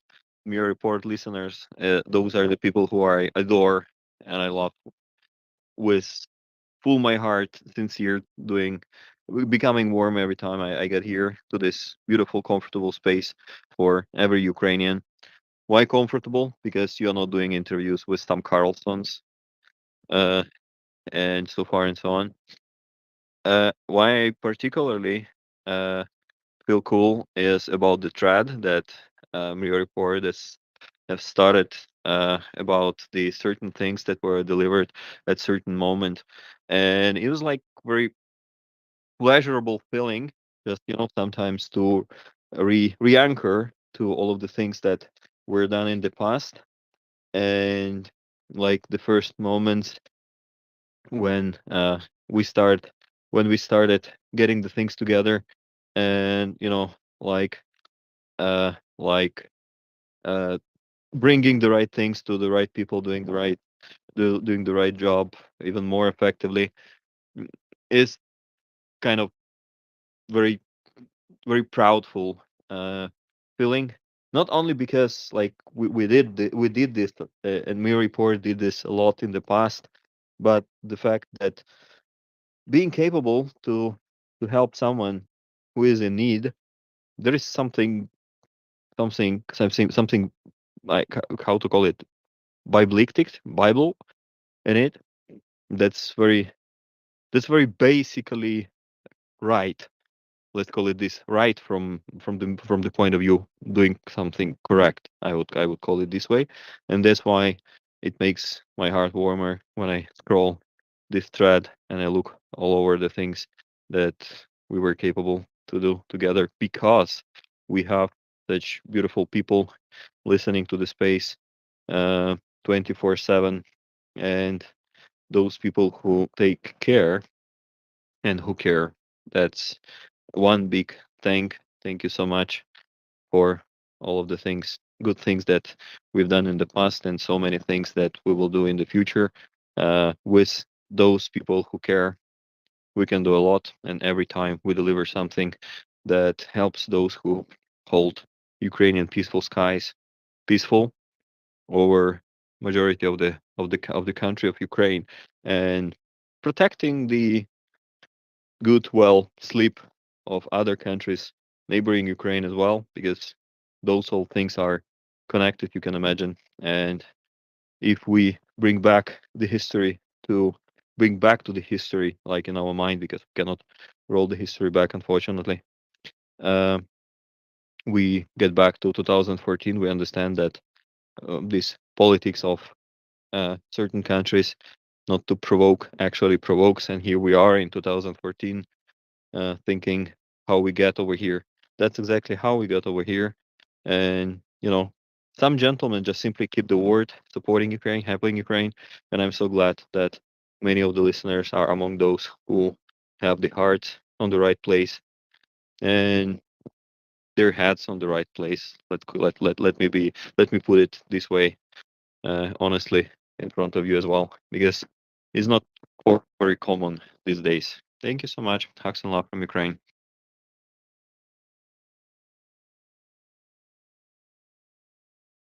Thank you very much, Wardoggo. Always a pleasure to see you up.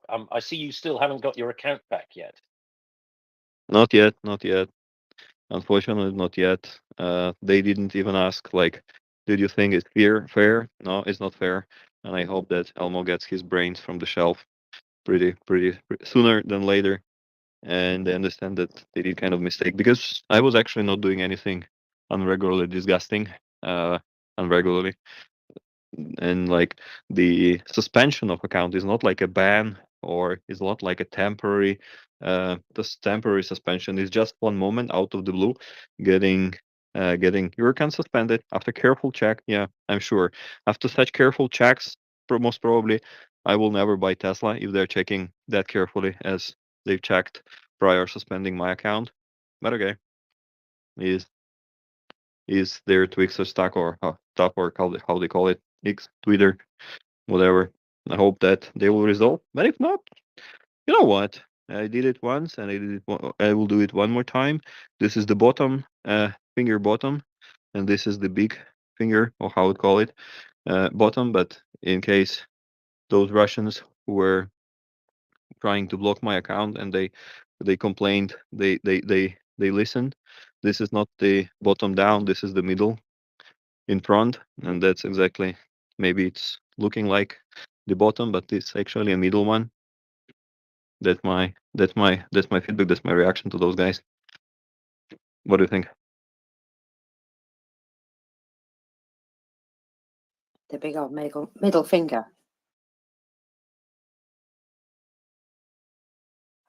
Best ways to deal with it, Wardoggo. Best way. Shrug it off. Give them the 2-finger salute, one from each hand.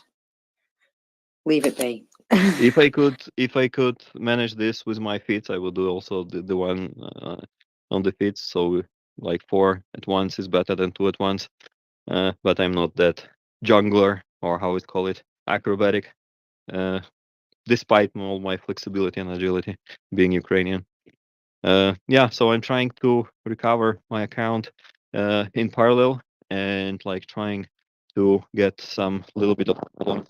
So I'm like, every time I join any space, I'm just like a machine gun trying to follow all of the people who I've been following in the past, because yeah, I remember everybody. You're on the list, and I remember everybody, and I press the follow button to follow everybody who I'm being, all of the 7K followers that I've been doing in the past. Yeah, I'm not, how to call it? How you call the word in English? Because I forgot it. It fell off of my memory. When you remember bad things about people, how you call in one word? When you remember bad things about people.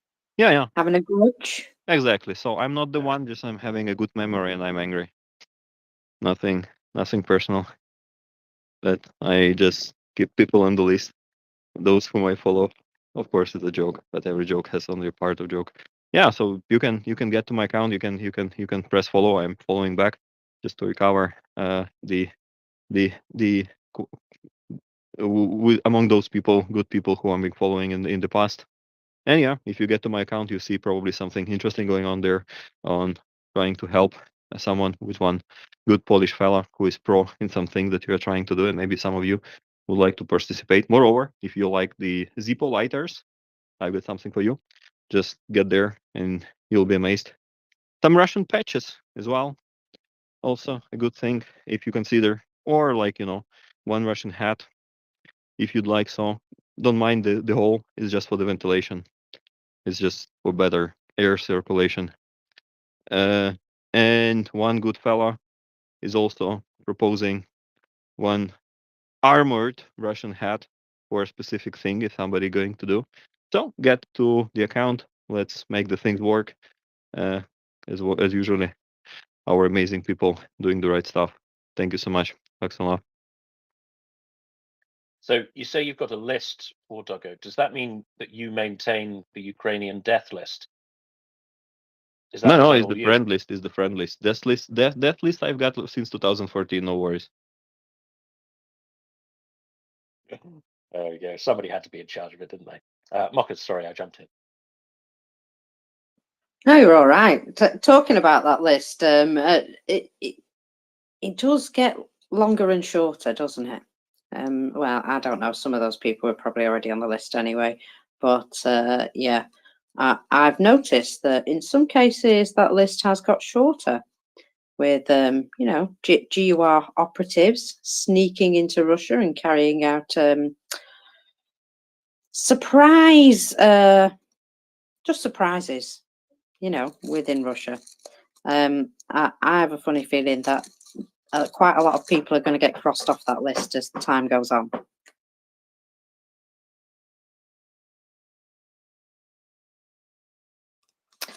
Ukrainian Mossad or whatever.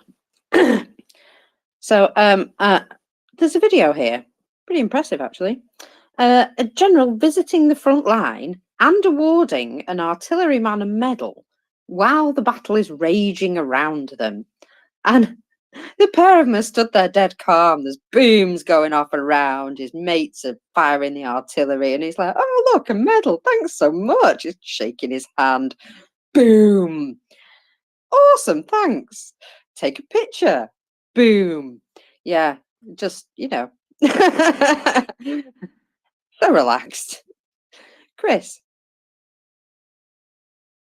Oh, you may now refer to me as Vladimir the Great, Mockers. And Ming sent me your Mirror article, and I have commented on it as Vladimir the Great. So I've proved a number of things here, Mockers. Yes, you can go and comment on media websites and that. The Daily Mirror and the Sun and the Daily Mail and all of those, in fact, yeah. And yeah, you can write the truth on there as well. And hopefully, I've done a good job of that. So I've put the links up to your article that you read out that Ming sent me, and another one that seemed to come up first when you went to the Mirror website. So yes, so just that. A woo from Vladimir the Great. Well, thank you very much, and it's a pleasure to meet you, sir. So yeah, that's one thing you can do. You can leave your opinions, and I take it Volodymyr had some different opinions to the text of the article. Well, no, actually, the article, which I think you said as well, that the particular one that you read out, I mean, it was a bit of a mix, wasn't it, of correct things and incorrect things. Would you agree? Yeah. So I thought, well, I'll start it off by sort of being nice and thanking them for their reporting, and then, and then I'll just well, I think I put 2 comments on that particular article. One was, just the history of Muscovy, because I thought everybody needed to know that. And oh yeah, the other one, and then I basically corrected them and said these are not military targets; they're hitting their civilian targets. And so they always say that they are military targets, and they always try and blame the fact that blame it on Ukrainian rockets as opposed to their own. This is what they've done for, well, certainly the last 100 years anyway. They were military targets and we never hit them, and Ukraine did it anyway. That's correct.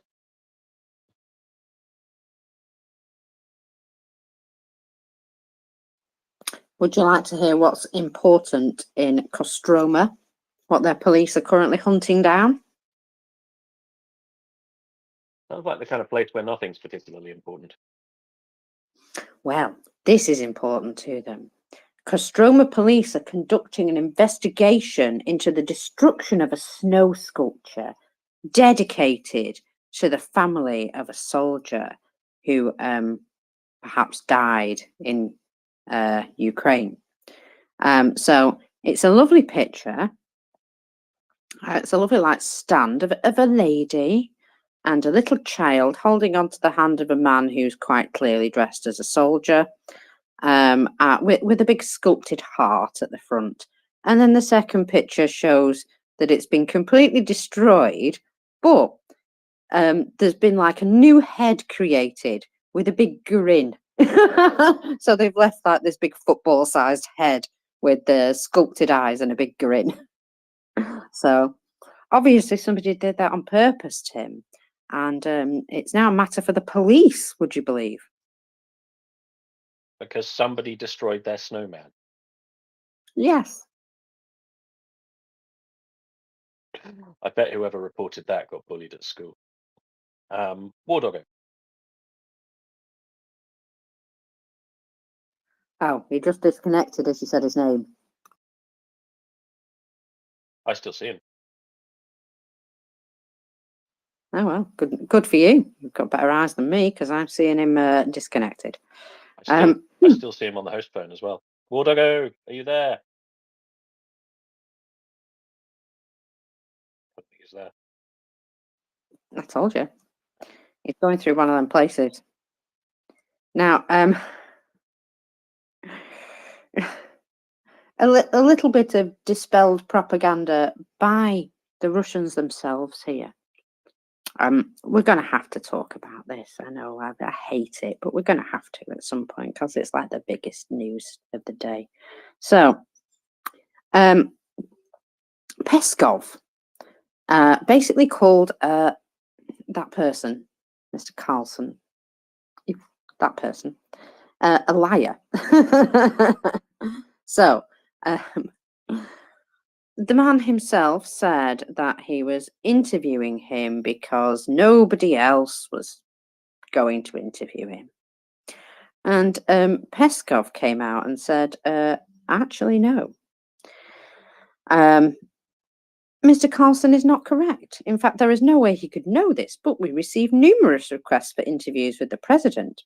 But mostly, as far as countries in the collective West are concerned, these are from major network media, traditional television channels and large newspapers that don't even attempt to appear impartial in their coverage. I don't know, Tim, how could you be impartial about a genocide? I found that quite difficult myself. Of course, there is no desire to communicate with that kind of media. So what does that tell you? Ew. I think you just have to tell both sides of the stories, both sides of the story, right? So you say, well, there's a genocide, but some people are subhuman and really deserve it. You've got to be balanced, right? Something like that. God, it's just bloody awful, honestly. And just the furore that it creates. Really just want these people to just get dropped into the bin, as far as I'm concerned.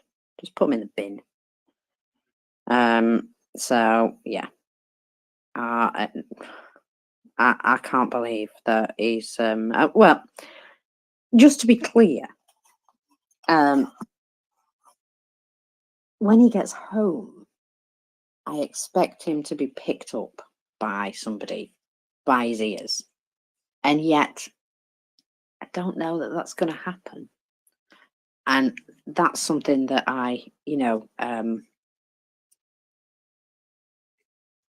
find just wrong. They should be picking him up by his ears and taking him to a very uncomfortable chat, as far as I'm concerned. Anyway, just about him saying no Western journalists want to, the Kremlin immediately came out and said, no, they ask us all the time, they love us, but we turn them down because they don't suck up to us the way you do, my friend. So that's basically the reason why he's got that, because he's a big old ass kisser. Yeah, I can imagine. Well, I think it does say a little about the small shred of integrity that our newspapers have left, that they're not seen as sucking up to dictators, because they do have an awful habit of going native. So the press corps in foreign regimes, they do often end up being co-opted by the regime, and this is sometimes because they are just ideologically invested in it, or they're just kind of overawed by the glamour of dictatorship. But let's not kid about. Dictatorships can often be glamorous, or sometimes it becomes a kind of necessity of operating, right? So they accept a certain degree of influence from the regime itself as the price of getting access to information within that political system. And then that way of thinking just kind of they just kind of lose control of that dynamic, and they end up just being creatures, being a kind of press office of the dictatorship in question. For a good example of that, see Reuters.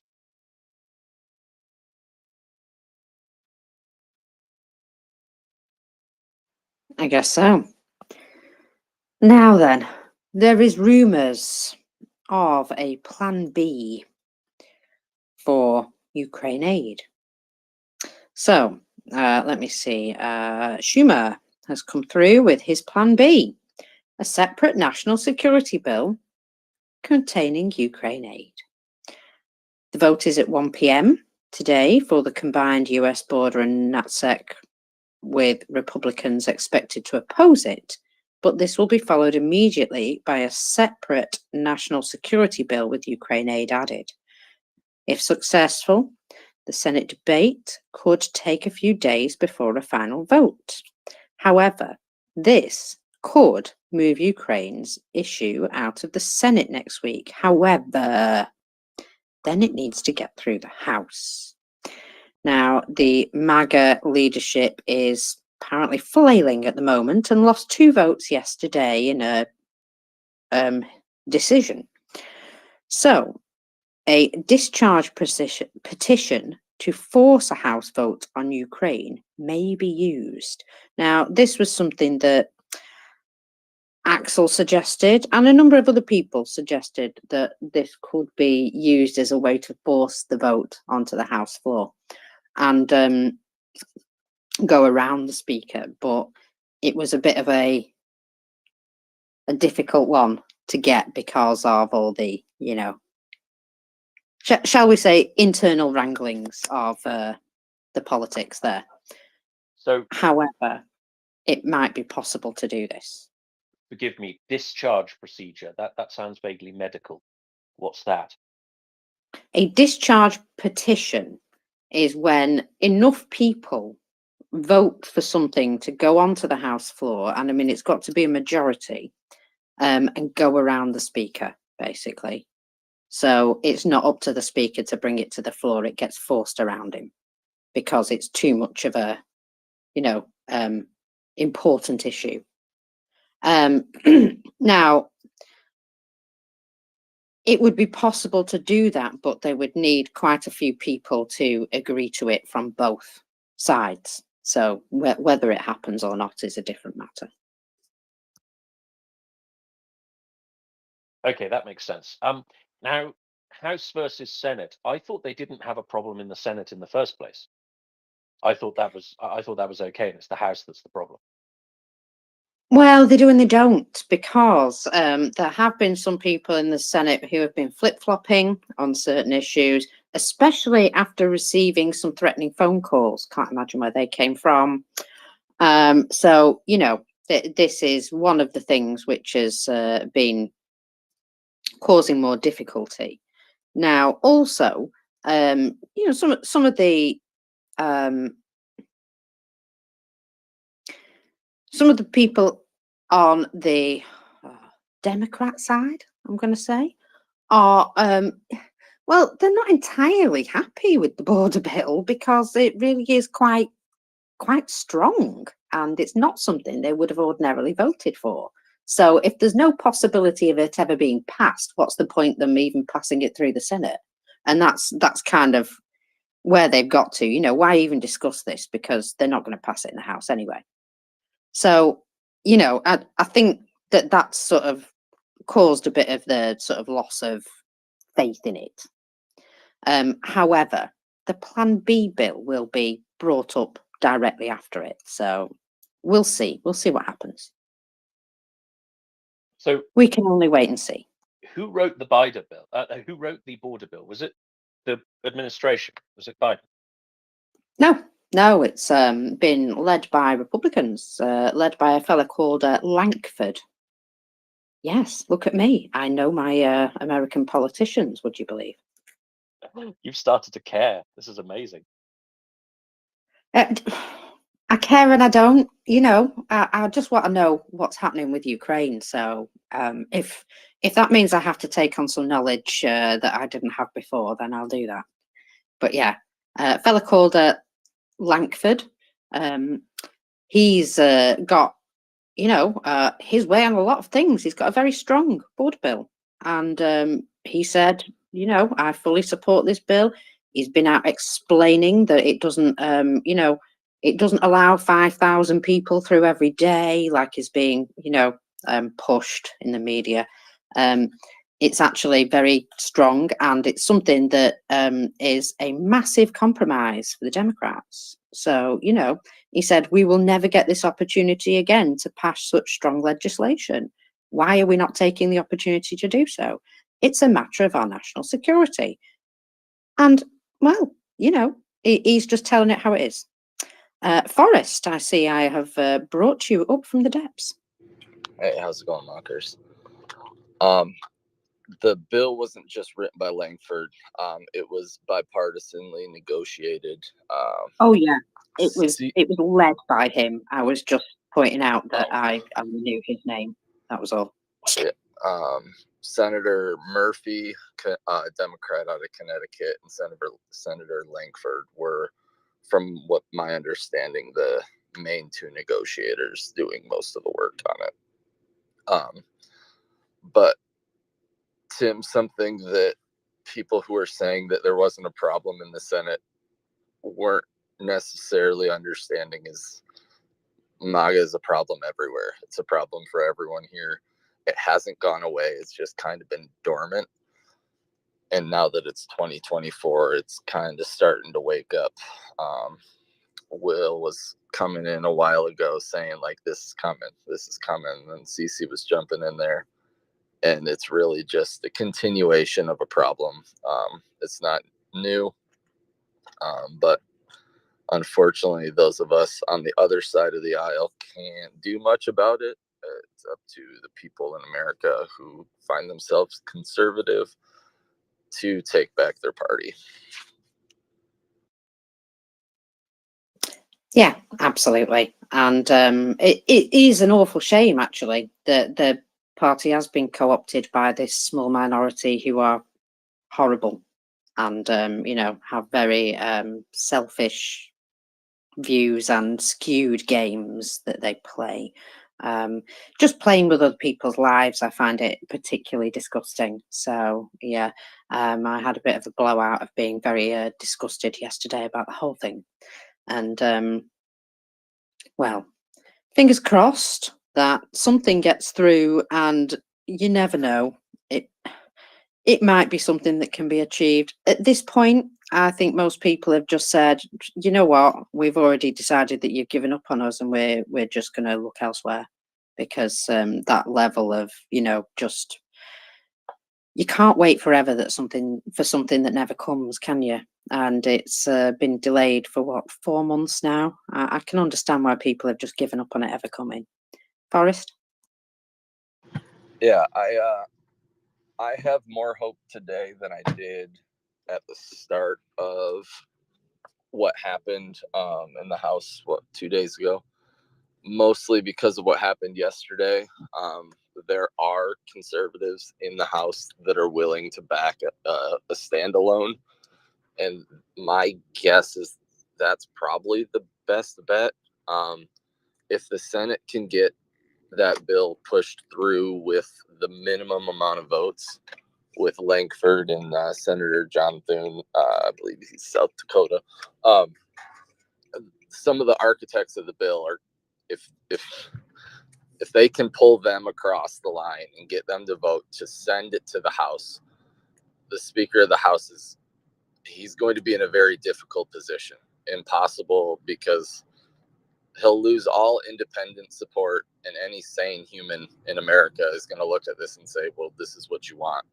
He's not going to get his 30% base that hates it.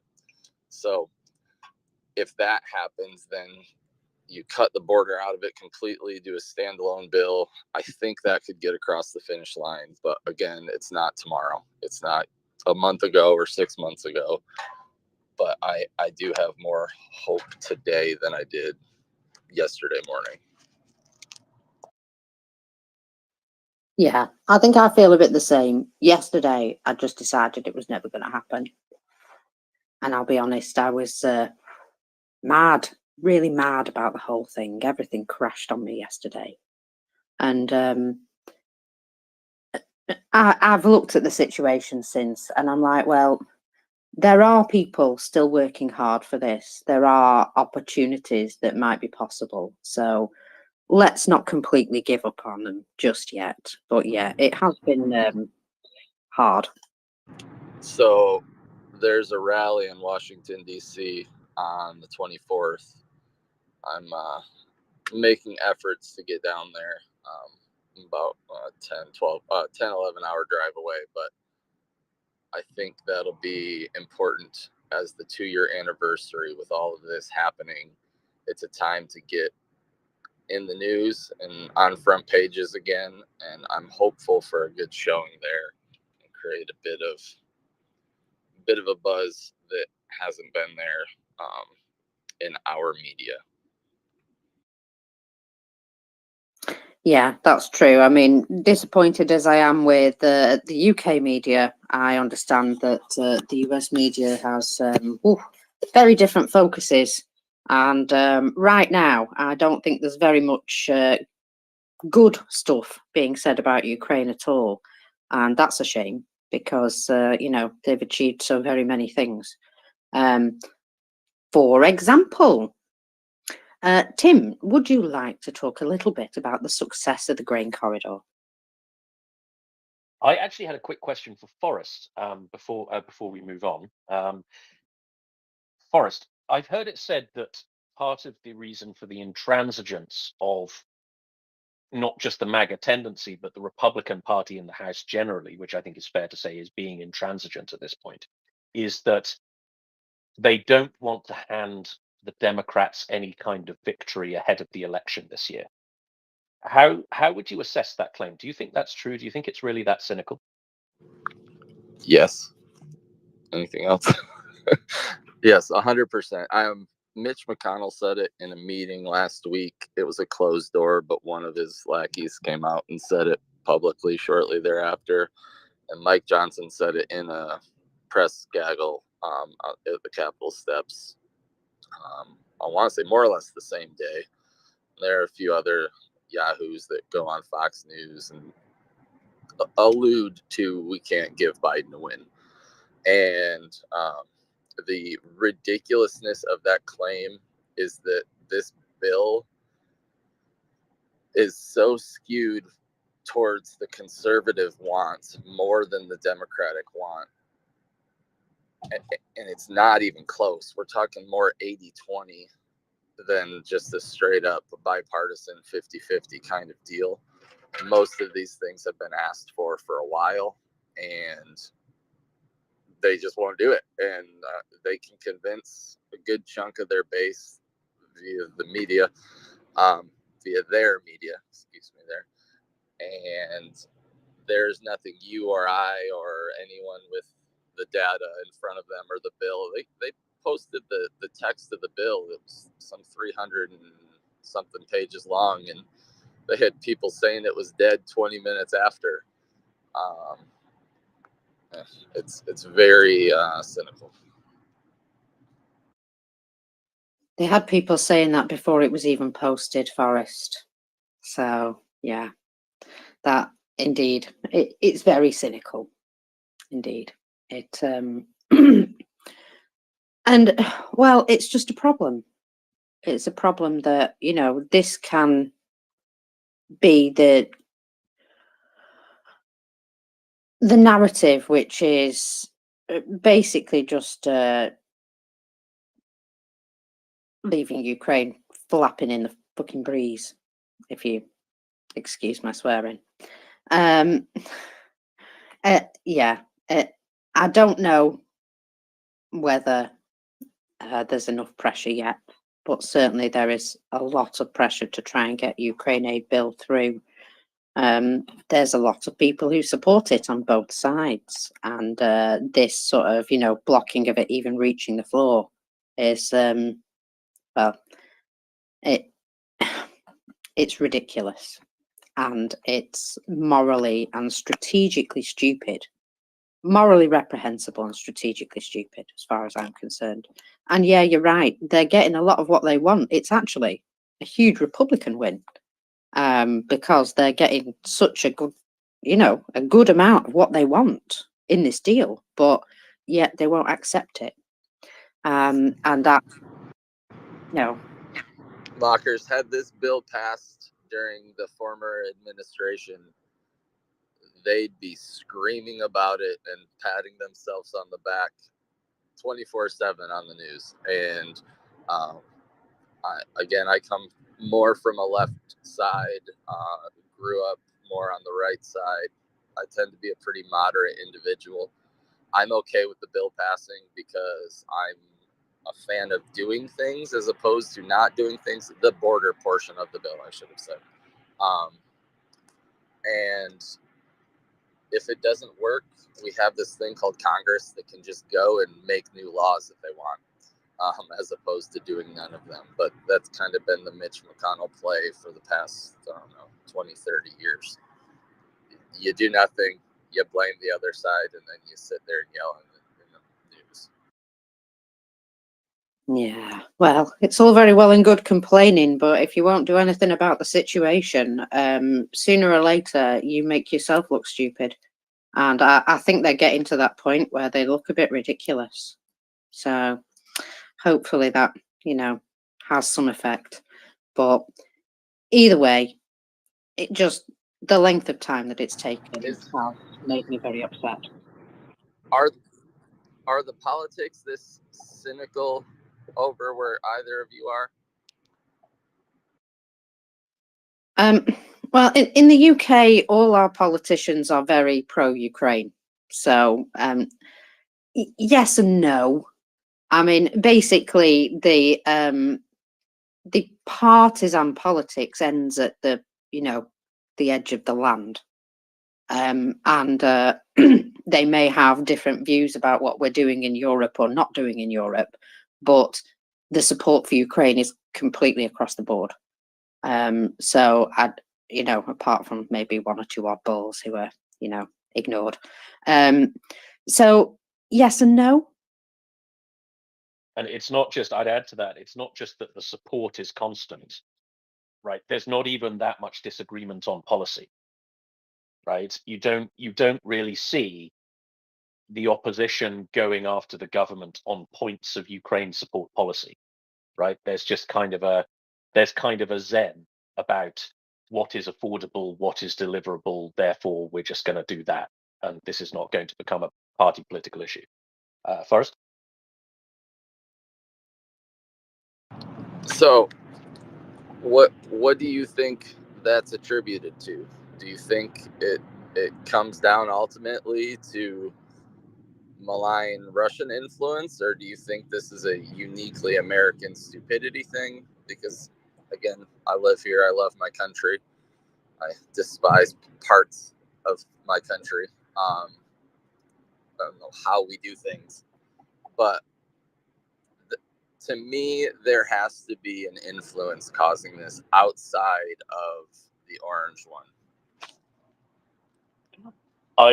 I think it's partly that, but I think I would say from the outside, 90% of it is inherent in the way your political system works, right? So when you have this bipartisan political system where you don't need, where one party is always in some kind of position where they can veto the policy of the other party, you're going to get an awful lot of kind of holding the gun to everybody's heads, right? Because that's just how the game theory of that particular that particular political structure works. You see exactly the same thing in the European Council, right? Where you can put forward a thing, you want to do a European thing, everybody agrees that it's a good idea, but you need unanimity to do it. That means every single country is going to go in and try and get a concession as the price for allowing this thing they support in the first place. So I think there's probably a lot of that going on, in that there's this kind of game of Russian roulette with an automatic going on, and that is because the American political system is kind of knife edge divided, and there's always one party in a position to upset the whole apple cart. Therefore, they're in a position to extract concessions. I'd say it's mostly that. Does that make sense for us? That makes sense. I guess I'm not an old man, but I'm old enough to remember the 90s where you could get bills passed even if they weren't strictly one party or the other. I guess the system is set up that way though, and I would say a party has figured out that if they shut things down, it ends up better for them in elections than if they do it the other way. Go out, because you look at McCarthy got kicked out for negotiating this bill not that long ago. And he probably, honestly, if McCarthy stayed in as speaker, I think we're in the same boat as we are today. It just would have happened a week or two later. And I think the other thing you can't really discount, right, is the ideology of this. Now, the concession that the Republicans are asking for is not, it's not, didn't fall out of, fall out of the sky, right? It is something that that political tendency feels very, very strongly about, and that is immigration and the security of the foreign border. It shouldn't be an either or, right? It shouldn't be an either or, right? It should be both. And I think the Republican Party in aggregate does believe in both. But again, there is a great strength of feeling among the right-wing political tendency that we do have an issue with border security, and we do have an issue with, well, in the US case, the southern border. I suppose in the European case, the southern border as well, right? This is not something that they're just dreaming up as an excuse, right? This is something that is ideologically concrete for them and something they really do believe in. And it's not just the United States conservative tendency who believe this. This is a pan West thing, right? So yes, my only thing I would say there is that I want to say there have been 6 immigration reform bills from both parties put forward in the past 20 years. And not a single one has gotten enough votes from the Republican side to pass any of them. I do not know the details. I didn't start really paying attention to immigration stuff until, I don't know, the past 5 or 6 years. But yeah, it seems here that it's a boogeyman. It's an easy boogeyman to point at. And we have a very large border. We have 2 very large borders. And to date, it hasn't been overwhelmed to the point where we can't function as a country. It's not like some of the stuff that happened in Europe where you have smaller populations just being flooded. So it's hard to say, well, yes, they truly, truly care about this when there are solutions out there that aren't being attempted. Again, not everything's going to work. Passing bills is a more art form than a science, and you try and figure this out piece by piece if you have to. So I guess I do believe that many of them feel very strongly and morally about the border, but I like to back up my beliefs with action, and I'm not seeing that at the moment. Sure, that's entirely fair, Forrest. Thank you. It's not a political history. I know it's not a political issue. I know the history of the American context. So that's interesting. Thank you. I have a final question before we go to Monica. So you say the situation is less acute in the United States than in Europe. The border states whose state authorities are making quite a big fuss about this. Are you saying the situation in there has been blown out of proportions for political reasons, in your opinion? 100%. So this is anecdotal, but I've heard and seen this anecdote about 20 times in the past 3-4 days. We had a large caravan of people going to the border to save Texas from the government, which is crazy, but they all went down there, and then they get down there and they're on the border with their pitchforks and their torches, and they're ready to fight off people crossing the border. And there's no one there, because the reality is most people go through the port of entry. Most people are doing things, they're attempting to do things the right way, and it's been blown wildly out of proportion. So they get down there and they're bored, and honestly they've been fighting amongst themselves more so than anything else. So they got down there, and even they can't see the forest through the trees. They can't realize that, wait, there are no people just crossing over here nonstop. That this is, they should be able to figure it out, but they can't. They can't see it, but that's okay. I do want to say I've got to go to work here. Please call your people. I try and call. I called you all today instead of calling my senators, but please, if you are an American, or even if you can call into American phone numbers, let people know to pass this bill. I'm sure there's a CC post somewhere around here that is either in the nest or can be found pretty quickly with a list of people to call. So have a good one, Tim. It was a good conversation. Cheers. Just to add to that, there was one particular lady who drove directly down to the border crossing, and she said she did see some people crossing illegally, and they were picked up by the border crossing guards and, gently manoeuvred away. And so they were discouraged from crossing illegally. And so she actually saw the border guards doing their job, and she was asked what she thought, and she said, well, it seems very quiet. But, she was still there with the gang. Monica, go ahead and welcome up. Yeah, good morning. I have one minor disagreement with Tim's characterization of the adversarial nature of the American political system. I do think it has gotten to the point where brinksmanship has become pretty normal on the Republican side, but I don't think that's really part of the institutional makeup of our system. It really wasn't that way until about 20 years ago. And over the last 20 years, it has become pretty much normalized. And while I do respect that, immigration is a real issue.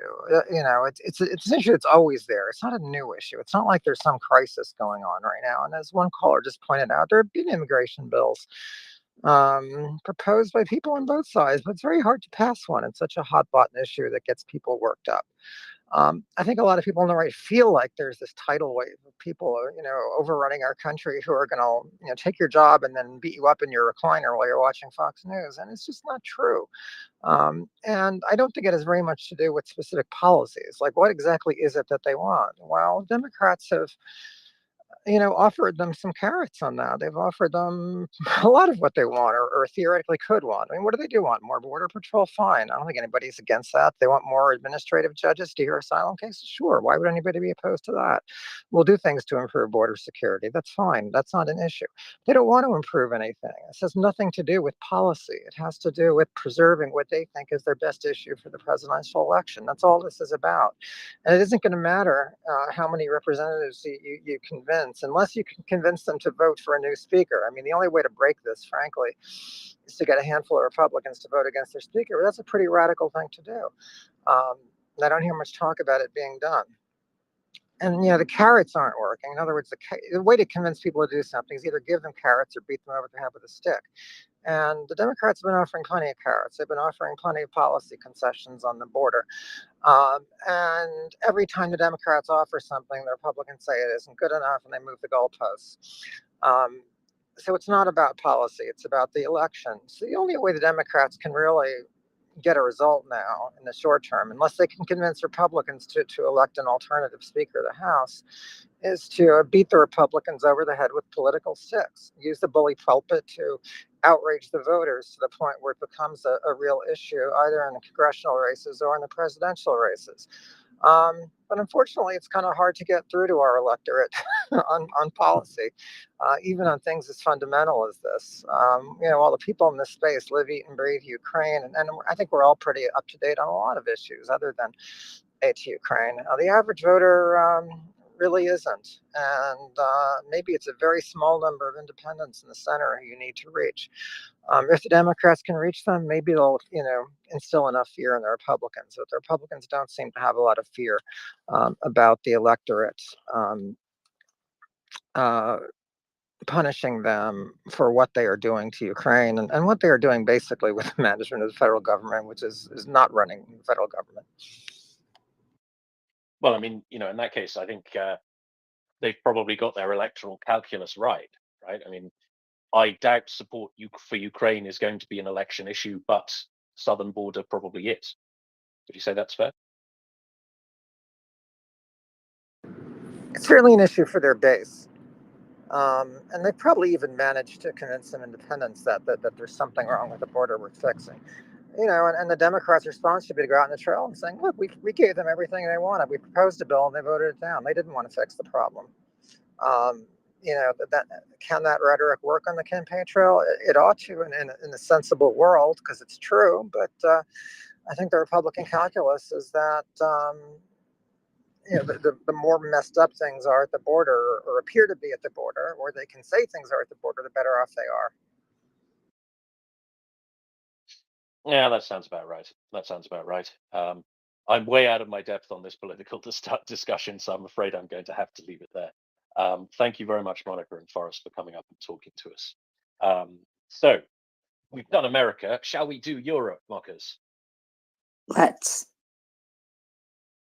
Okay, so Mr. Charles Michel, who is the president of the European Council, which is the body that guides the decisions of the European Union, has said in a speech that there will, well, as we know, the 50 billion euro package, the so-called dedicated instrument, the Ukraine facility, has passed. So that means 50 billion euros of funding, or $54 billion of funding for Ukraine between 2024 and 2027.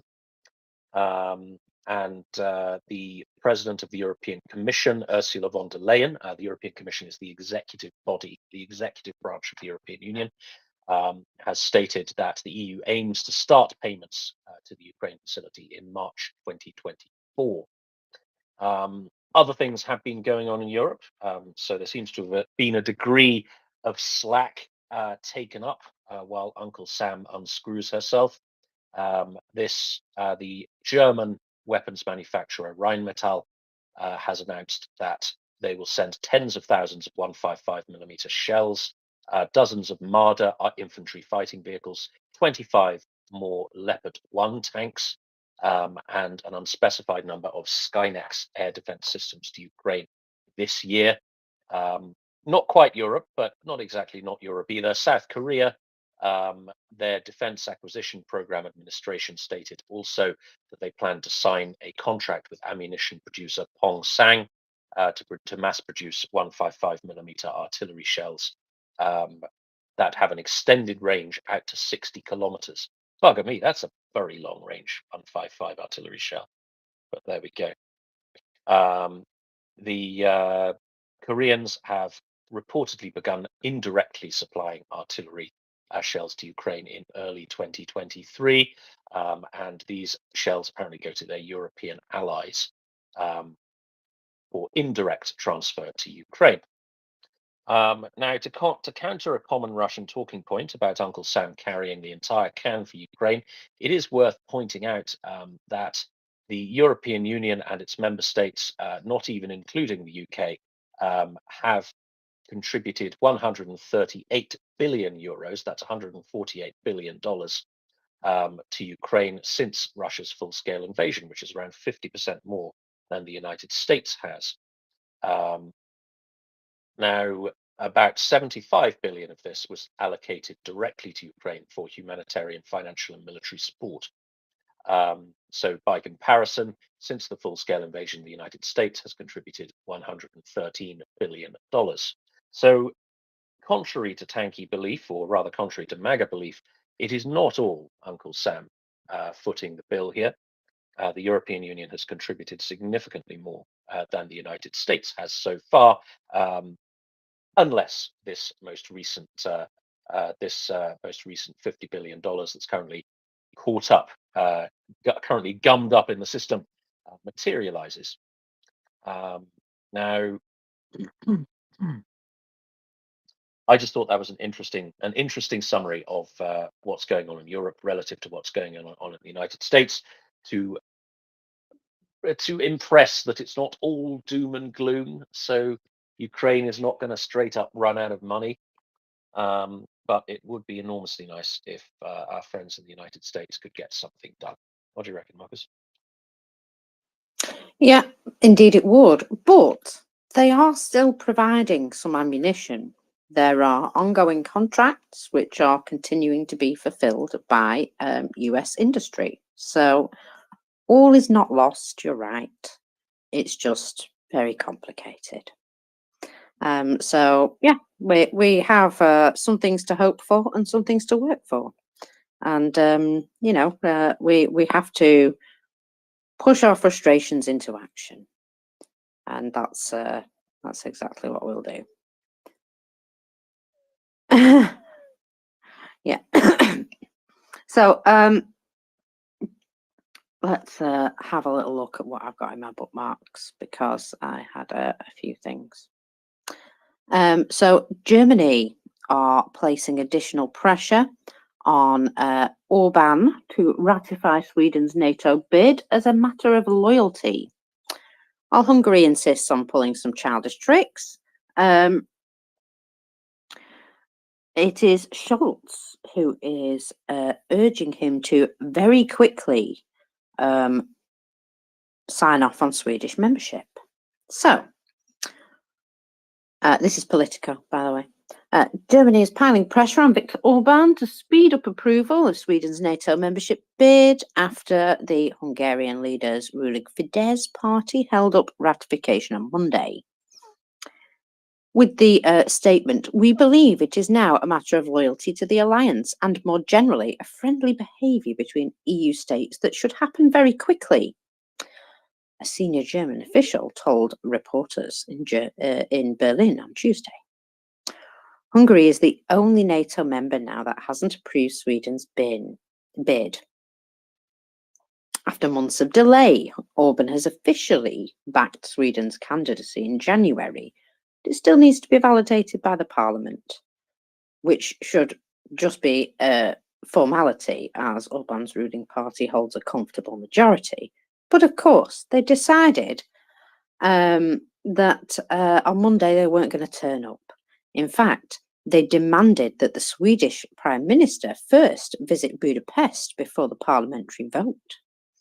However, Kristersson, the Prime Minister, has ruled out any further negotiations with Budapest on Sweden's bid, saying he would be open to meeting Orban after Hungary's parliament ratifies the application, saying such visits between EU partners are quite normal, but they should not be linked to things in this way. In other words, stop trying to blackmail us, you little man. So Germany is piling on the pressure. Hungary is trying to, I don't know, delay further. No surprises there, eh, Tim? None whatsoever.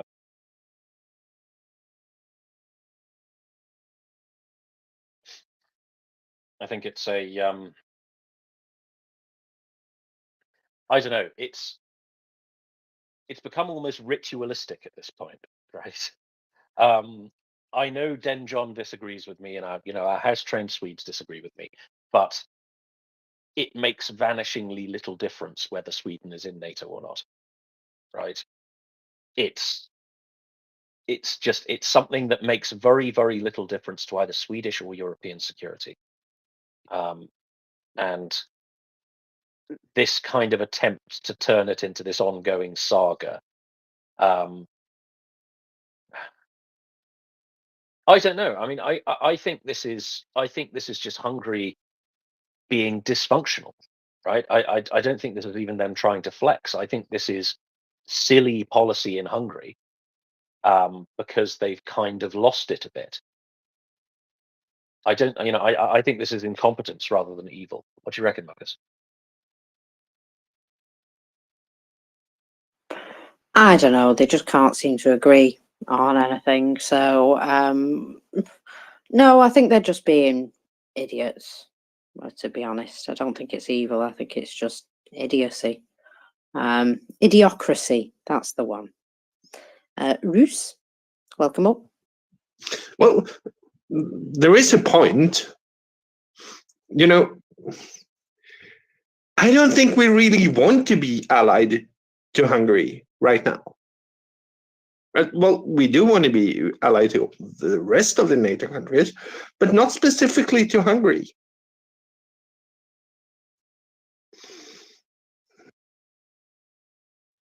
Well, there is that as well. Hungary is still sort of teetering on the brink of an Article 7 here. So, there's still time to deal with that as well. You know, if they're not playing ball in one area, perhaps other things can be done. You know, remember Hungary fought to the line over the EU decision for the 50 billion. Fought to the line. Apart from the fact that he just backed down because they had too much over him. So maybe something else like this can be thought about. You know, perhaps there's ways and means. I mean, Germany, for example, has a factory in Hungary, I believe, don't they? Quite a nice, lucrative military contract there. Don't know if that might be a point of leverage, perhaps. You know, there's always things we can think of.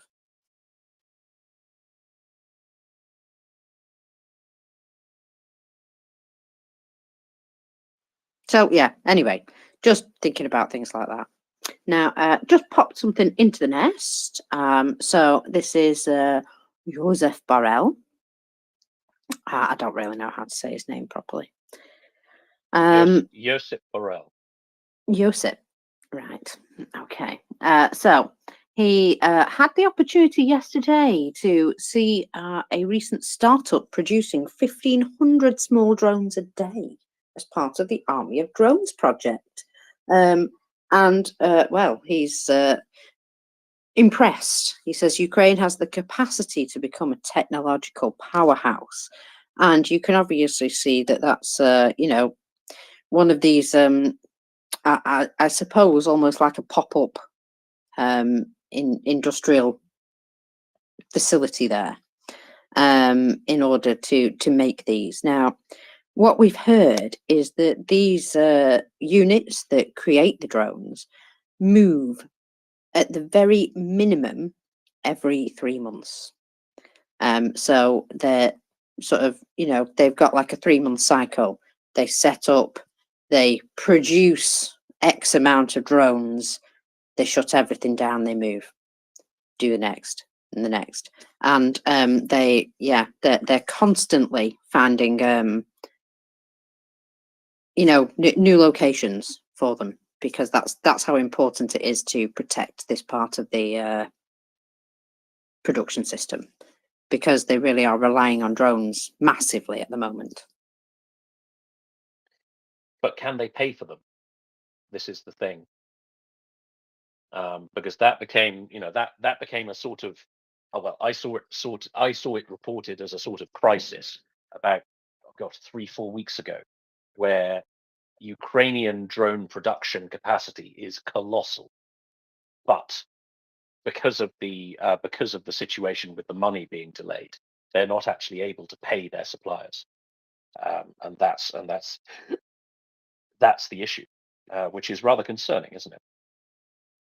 Well, I think the 50 billion from the EU, some of that will be funneled into this, because it has been sort of, you know, chopped up into pieces. There's a piece that specifically goes to, you know, I think it's medical and regeneration or something like that. There's a part of it that goes specifically to training of medical personnel, I think. And then the rest of it is sort of the lump sum of it is been earmarked for paying for stuff like within supplying the military sector. So perhaps that now has eased the problems. Well, yeah, I'm just kind of wondering why it's going to take until the end of March.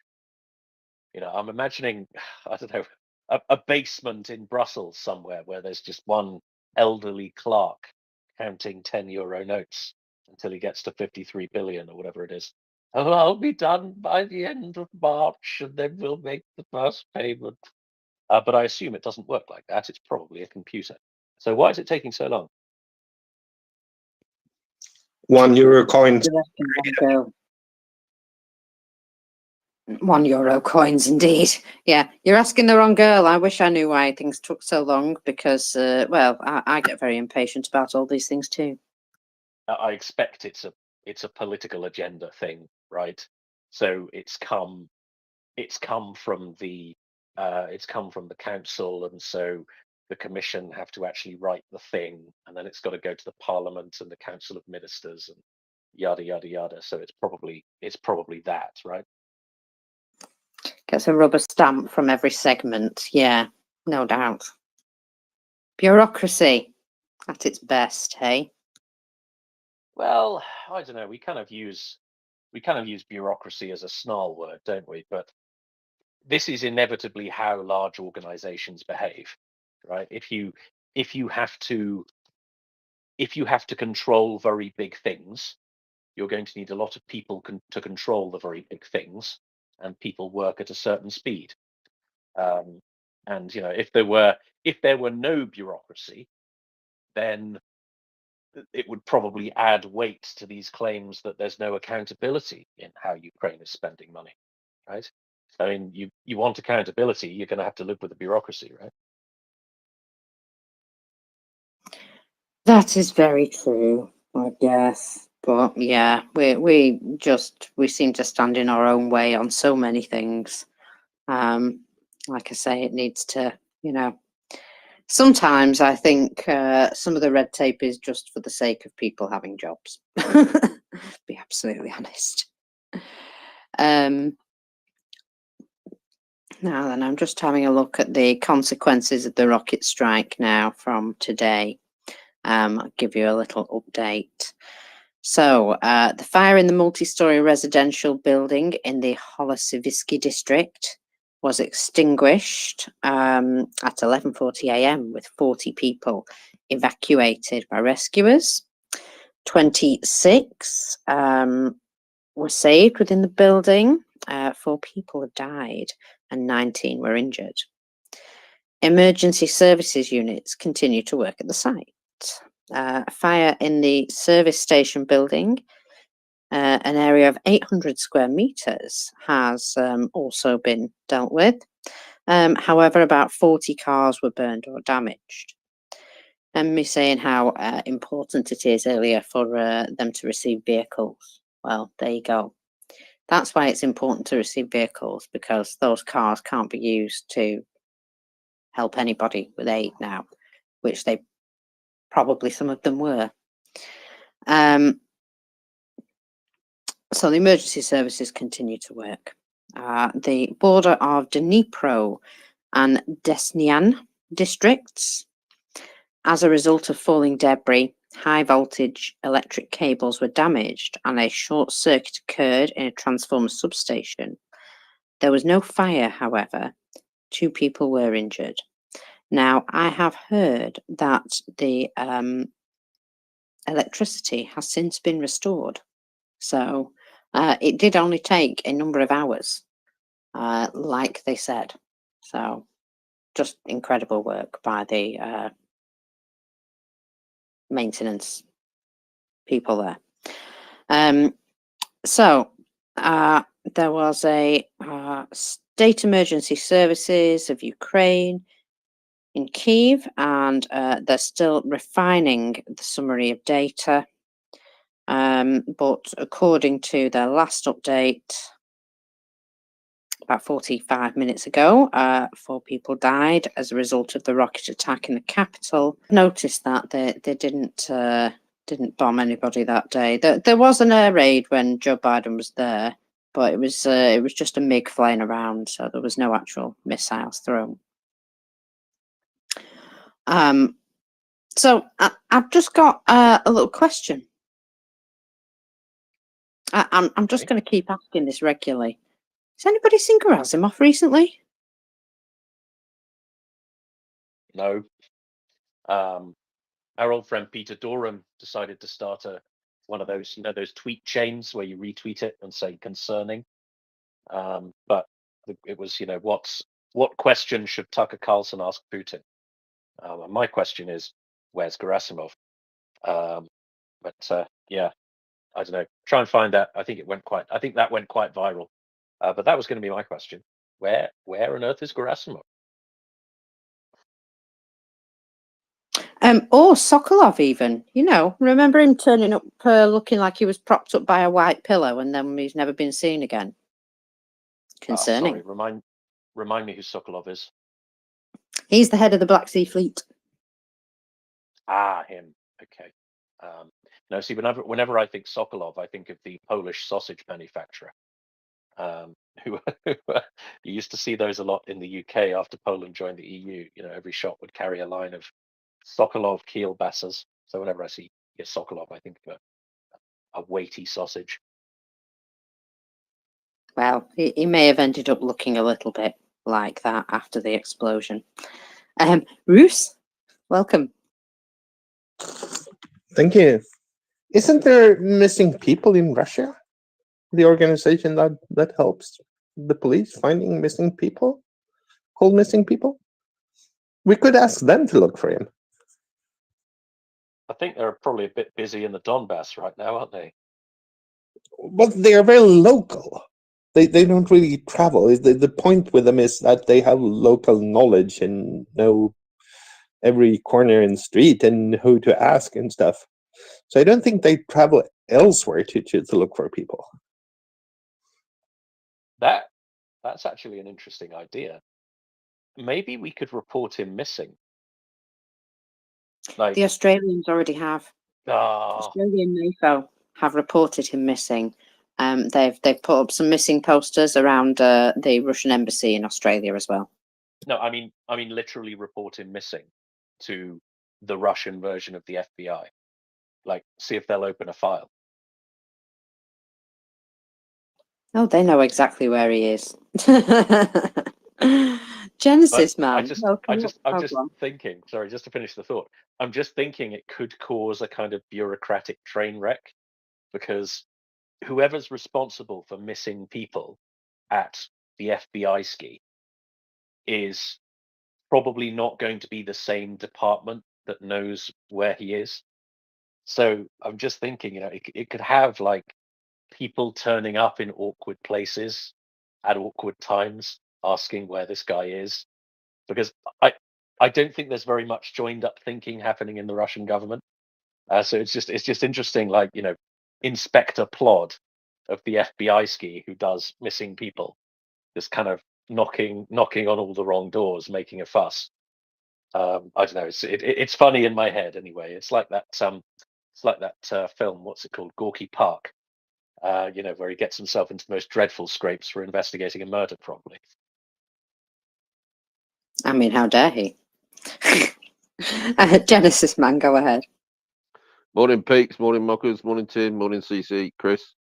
So I'm going to have to put you all out of your misery. Gerasimov, I've just seen him 5 minutes ago. He was walking his dog in the park at the back of my house.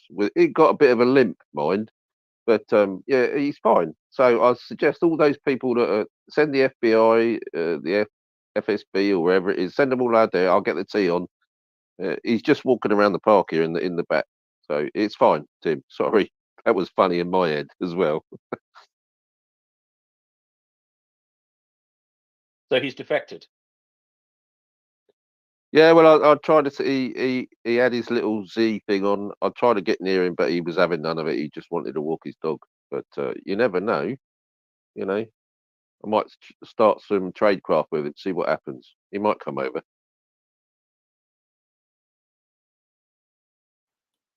Well, if you get to interview him, ask him where Sokolov is. Sorry, ask him where Sokolov is, because these guys, both of them, appear to have gone, you know, just missing after Ukrainian strikes and the rumor of their presence nearby.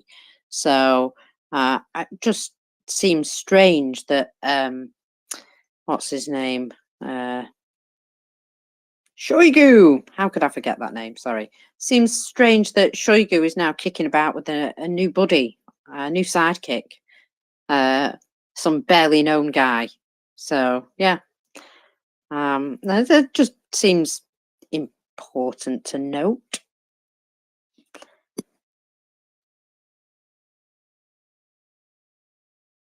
So yeah, I reckon he's brown bread. That's my summary. Oh, reconnection issues, host connection issues. Because my host phone just crashed. Give me 2 seconds, Yep. please. That'll be why. No worries. I'm bringing up Booyah for a little chat. If it works. Hey, there you are. Go ahead, my lovely. Good morning. I just got a notice that you guys might be about to crash. FYI. It's okay. Tim's on it. Get the fox on it. Zero That's fox, brilliant. zero Thank fox you. given. I'm still spreading that rumor that you're a CIA honeypot, though.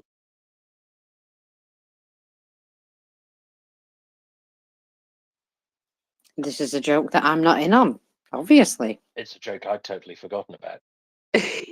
Why am I a CIA honeypot now, Booyah? I've forgotten about this. So Tim was telling a story the other day that when he first showed up, there were quite a few people that were under the mistaken impression that he was a spy, and so they were buying him lots of drinks at the bar. So I'm just trying to get him more free drinks at the bar, really, by spreading salacious rumors about him online.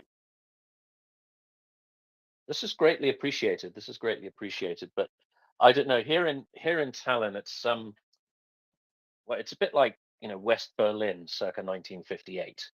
You do feel like you're on the front line of something because St. Petersburg is only 6 hours away in a tank.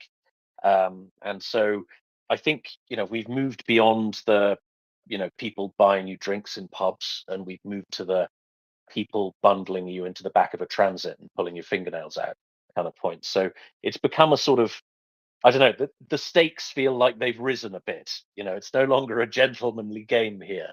It feels a bit horrible, really.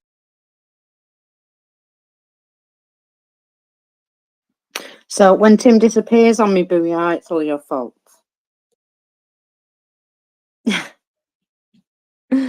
Although it would be funny. Now, do you remember me saying, was it yesterday? No, it was the day before, that by the end of this week there was going to be an awful lot of snow in Moscow?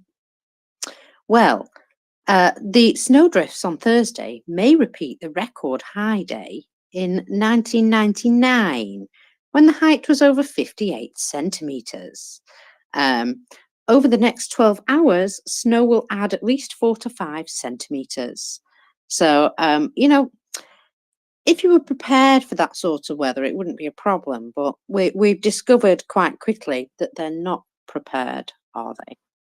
So I'm hoping that might also cause them some problems. I do enjoy some snow-related issues.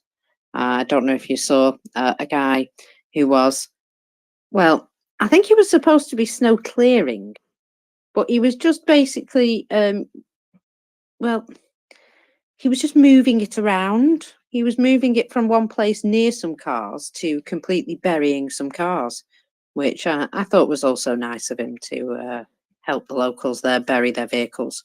I've seen, trucks that are basically just dumping snow back on the ground behind them because the vehicle that's supposed to be collecting the snow from them is not close enough, or they're just not bothered. I've seen snow plowing vehicles out of the way while also plowing the road. I just feel as though, Tim, it's not going to be perfect. It's going to cause them some problems, and me personally, I'm here for it.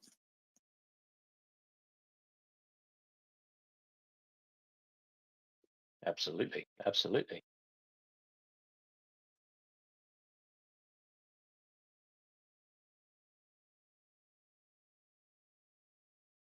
Now, I don't know if anybody else had a hiccup with Twitter, but there was a strange moment of freezing, and I am told some people lost audio. Don't know what to do, but over the last sort of 15 minutes, there's been some hiccups happening. So it's not us, it's them. Now, I thought this was quite fun that Budanov has been added by Rosfin Monitoring to the register of extremists and terrorists. I think he probably won't mind. He'll find that quite an honour, in fact. And yeah, I think last time he was told that he was considered a terrorist and wanted by Russians, he smiled and said, "Good." So I don't think this one's going to bother him either. See, something of a badge of honor, really. I mean, a number of people have been added to Russia's official shit list, like our old friend Alex Backus. I think he was sanctioned by Russia. I'm surprised it's taken them this long to get to Budanov, though.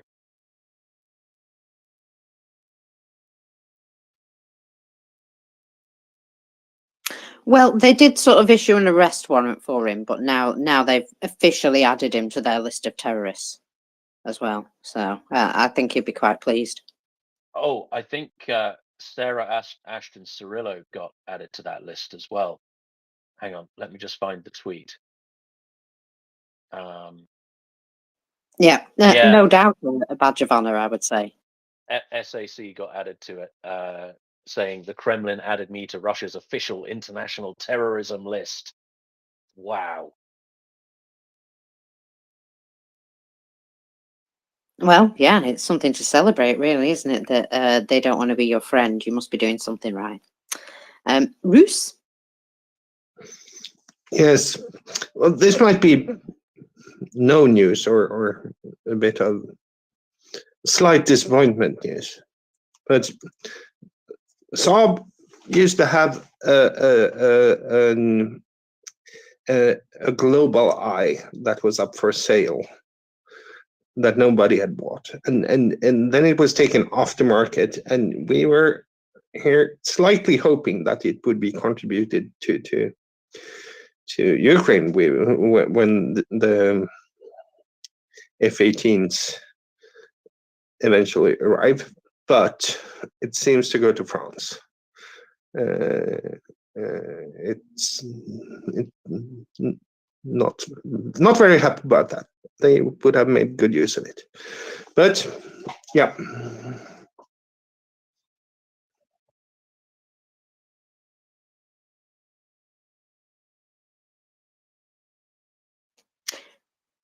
I don't know what was going to France, Tim, because I was answering a message.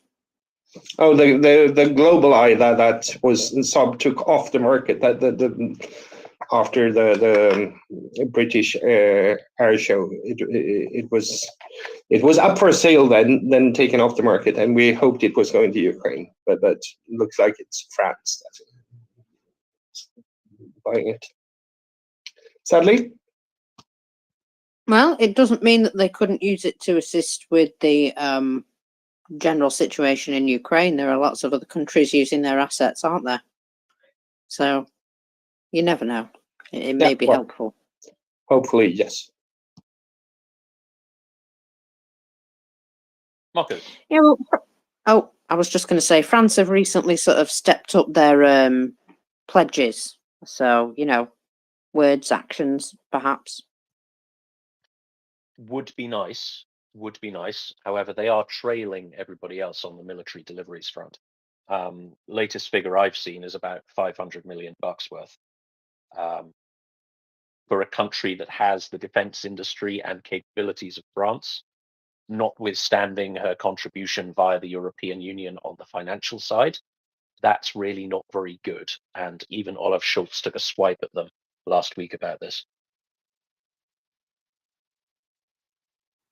Yeah, they also came out and said, we are giving things that you don't know about, though, in order to try and counter that. Did you notice? Yeah, I noticed that, but Scholz called bullshit on it. He said that a lot of countries seem to be hiding behind secret deliveries that I'm not sure are either not sure are taking place at all, or they're probably not worth very much because, what do we see on the battlefield? I don't know. That's Scholz's opinion, and he did it in quite a roundabout way. But I think that was firmly pointed at France and possibly Italy.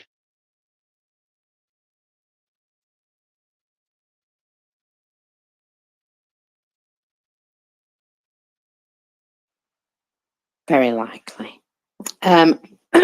Well, either way, that you know, I would like them to transform into action. So hopefully, we'll see a bit more action in that direction or from that direction. But would you like to hear about a little meeting that took place? Ekaterina Mizulina, the head of the censorship group Safe Internet League, she met with some students just recently in a continued brainwashing. However, one student challenged her censorship arguments, and she threatened him with prosecution for discrediting the Russian military. Even though he wasn't discrediting the Russian military, he never even talked about them. He literally asked her about censorship. So, yeah, that would seem that that is now the new threat to throw around, that, you know, anyone pees you off, you can just threaten them with that. In fact, there was a story just recently of a Russian lady who fell out with her neighbour, and the next thing, the police were coming and knocking on his door for just that very thing. So it would appear that the bad old days are back, Tim. Does this represent a step change from anything at all in particular? Sounds like business as usual to me. Well, now they've just got another reason to, you know, dob their neighbours in. It's become much more prevalent than it was. So, yeah, it's just Well, sort of stepping back in time. that's one way to settle the dispute about exactly where the head should be, right? Just report him to the FSB. How do you like that? Yeah, it seems a bit harsh. Roos, go ahead. Yeah, there's some more very peculiar information on the global eye. France has ordered, and we don't know how many, but this aircraft covers a lot of terrain. Sweden usually doesn't think they need more than one in the air to cover both the Baltic Sea and Sweden. The United Arab Emirates, though, they have ordered 5. They are just a very tiny little nation. What do they want with 5 global eyes?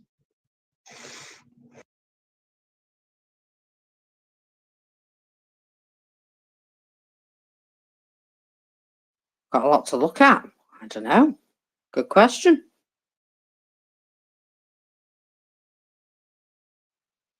If only I knew the answer.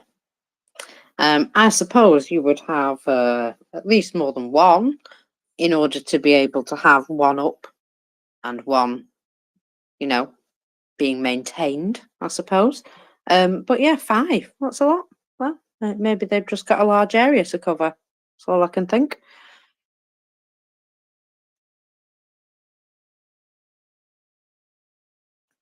So, unless you've got something, Tim, I will delve back into my bookmarks. I would like to hear the opinion of somebody who knows about this sort of thing, about why somebody would need 5 global eyes. So if Gunny or Latam or somebody wants to come up and talk about that, I'd be very glad to hear from them.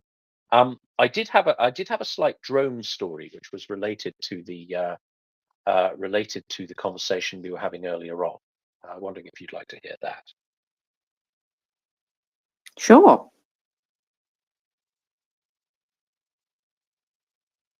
Now, this is a report in Ukrainian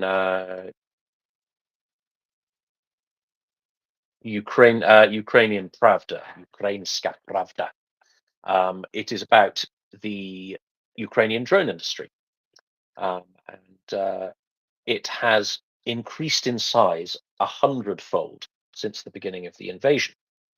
Now, at the beginning, there were only a total of 7 types of drone, different types of drone, that were approved for use by the Ukrainian Ministry of Defense. Now there are 67 different types of drone.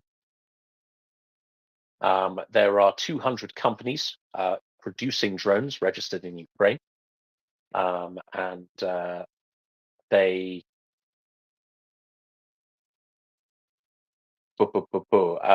this makes the Ukrainian drone industry, military drone industry, one of the largest in the world. They don't say the largest, but I wouldn't be surprised if it were the largest, actually, unless you count China. Now, the from Ukrainian Pravda reports that in the last 6 months of 2024, the drone army, the so-called drone army, hit 14,000 targets, including tanks, BTRs, checkpoints, etc., and that is only if they take into account video verified hits. Right? So the ones they've been able to verify on video in 6 months numbered 14,000. So it's going to be several times higher than that. Now, the drone army concept, they have trained over 20,000 UAV operators so far, and across 33 different training establishments, many of them civilian organizations who do drone training, but have started doing military work instead. Now, there's been a great deal of simplification of the manufacturing and procurement of UAVs. There have been 20 different laws and regulatory acts either passed or amended to simplify the production and procurement of UAVs. In particular, the VAT and the VAT on components has been cancelled. The export control has been relaxed, and the market generally liberalized in order to stimulate production. And this has increased the profitability of drone producers in Ukraine by 25%. Now, the United 24 Fund, this is slightly ambiguous because I'm translating this from Ukrainian. United 24 Fund has already issued 10 million to dozens of brigades. Now, I don't know what that means. Does that mean 10 million drones or 10 million something else? I'm not really sure. I'm going to assume that means 10 million drones. Yeah, there we go. Ended our last comment on a bit of a miserable note. That the Ukrainian government reportedly can't afford to pay the producers of the drones that they've established, or at least stimulated. But there's a bit of upbeat news from earlier on in the week. Well, we do love Ukraine receiving, drones and making their own drones. But yes, if they need the money to buy the stuff to make the drones with, then we need to make sure that they get that. Now, I've got, bear with me. Sorry, I'm just checking where I'm up to. Right. So, you see, none of the things in my bookmarks here are terribly cheery. So I'm going to go with the Russian Telegram chatter because I talked to you about a basement, but it's a horrible story, and I've retweeted it so people can read it for themselves. Just can't do it today. You know what I mean? So obviously, some of the Telegram news is Medvedev threatening NATO with ballistic and cruise missiles with special warheads and the end of the world if we dare to oppose Russia or not be frightened of them. Whatever. But this is fun. Patrushev stated that the failure of import substitution has happened in a number of, well, in a lot of places, basically. He said that they've had a failure in import substitution, which is terrible news for them, isn't it? And he complained about the lack of scientists. Now, the Secretary of the Security Council noted the lack of desire from Russian companies to purchase domestic equipment and complained about the shortage of personnel. He said Russian companies continue to focus on purchasing ready-made foreign goods using the parallel import mechanism. An obstacle to achieving technological independence remains the shortage of scientific and engineering specialists. Now, just to note, Tim, that they've been arresting some of these guys who were doing, missile technology, these guys who were scientists there.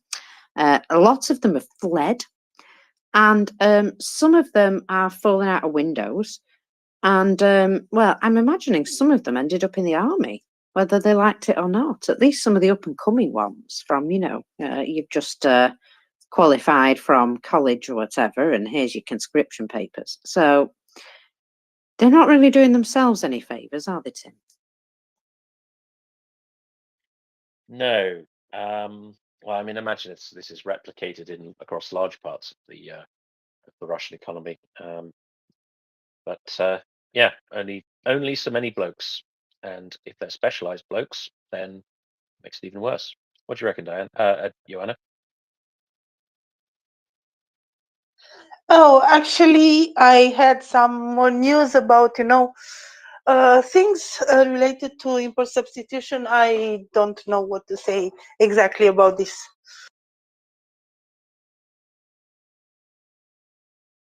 Well, we'll go to Nale in case you've got a comment here. Go ahead, Nale. Yeah, thanks. Just a really quick comment about this. I even heard that there was and I can't remember if I heard it here or I read it on. Can you hear him? Yeah. Hello. Hi, Nala. Yes, hello, Tim. We hear you, but Mockers can't, so Mockers is going to need to recycle. In the meantime, please. Yeah. All right, thanks. So I heard that there's a company that makes, I think it was radar systems, and they are selling the radar systems to the Russian armed forces at a loss. Can that be true? Because that sounds really crazy, since they have oil money that we don't have.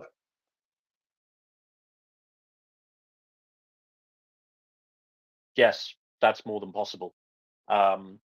What we have to remember about Russia is, we don't they don't really have private industry in the same way as we do in the West. So they don't have private property in the same way as we do in the West. So everything a businessman has, he has from the king. He has from Putin. So if he benefits from the largesse of Putin, he gets to make money. He gets to be corrupt, gets nice government contracts. But sooner or later that favor is going to be called in. And if that means him making his products at a loss, then tough. That would be my take on that. Does that answer your question, Nana? Yeah, I always tend to forget that Russia is not quite normal. So yeah, that answers it.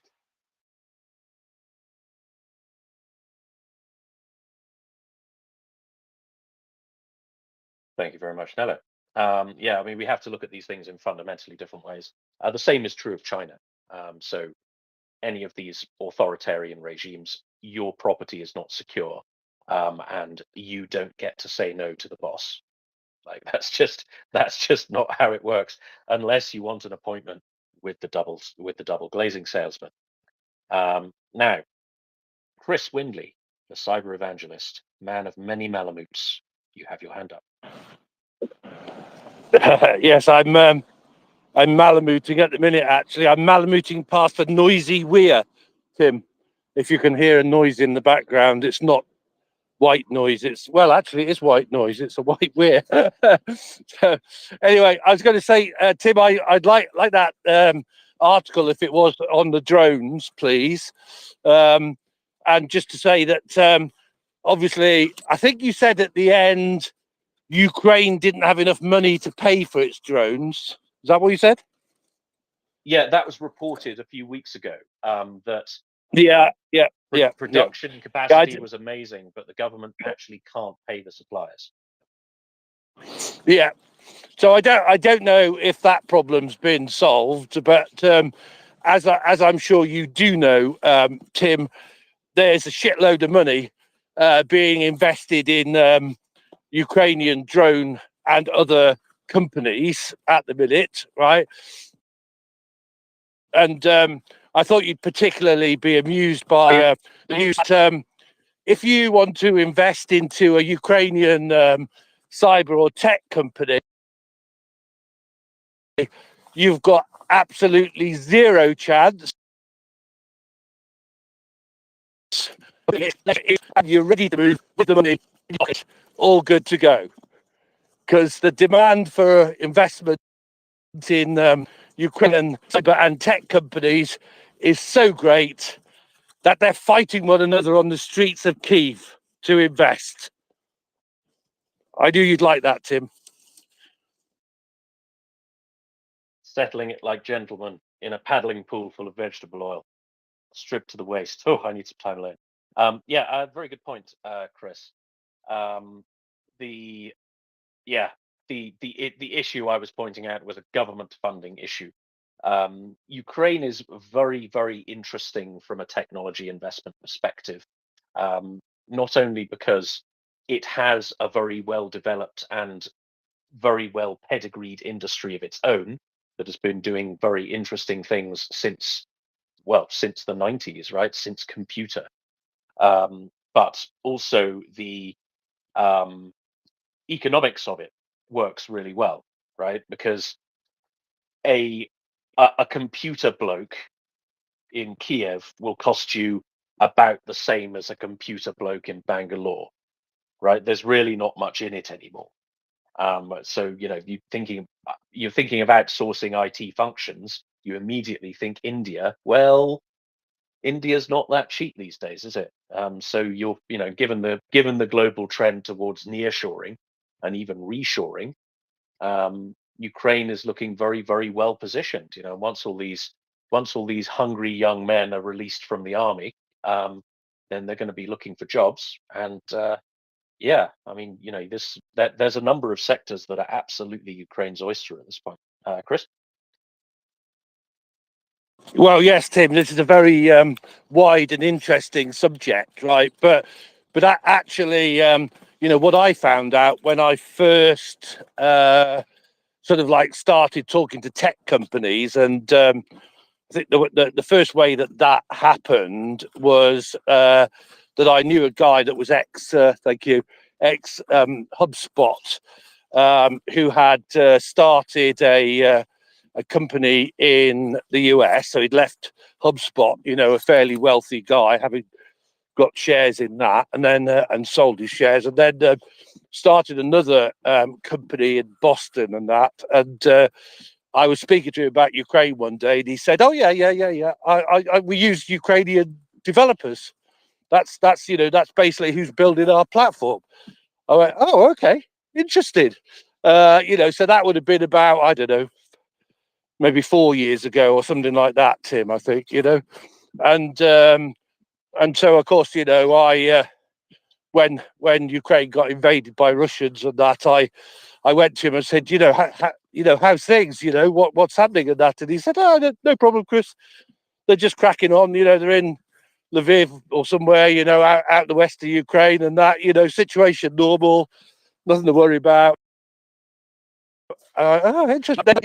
That got me digging deeper. And as you say, actually, I think Ukrainians were very clever because their labor costs were, as you say, very low, but actually they charged high rates. Tim, I think you'll agree with me, right? So actually what you found is that they were competing, particularly in the US, at US rates, but obviously their costs were much lower. Would you agree?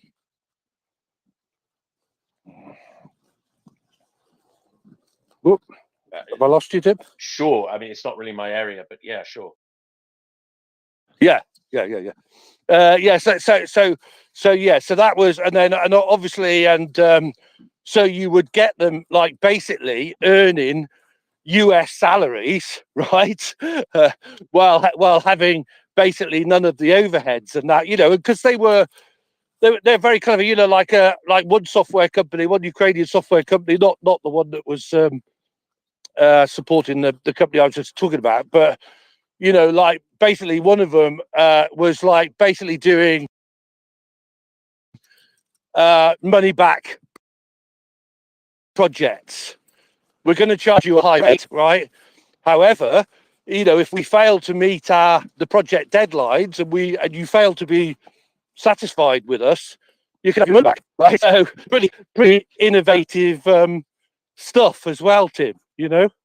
But yeah, and of course, whatever they were doing, between what should we say, Tim? Should we say I don't know, 2010 and 2020? So in that 10-year period, the the Ukrainian IT and tech sector just exploded, and of course it's during the invasion, by Russia, and that it's the only sector that just carried on growing.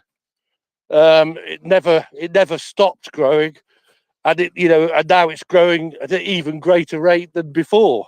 So it's just an incredible thing, really, an incredible achievement. I was going to say to you as well, like with Osable, you've got the two Dimitros, right? The two Dimitros are the founders, and these guys are serial entrepreneurs, right? So although they sort of went through the Brave One project, they actually didn't need any handouts from Google or Microsoft and that, who's been, as you know, I mean, they've basically been putting like bits of seed money into the the Brave One approved companies and that, 10K, 10K, whatever it is, or something like that, just to get going, get whatever it is, their product proof of concept and all the rest of it. Yeah, so they didn't really need that because they got $1 million seed round. So so you've got this situation there where they're so savvy and so well connected, and that they don't need the helping hand, if you like. They'll take it, and I think they they'll sort of like win the prizes for best products or best company or whatever, but they don't need the money. Thank you very much. Yeah, it's certainly an interesting one. I guess investment in Ukraine, in that case, in that particular sector, becomes more about access than it does about money, which is going to be an interesting dynamic. Okay, we've got a couple of hands. I think it was Bull Terrier, then Joanna. Bull Terrier. I think Joanna was first, actually. Okie dokie. Let's do it that way, Joanna, then Bull Terrier. Thank you, Tim. So I wanted to speak a little bit about the import substitution thing, but I also have a collection of articles from Commerzant. So I'll be short to allow Bull Terrier to speak, and then we can talk about them. So for the import substitution, actually, Russia approached it in a very unorthodox way, which is kind of hilarious because it's a very orthodox state. So they did try to do some import substitution, and it works for some products. for most of the food products. Of course, they cannot import substitute the bananas from Ecuador. They may be able to substitute the carnations, and they did it for some other, you know, regular use products like paper, but with the problem with the quality, and also, for example, for the cars, but also with problems with quality. But mainly they did the import substitution, not completely substituting the products, but rather substituting the source of the product. So they continued to import a lot of things from other markets, not from the traditional importing markets. So, for example, they oriented themselves towards China and some Asian countries, and also towards African countries. So yeah, it's not really import substitution. It works for some things, it doesn't work for others. And just to mention that, for example, Romania during the Ceausescu regime, he wanted us not to be dependent on imports, and practically he did an import substitution for everything, and it was really a very catastrophic strategy, because you know that led to a lot of things missing on the market and a lot of poverty, actually. So yeah, people may say that the globalization is not a good thing and it's not good to depend on other countries, but the reality is that you cannot produce everything you need, or you need at least a few decades in order to prepare and to be able to produce everything you need. So it's not the case for Russia. We have seen that they really miss the ball bearings. They have problems with the trucks. They have problems with the trains. They have problems with practically everything. So when they say that import substitution failed, it was you know, normal that this will fail. They manage, but in very small areas.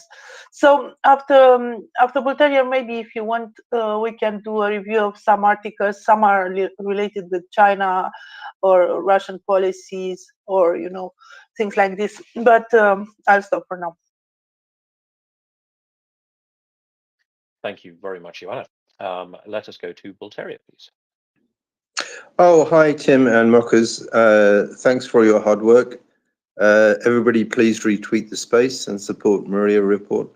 I just noticed that there was a Reuters report about a bill to introduce a draft, and it seems to be very similar to what Commander-in-Chief Valery Zaluzhny, sorry about that, had proposed. And, you know, it's apparently lowering the age from 27 to 25, and asset freezes on draft dodgers. So my question really is this, do we think this is the end of any, well, it was a rumor that there was a dispute with Zelensky. So do we think this is resolving that?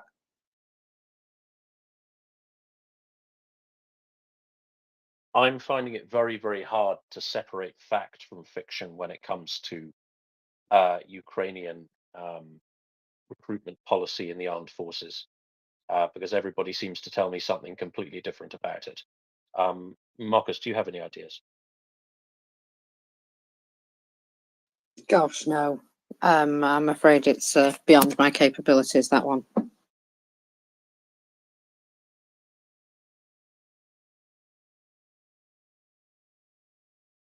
That's not very helpful, is it? Sorry. Apologies. If I find out, I'll let you know. I can send the report in your DMs. Okay, go for it. I'll have a look at it. Yeah, sorry, I've not had a lot of time to look or catch up with anything. I spent yesterday just in a black hole, so I'm a bit out of the loop in some ways. But that's why Ioana's here, to bring us some news. So what have you got for us, Ioana? Okay, so there are a number of articles in Kommersant that, in my mind, are related, and it's kind of interesting to see them. For example, the main bank of China stopped settlements with Russian importers. The Chinese bank Chuzhou, or something like this, commercial bank, informed clients about the suspension of transactions with Russia. They clarified that they notified the clients and the financial institutions that they would terminate the relations with any Belarusian or Russian persons because of this. Several deals failed recently. Apparently, there will be very difficult to export goods until March because of this, and also because the long weekend, there is a new Chinese year that is close, and it's a big celebration in China. It takes about 7 to 10 days. So basically, because of this, there will be problems with the relations with China. According to the Chinese bank, they suspended these operations because they are afraid to violate sanctions. So this is against a hint towards secondary sanctions, in my opinion. So next article, Peskov commented on this. He said that the Kremlin is aware of this information and the difficulties that the Russian companies have encountered, but this is the prerogative of the government, they say, and there is a close dialogue with the Chinese friends. Of course, this is a quote, and all the problems will be solved soon. That's the statement from Peskov. So I think this is interesting because the Chinese seem to fear secondary sanctions, but actually there was talk about this before, so I'm not sure how serious is this time. Maybe it's just a hiccup, maybe it's something more significant. Anyway, I thought it's interesting to note this. Also, something happened in China. You know that the stock market in China is not doing very well. So apparently, Yi Huiman is leaving his post as chairman of the China Securities Regulatory Commission. He is replaced by Mr. Wu Qing. He has a reputation. Bloomberg is reporting about this. He is known for his very tough management style, zero tolerance for corruption, and he has this reputation of broker butcher for shutting down 31 companies for trading violations when he was head of the security in the mid 2000s. So they replaced him. This is an attempt probably to stop the decline of the Chinese stock market and to manage it with a stronger hand, let's say, something like this. So I think this is also interesting. Another article, you can stop me at any time if you want. I have a lot of tabs, right? Really. Another article, it's interesting because we talked about import substitution and about problems with China. Apparently, the Russians reoriented very quickly. Half of the Russians believe that Iranian cars can win the trust of the buyers, so they will no longer buy so much from China. They will buy Iranian cars. And apparently half of the Russians are very confident that those cars will be good, and apparently the market will be increasing by the end of the year. So they say that it's now possible to buy these cars on the Russian market. Well, more men are aware than women about this, and so on and so forth. So it's like a poll concerning the Iranian cars, which is kind of interesting because the Russians will be buying Iranian cars. Yeah. So my last news about these economic financial things, and maybe Tim will like to comment on this because it's interesting. We talked about the Chinese stock market. Well, something happened on the Russian stock market, or whatever it is, because it's not really a stock market. Apparently, Putin allowed Sberbank, which is the state bank, the big bank, to deal with the shares of a number of oil and gas companies. So this news is very short. They are not telling a lot about this, but apparently Sberbank is empowered to conduct transactions with the shares of the companies Sibintech, Sladovsko, Zareknoye, Unti-Neft, Yurek Neft, Oil and Gas Field Technologies, and so on and so forth. So there was a decree that is published on the Kremlin portal, and practically Sberbank can carry out transactions, operations entailing directly or indirectly the rights of the ownership, use or disposal of shares for these companies. So it's very interesting. Well, interesting. I guess it's normal for Russia that a state bank is dealing with the shares of some companies which are supposed to be private. They are not really private, as we know. But yeah, interesting. I don't know if you want to comment on this. I can give you the article. Now, So that's for now. That's it. thank you very much, Joanna. There's an awful lot there. Something that jumped out at me, you're saying that this Chinese fellow who's in charge of their regulator, he has shut down 30 securities firms. Presumably that's for such actions as mis-selling shares, right? Trading violations. That's the reason. Okay, so just kind of generic. Because this is, as you say, this is a double-edged sword, right? You might instinctively we think, well, it's probably a no-brainer to shut down particularly brokers who are doing naughty things. But I would give you an example from the United Kingdom. Now, the United Kingdom has its main stock market, the London Stock Exchange, but it has it has two junior markets to that. It has the AIM and oh shit, I can't remember what the other one's called. There's another one that's junior to the AIM, which focuses on smaller companies, and it's a more lightly regulated version for smaller companies to raise capital from the public.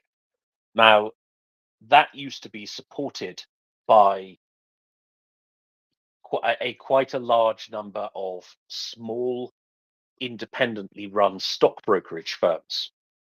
So the way you would raise your money was you would list your shares on the AIM, and you would engage a stockbroker to sell the shares for you to the public.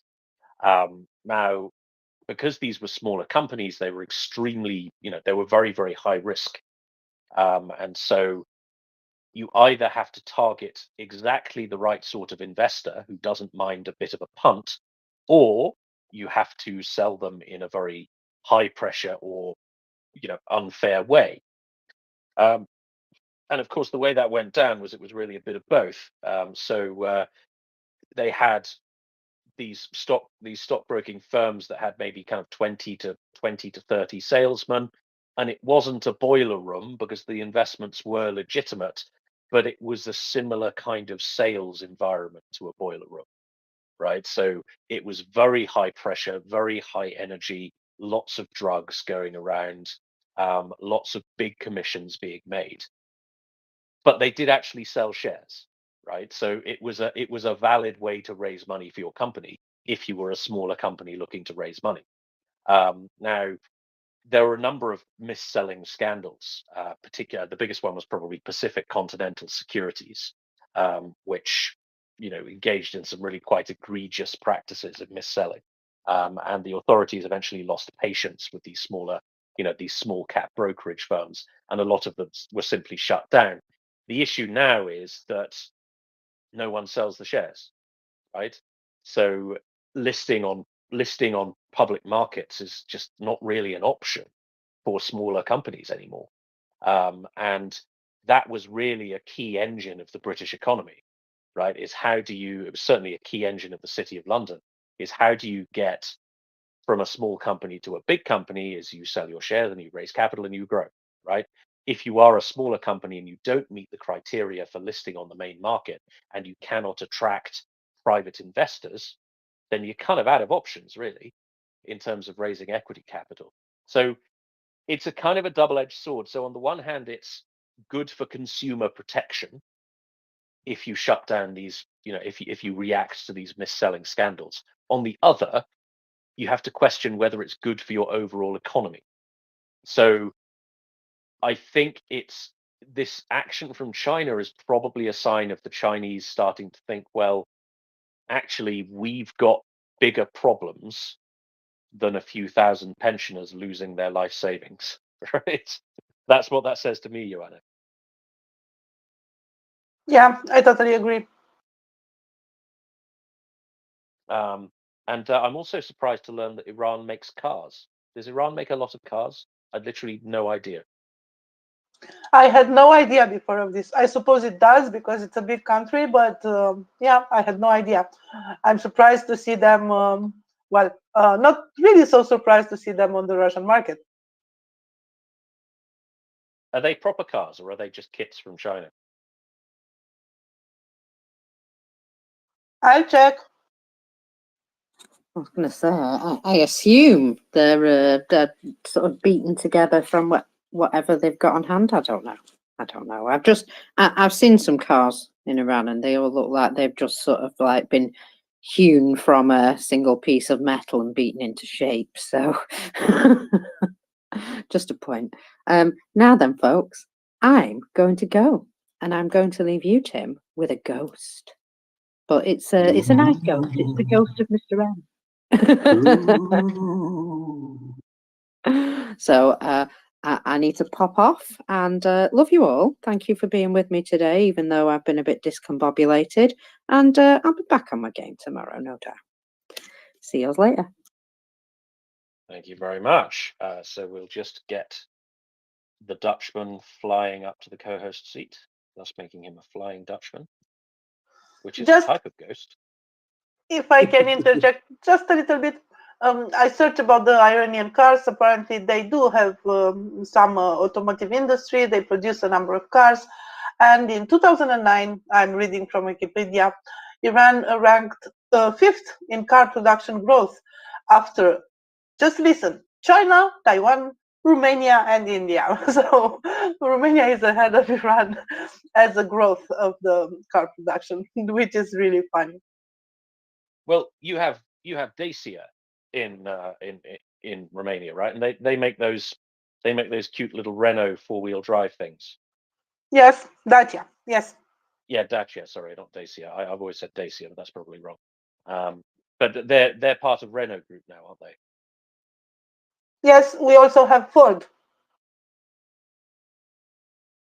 I didn't know Ford Ford was investment. Romanian. Yeah, they are producing some cars in Romania. I believe the car that was most sold on UK market is a Ford produced in Romania. That's interesting because they used to make those in London, didn't they? I guess that got too expensive. Okay. Well, you got out of EU, huh? Yeah. Well. Okay. Let's go to Bull Terrier. Yeah, hi. I find it hilarious about this idea that Russia is going to import Iranian cars. I mean, the last thing that I could find was about this was that they had proposed in 2022 to start car production in Armenia, but you know, most people here in Armenia are driving, well, obviously Ladas, but you know, Mercedes, Kias, Nissans, Toyotas. I certainly haven't seen any Iranian cars. And if they were any good and cheap, they would be here in large numbers. So I think it's just a joke.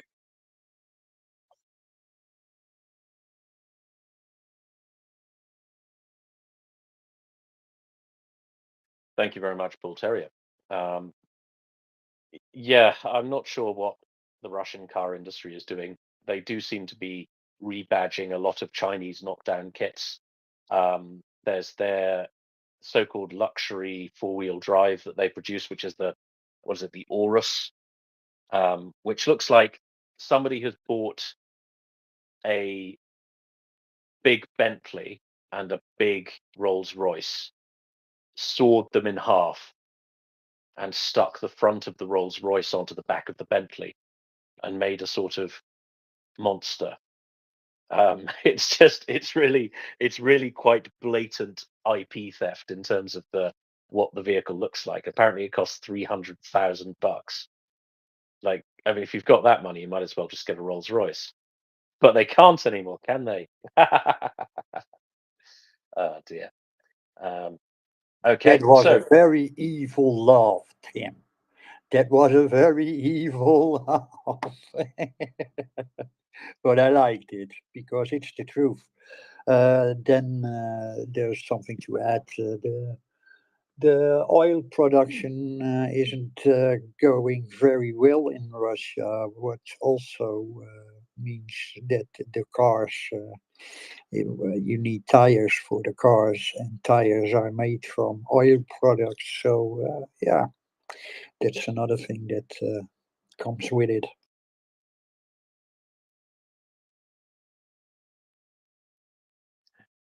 Thank you, Ghost. Bill Terrier.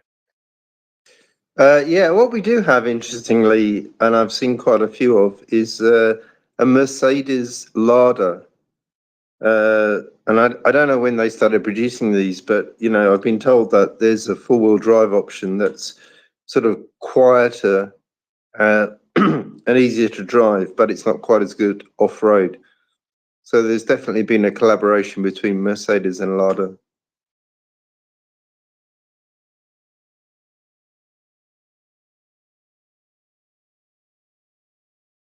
Well, there's the Niva that Lada make, which is a small four-wheel drive. It was one of the original tiny four-wheel drives, and they used to be quite good. You see them quite a lot here on farms. They're kind of they are to Russian and former Soviet farmers what the Land Rover 90 is to British farmers. So it's the kind of everyone seems to have one if you have a farm, except me. Apparently, I don't get one, but that's another story. But they used to be quite good back in the Soviet days. So if you buy one that was made before about 1985, then it's a good vehicle. After that, it stopped being as well produced, and they're not as reliable, and they're just not as good. They put a much smaller engine in them as well. So the old Soviet ones had a 3-liter petrol engine, and if you see the size of this car, and it's really tiny, and it's got a 3-liter engine, then that's quite a serious vehicle. But the new ones have got like a 1.6 diesel in them or something, and it's just not the same as it used to be. So there's those. Yeah, I guess you could stick a Mercedes badge on the front. Yeah, no, it's definitely a Mercedes Lada, and I've seen quite a few of them. I just Googled it, and it's like a different animal.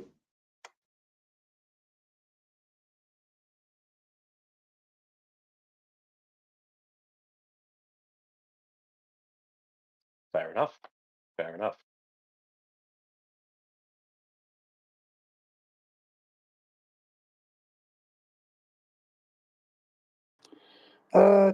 Tim, I can give some information about what is happening in the Dutch government in the Netherlands, because it isn't going very well. One of the parties has said they don't want to talk anymore with the other three. So this comes with a shock for the other parties, who are the PVV, the BBB, and the VVD, and basically they are back to the start again, because this seems to be no success. And my honest opinion is that there will be new elections in the Netherlands sooner or later, because of the very difficult and the struggles that this formation has. So in the meantime, Mark Rutte is still Prime Minister. As long as that is the case, I don't have any doubts about the support to Ukraine.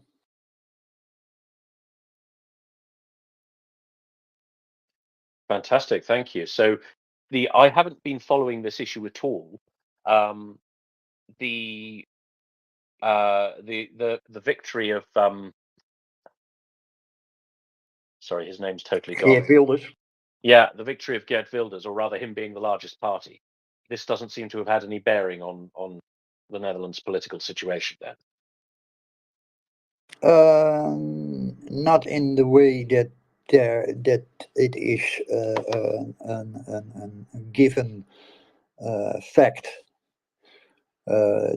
Because he won, that then he will be forming a government, and that everything is going the extreme right way. That isn't the case at all, because there are also 3 other parties who are having a victory in these elections. They are not the champion, but they also have a victory in their thing. And those are totally different parties as the PVV. So the consensus isn't that everything is going to the right at this moment. It has all to be seen. There are new opportunities. Let me say it that way. Fair enough. So in the meantime, the Netherlands holds strong.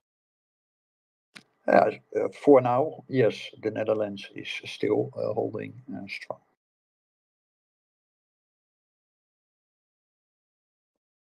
Fantastic.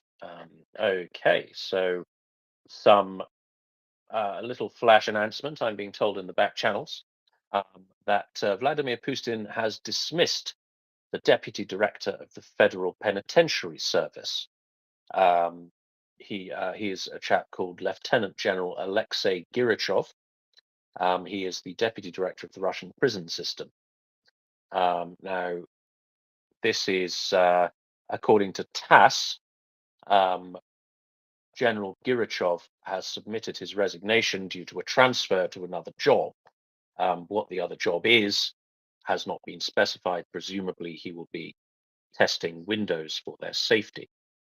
Now, he was appointed deputy director of the Federal Prison Service quite recently, so March 2023. Before that, he had a role in a regional service in Voronezh. And before that, he had the similar job in the Vladimir region. So he's just sacked the deputy head of his prison service. Entirely possible that he's not offering up enough volunteers for the Russian army, right? It seems not when this is the case, Tim. But wasn't there always a struggle for mobilization? The things that Putin wants and the things that are reality are both very different things. Yeah, well, yes. This is certainly very true. Now, this is on the mobilization side, as well as the industrial side as well. Right? There's the manpower in Russia is not what it could be. They also have industries to keep alive. We did have the well, the manpower front is easier than the industrial front. So we had the ISW, the Institute for the Study of War report a couple of days ago, that the military industrial base of Russia is unlikely to be able to support fully Russia's reserve manpower. Now, this is interesting because I've seen this from 2 sources now, both the British Ministry of Defence and the ISW. They've both reported that Russian military capabilities are basically standing still. So Russia recruits enough men to cover its casualty rate of 500 to 1,000 a day, whatever it is. It produces enough equipment to cover its daily losses, but no more, right? So it's not, the Russian army is not growing. It is replacing its dead and wounded men and its destroyed equipment at the rate that they are being destroyed. Now, Mashevets has stated that Mashevets is a Ukrainian politician. He's the deputy head of the office of the president of Ukraine. He's also a military intelligence guy. Now, he has stated that the operational and strategic reserves of Russia are not combat ready. But nevertheless, the Russian command tends to view its reserve component as a sort of bottomless barrel of manpower. He stated that the Russian defense industry is able to produce 250 to 300 fully modernized tanks per year. But he said that the same number of tanks can be either repaired from battlefield damage or kind of overhauled from long-term storage. Now, the situation is similar for armored vehicles, infantry fighting vehicles, APCs, that sort of thing. So this means, as I said, that they can more or less cover their annual vehicle losses. But they can't produce them quickly enough to outfit the reserves. So this means that the reserves are just going, they're not going to be an additional military resource for Russia. They are just going to be a pot of people from which you can cover losses. Now, this has been borne out by the Latvian Ministry of Defense. Their state secretary, Mr. Yanis Garrisons, said in December that the Russians can produce and repair, around 100 tanks per month. Now, this stands in contrast to claims by Dmitry Medvedev that Russia could produce 1,500 main battle tanks brand new in 2023, which is, I would say, is probably wishful thinking. Now, even if you do consider the higher estimate of tank production, this still doesn't support a larger mobilization, right? It doesn't enable the Russians to commit to large-scale offensive operations because they just don't have enough stuff to equip their formations. Now, if Russia is able to maintain the initiative throughout 2024, that the ISW reckons that they may be able to remedy this situation, but they said that it is not likely, their production is not likely to be sufficient to supply a great mass of mobilized reservists or conscripts in 2024. So yeah, they've got manpower issues, but more crucially, they've got equipment issues because in Russia it's kind of the opposite, right? The manpower is cheap, but the equipment is dear. In the West, we tend to think rather the opposite way round. A tank has succeeded if its crew walks away from it being destroyed, right? Whereas the Russian attitude seems to be, oh dear, what about my tank? Not, oh dear, what about my 3 guys? But there we go. So yeah, what do you reckon, Ghost? Sorry, I wasn't paying attention, but what I have heard and what I have understand, I totally agree with you on that.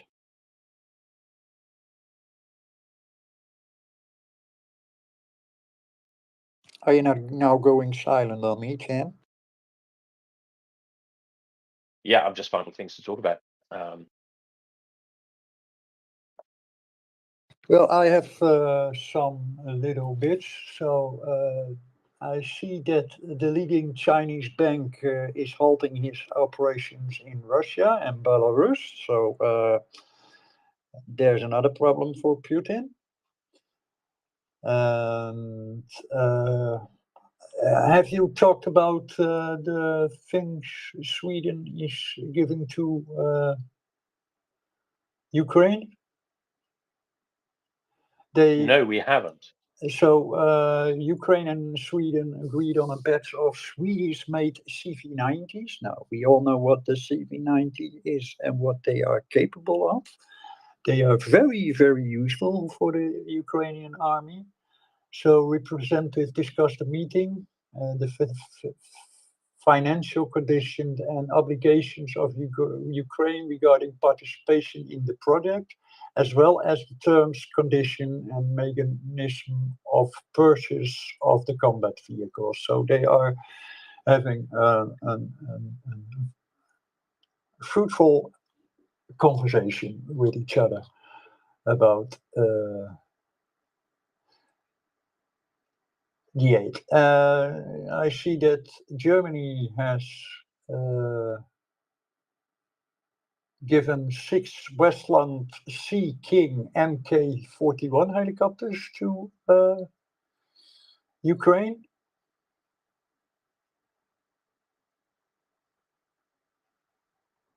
I'm sorry, who gave those? Germany. They gave 6 Westland Sea King. Wait a minute. I put the link in the back channel so you can read it. Also, they have Westland Sea King Mk-41 helicopters, 6 pieces of them. And Ukraine will also begin to mass production of UAVs of the Russian Lancet type with a range of 40 kilometers. This was said by the Minister of Digital Transformation, Mikhailo Fedorov, in an interview with Forbes.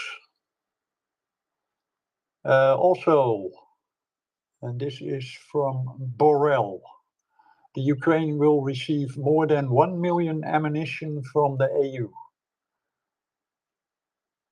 He said, I can also give a fairly specific figure for ammunition. By the end of this year, we count on 1,150,000 who are very needed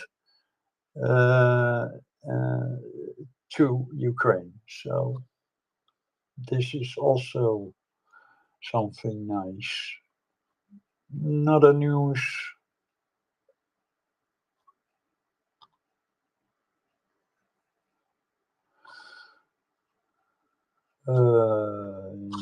Yes, I had here something. So Russia and Belarus also shared an extremist register. I want to see what that is because it's got all of our friends on it. Yes. Oh, is it that kind of thing? Okay, then I know enough. It's a bunch of bullshit. Everything that not complies to their thinking is terrorism. Well, so far I've not seen the full list, but so far the names I recognize are Kirill Budanov, the head of the GUR, and also Sarah Ashton Cirillo, who has been on MriyaReport a couple of times, who is, I think, spokesperson for the Territorial Defense Force or something, or at least was. So used to do fighting, now mostly does propaganda, I think. Yes, that is, well, propaganda. She's only telling the truth and the facts about some things. It isn't propaganda. Okay, Russia would see it as propaganda, but they don't know themselves what propaganda is. Well, I don't know. I'm perfectly comfortable with the with using the term the word propaganda in a neutral way. I mean, something can be you can be the good guys and do propaganda. Propaganda doesn't have to be false. So it to my mind, the definition of propaganda is simply information for political purposes, right? So you're saying things because they will have a political effect, and that can be they could be true, they could be false. You could be the good guys, you could be the bad guys. You're still doing propaganda. Now, this kind of stands in contrast to the Eastern view of that word. They attach a lot of negative value to it. So it kind of means a different thing in this part of the world. So you say propaganda to an Estonian, and he will say, "Yeah, that's a very, very negative word." Yeah, I mean, I think I don't think it has any normative value. I think it could be positive or negative, depends on the context.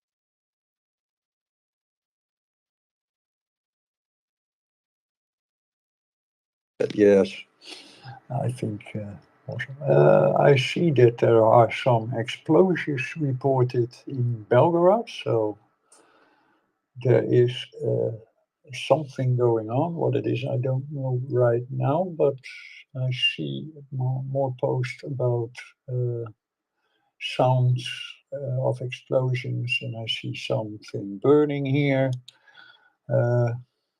Let's wait for some more information about that. But it seems that Ukrainian army is and artillery is on it again, Tim, beating the Russians, kicking them in the ass.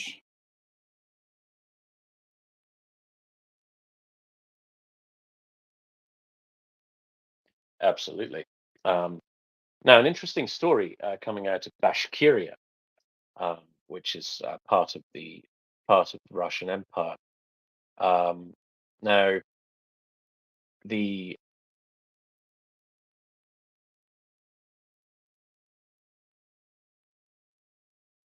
Minister for Family, Labour and Social Protection of Bashkiria, a lady called Lenara Ivanova, has criticized a proposal to oblige engaged couples to provide a certificate of genetic compatibility to the registry office before they're allowed to marry.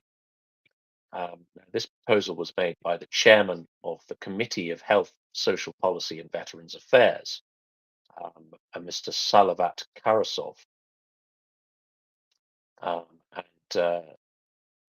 the idea is that you record, you do genetic studies, genetic research into people who intend to marry, and then you tell them if they will be allowed to marry. So it's sort of it's a sort of eugenics, I suppose. The aim would be to, I don't know, avoid birth defects or something like that. Now, this was very fashionable in the West in the kind of 20s and 30s. I think it stayed very fashionable in Sweden. So Sweden went for that for a long time. So Sweden was sterilizing disabled people until surprisingly late. I can't remember when they stopped doing that, but they really went for that. But apparently this becomes a new this has become a new idea in Russia. They're thinking of going down this route again.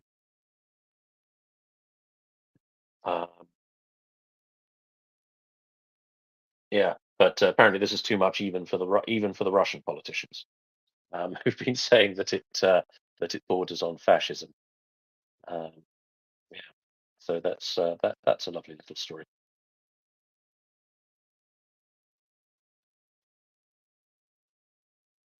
Now, so big news today, Ghost, that you may have heard, is that the head of the United Nations, the UNAEA, yeah, the United Nations. Oh no, sorry, it's the IAEA, the International Atomic Agency Authority, Atomic Energy Authority. Sorry, that's a real mouthful. Has been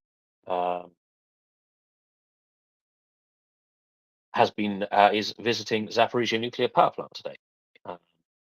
and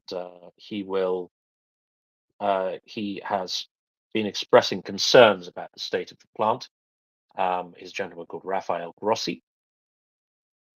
He has said that the plant was operating with a very, very small number of operators. The energy minister of Ukraine, German Galoshenko, said that the Russians have locked out several hundred skilled and licensed operators. You cannot just take them away, he said. The radioactive fuel inside Zaporizhia nuclear power plant is said to be reaching the end of its useful life, so it needs to be removed and safely stored and replaced. And Grossi has described the power plant state as being very delicate. So it looks like the Zaporizhia nuclear power plant is going to be in the news cycle again. That said, we understand that 3 of the reactors are in cold shutdown and the other one is in hot shutdown, so it's kind of not really doing anything.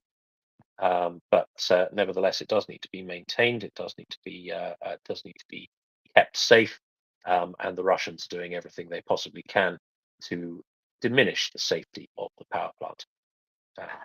So we'll keep an eye on that on your behalf. In the meantime, let's go to Roos. Roos, welcome.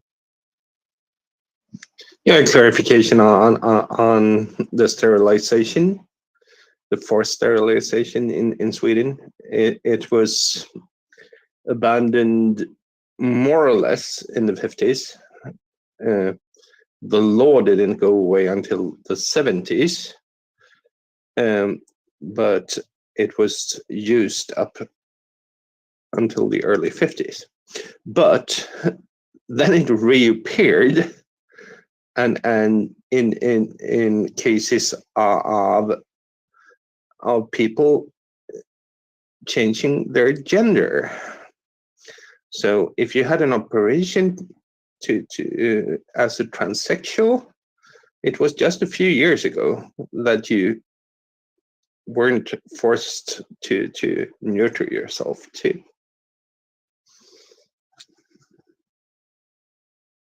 That's extraordinary. Although I would ask that doesn't a sex change surgery neuter you by default? Isn't that just part of it? No. No, right. No, it doesn't. Yeah, fair enough. Well, there we go. Thank you very much for that color, Roos.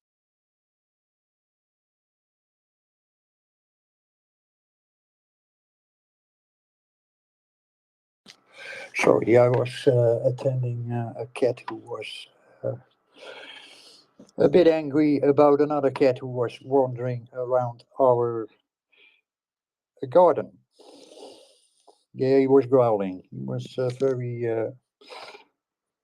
he was not happy with that. Yeah, cats will do that, won't they? Cats will do that. Okay, so we've got a little snippet on the Ilyushin IL-76 that was shot down or crashed over Belgorod. Now, this comes as American and Russian diplomats in the UN Security Council have been quietly sharing insults with each other, or rather sharing accusations with each other about North Korea's illegally supplied missiles being fired at Ukraine. Now, Mr. Robert Wood, who is the deputy American ambassador to the United Nations, said that to date, Russia has launched at least 9 North Korean supplied ballistic missiles at Ukraine. Now, of course, the Russian ambassador to the UN, Vasily Nebenzia, he's the chap who lies all the time. He fired back with a red herring. And he said that there is irrefutable evidence that a Patriot missile system shot down a Russian Air Force IL-76 on the 24th of January. And they said there's irrefutable evidence that it was carrying Ukrainian soldiers in a prisoner exchange. But they've yet to supply any evidence at all that this was the case. Either of these things were the case. So that makes me think they probably don't have any evidence. But there we go. So that's that snippet. I see we have a Daniel up. Daniel, welcome. Hello, Tim. How is your voice? Have problem? Yeah, I'm okay. It's just been a long day. Glad to hear that.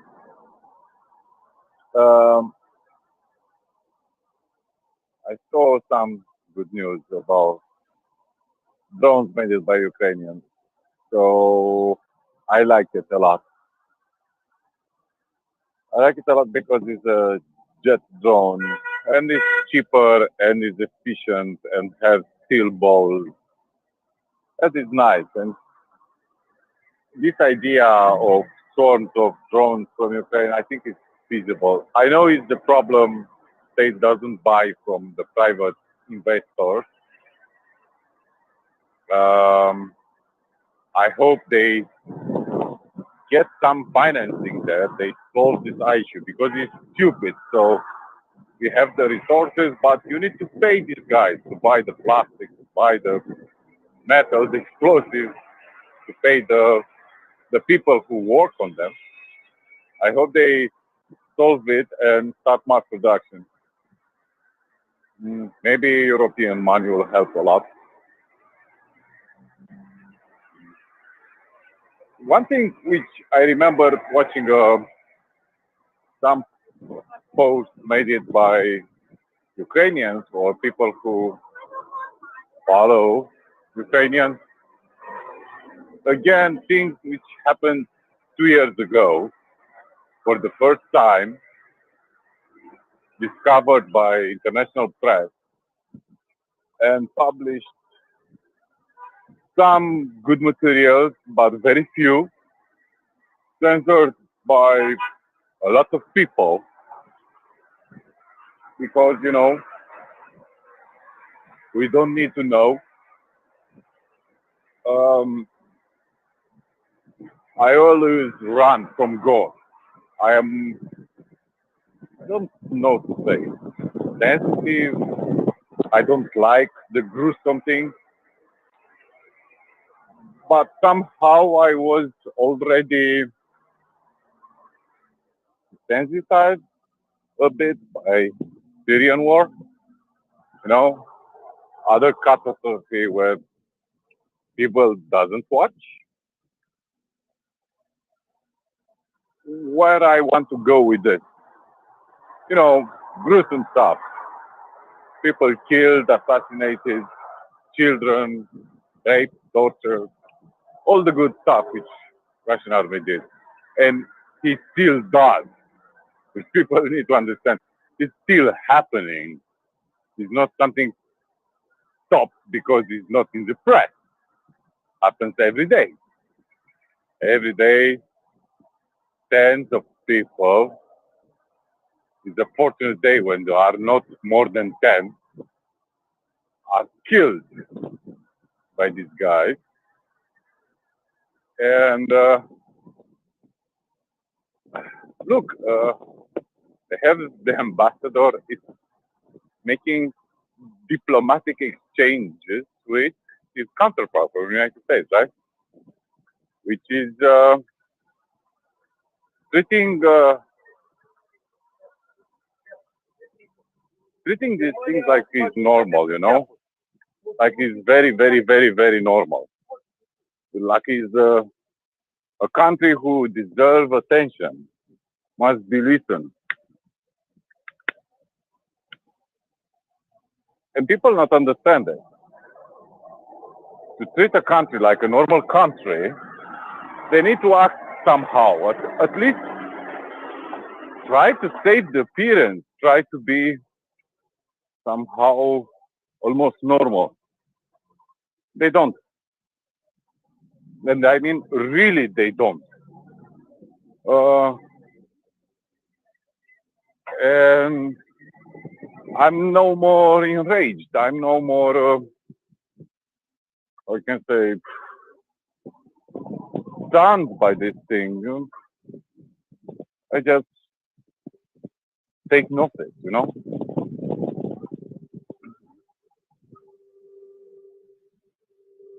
Why I told you that? all the massive, I mean, really massive host of bullshit put on the mass media, social media, everywhere, combined with our laziness, we start to believe this, you know, the old remark is a territorial dispute. They are Slavic brothers, things like that.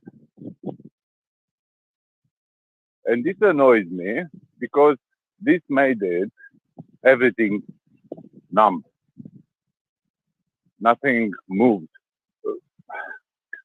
I listen to some people here and they said, what is the biggest tragedy about this war?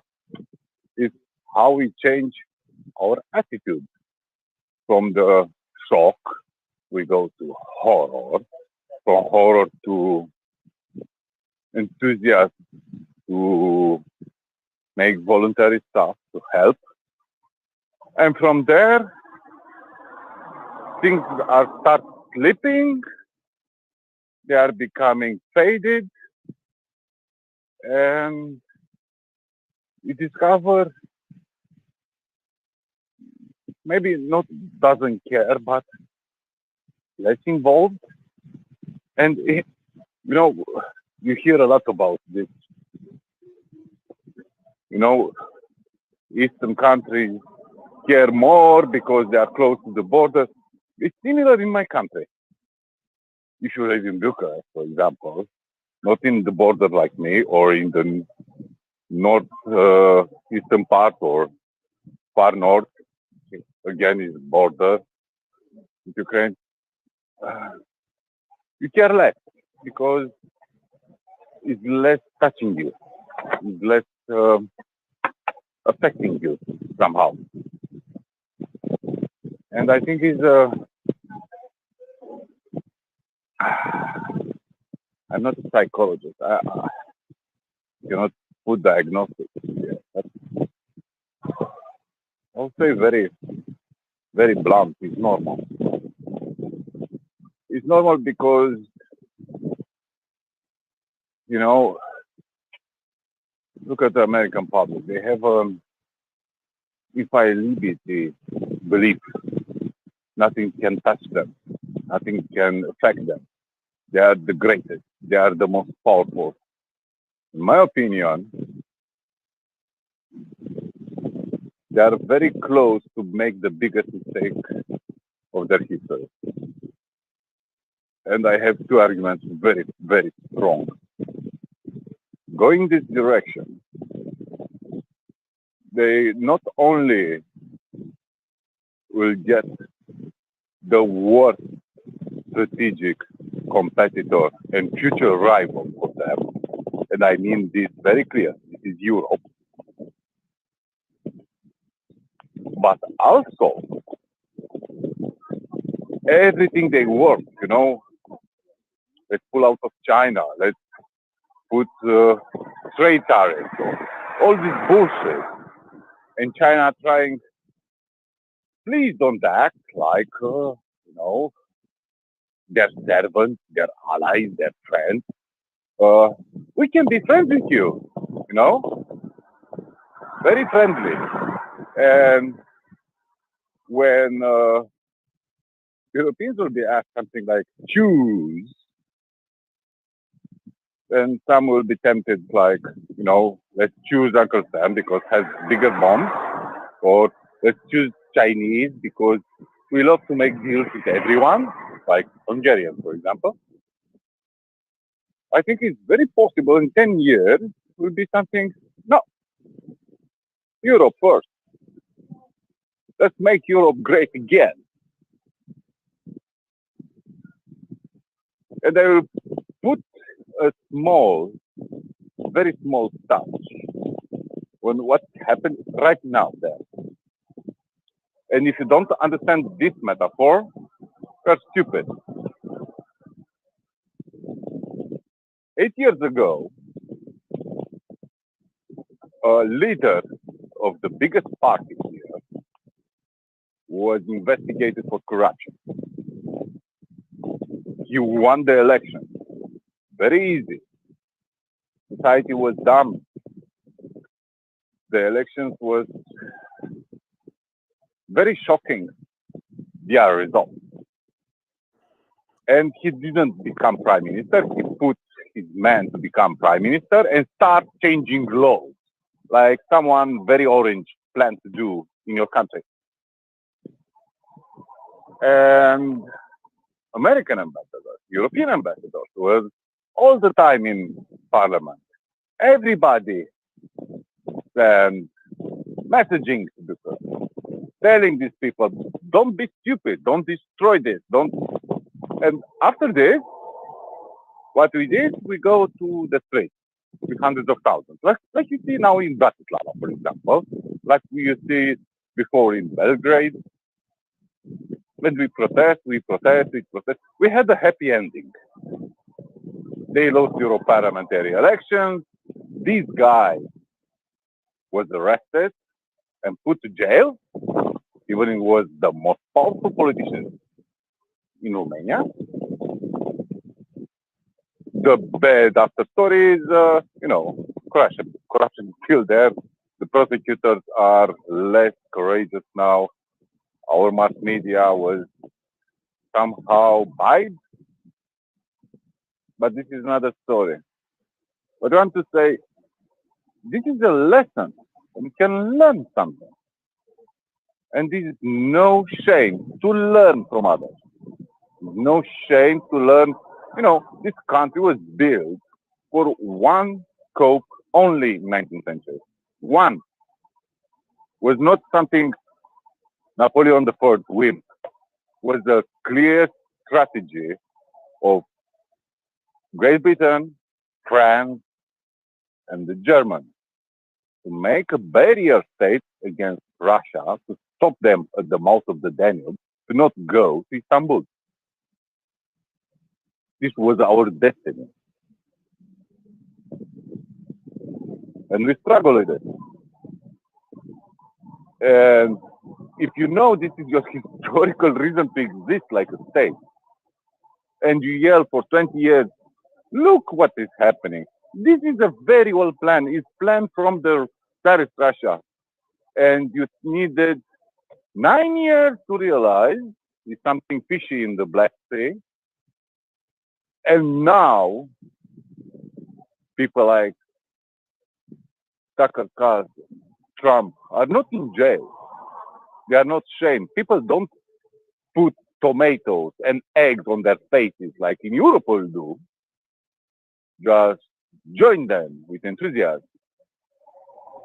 It will be harder when you realize what big bullshit you do. And this will affect your politics, your way of life, your standards of living. It's not about Ukrainians. Maybe you don't care about them. So what? It's normal. Maybe you don't care about me.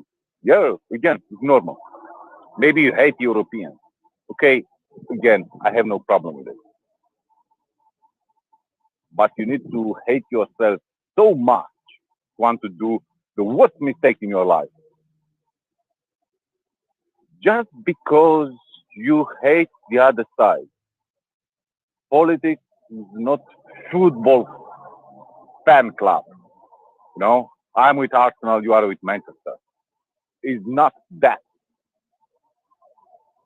Politics is about your future, your choices, how you will develop, not to destroy your political enemies. Not to one guy come to you and say, I want to be dictator, and people say, oh, it's just metaphors. Like Putin saying, I will invade you, I will bomb you, I will kill you and annihilate you. And people ask, what is his motive to do what he's doing? When he says to you in your face, I have very, very, very low expectations. I don't think Ukrainians will play the card of hope. With hope, you don't win wars. I don't think anyone there imagined, well, just, expect the House of Representatives to adopt the bill. I don't think so. But we will remember when a time of need, like 9/11, who jumped to help us? You know, 9/11. You ask, we jump. Now we ask, and you southern border. And again, Sisi will be mad on me. Sorry. Thank you very much, Daniel. Let us go to Bruce, please. Bruce. Yeah, it's not a debunk, but it's a clarification on the CV90 story. It's just a confirmation that the work is still on the way to provide CV90s, newly produced CV90s, to the Ukraine. It's not a new deal. It's just a step in what was already done before. This is the deal where also Denmark has contributed with money to produce more CV90s for Ukraine.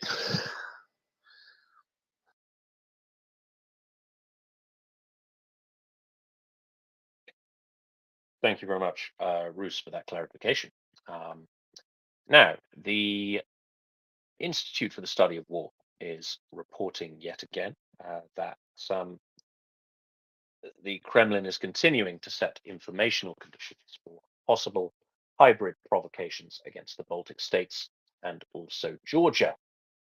Now, the Russian Foreign Ministry summoned some mid-ranking diplomats from the Baltic states to Moscow on the 6th of February, yesterday, due to an alleged lack of a proper response to repeated Russian requests for Baltic authorities to provide security to Russian nationals voting in the upcoming presidential elections in the Baltic capitals. Now, the spokesman for the Foreign Ministry, Maria Zakharova, has said that any disruption to Russian polling stations in the Baltic states will cause serious protest among Russians living in Baltic countries, because such disruptions would violate the constitutional rights of Russian nationals to vote in Russian elections. Now, this is a very strange line of reasoning, because the constitutional rights of Russians in Russia are irrelevant if those Russians are in the Baltic states. So, yeah, there's that. But nevertheless, I wonder exactly how much security is needed. Now, the polling station for Russians living in Tallinn is the Russian embassy on Pick Street, which I walk past nearly every day. It's quite a large building. It is readily accessible. It has some barriers outside, which have been adorned with symbols of protest. There is a small demonstration outside it every Thursday afternoon, mostly of Estonians and also Russian speakers in Tallinn, demanding Russia end her genocidal invasion of Ukraine. Now, there's also always a police car sitting outside it. So there's a couple of Estonian policemen in their car all the time, 24/7, making sure that nothing untoward happens to the Russian embassy. Because that is your duty. If you are hosting an embassy, it is the duty of the hosting state to protect that embassy. So one wonders exactly how there has been a disruption or any need for security outside that Russian embassy. Nevertheless, Sergei Lavrov, who was the foreign minister, he's the one who looks like a donkey, claimed on the 5th of February that Western governments have launched Russophobic influence campaigns aimed at Russian embassies, consulates, and similar assets abroad, and warned that Western provocations abroad increase when polling stations open for Russians to vote in foreign countries. Well, God, sorry, it's all very stupid. I don't even know what to say to that rubbish.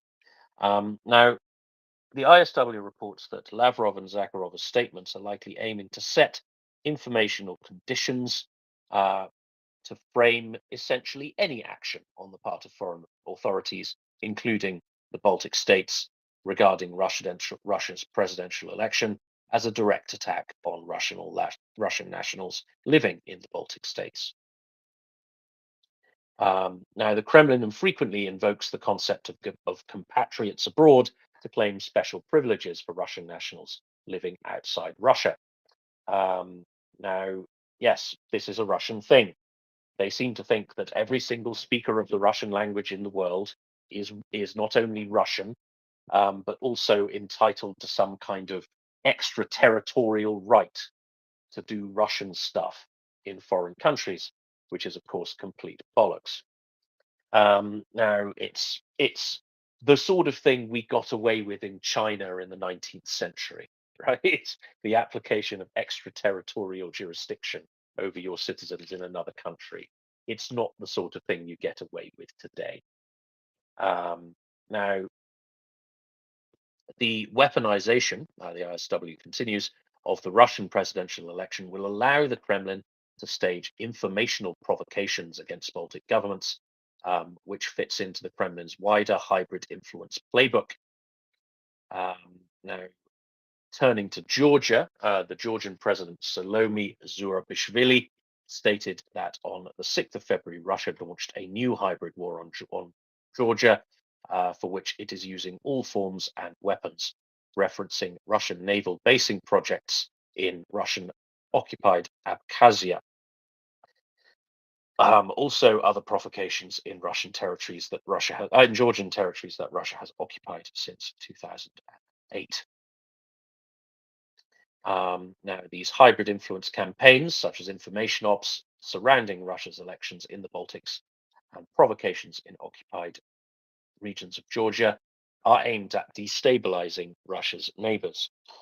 Now, I don't want to say I wish them luck with that in Estonia, but I don't think they're going to be particularly successful, because the last time they managed to provoke anything even remotely serious was way back in 2008, when Russia staged the Bronze Soldier Night riots.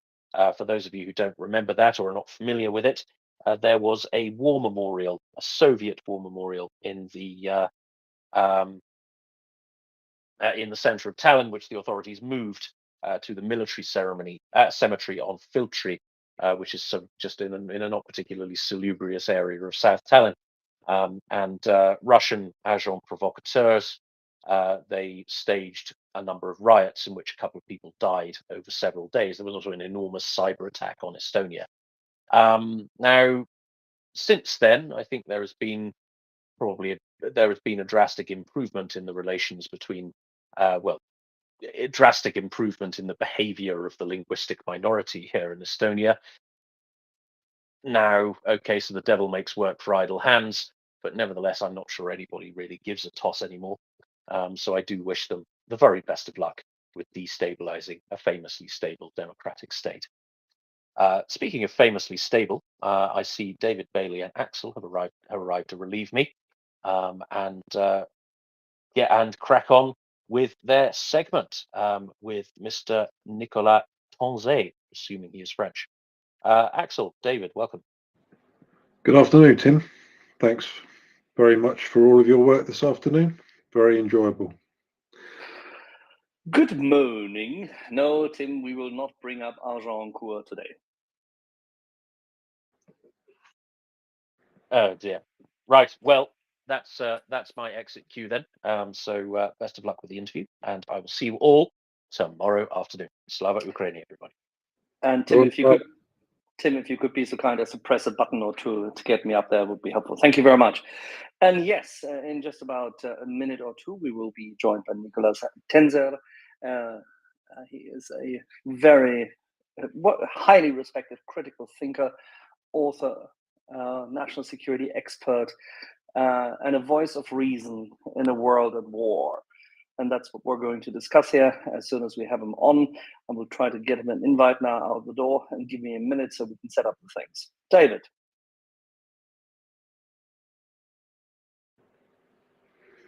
Alrighty, I hope the audio is working. David, if you could carry on for a minute, I will change the title and do a few things. Yeah, sure. So what else has been going on today, I wonder? I'm afraid I've been kind of deep in work, but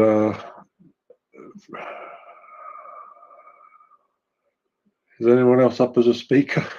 Sorry, I'm trying to think about what's been going on.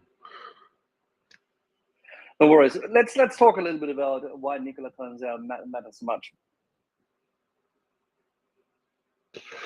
Well, he's a very prominent thinker in geopolitics. I think it's very important that he's talking very much about how the European defence structure should look like moving forward. Obviously, the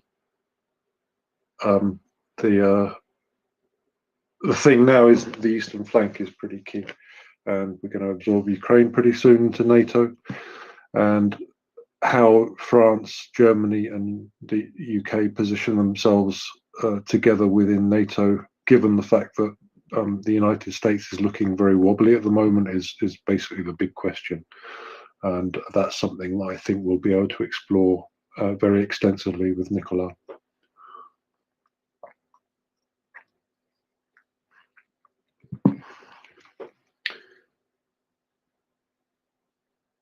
Alrighty, yeah, I'm just chatting with him. We'll get him up here in just about a minute. Very good. Let's have a look and see what else has been going on. The only news I've noticed from Commerçant today has been a very comical statement about what you can wear in court. So they announced that there's a dress code, and you won't be allowed in with shorts above the knee, or a skirt above the knee. And you won't be allowed into the court with any tattoos. So very strange that that's a front page item of news in the FT of the Russian world, but kind of typical for Absurdistan.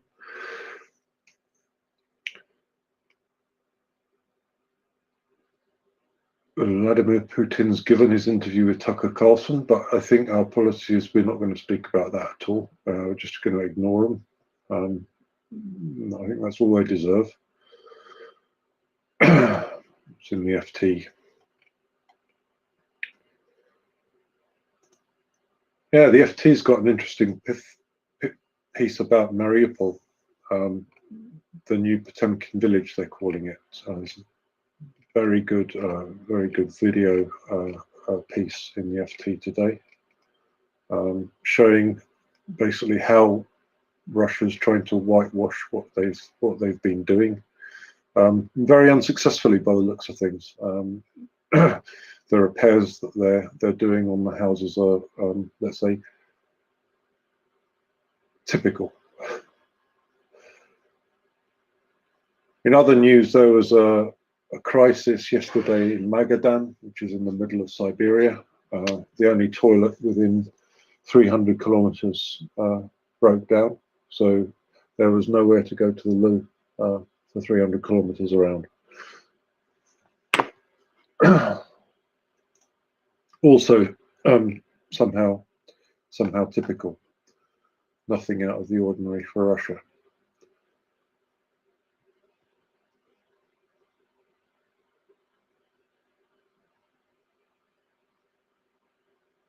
So Nikola's just on his way up. I can see things coming along there. Yeah, well, we're doing a little bit of say, A bit of technical juggling. resolutions in the background. A bit of juggling going on in the background.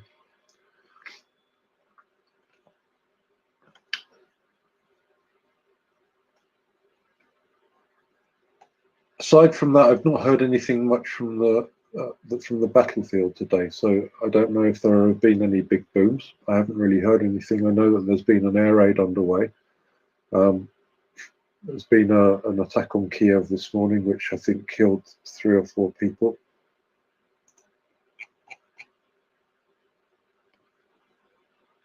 civilians being targeted again.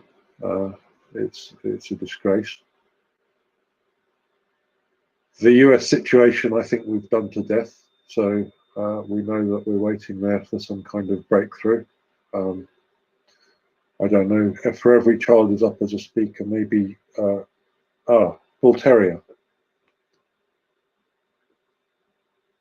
So I have Nicola. Oh, yeah, sorry, hi. we have to interrupt. I apologize, but we have Yeah. Nicola Tanzer already requesting, and 1 second, we'll have him right up there.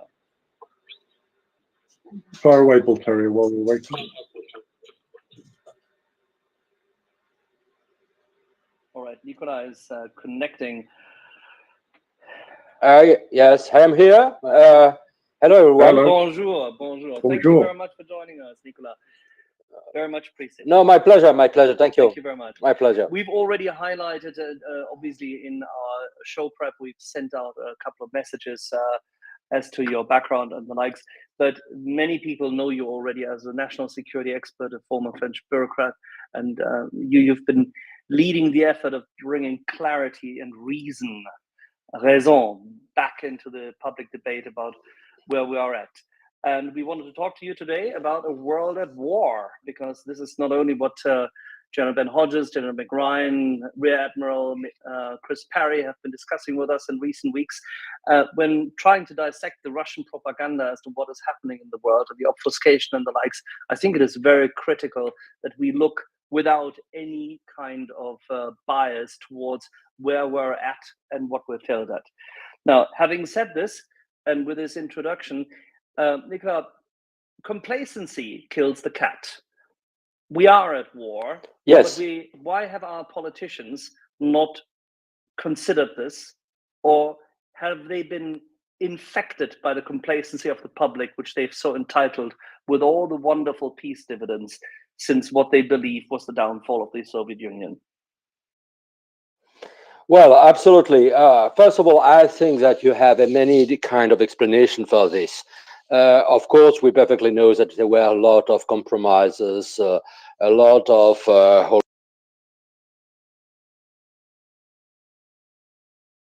have also a lack of, I would say, moral ground. And also, I think that there was kind of cowardice. But I don't think that they are the main reasons.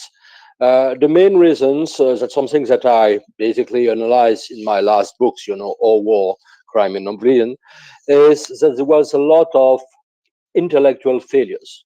Intellectual failures in the very understanding of Russia, and also I think on the main concepts that are relevant for foreign policy.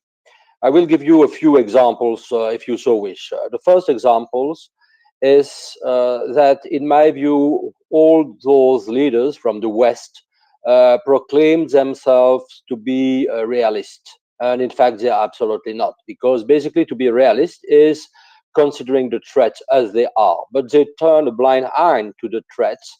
They still thought that they could re-engage Russia. And in fact, they were, I will say, ultra-conservative, saying, well, basically, that's a kind of fait accompli.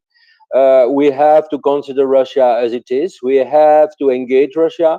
We have to build, and it was the project abandoned now by Macron, to build architecture of security and trust was his word as well. And I think that was completely misleading. And in fact, it resembles the kind of fake realists that Raymond Aron depicted already 50 years ago, when he was trying to understand the kind of complacency towards the USSR at that time, saying that all people consider that, well, we have to deal with them, and they were not perceiving the very nature of the regime. And that's, I think, the second point. You have a lot of foreign policy specialists and advisors, among the leading circles, not only in France, I mean in France, in Germany, in the US, in the UK, etc., who were basically just considering geopolitics as something completely out of the considerations of the regime.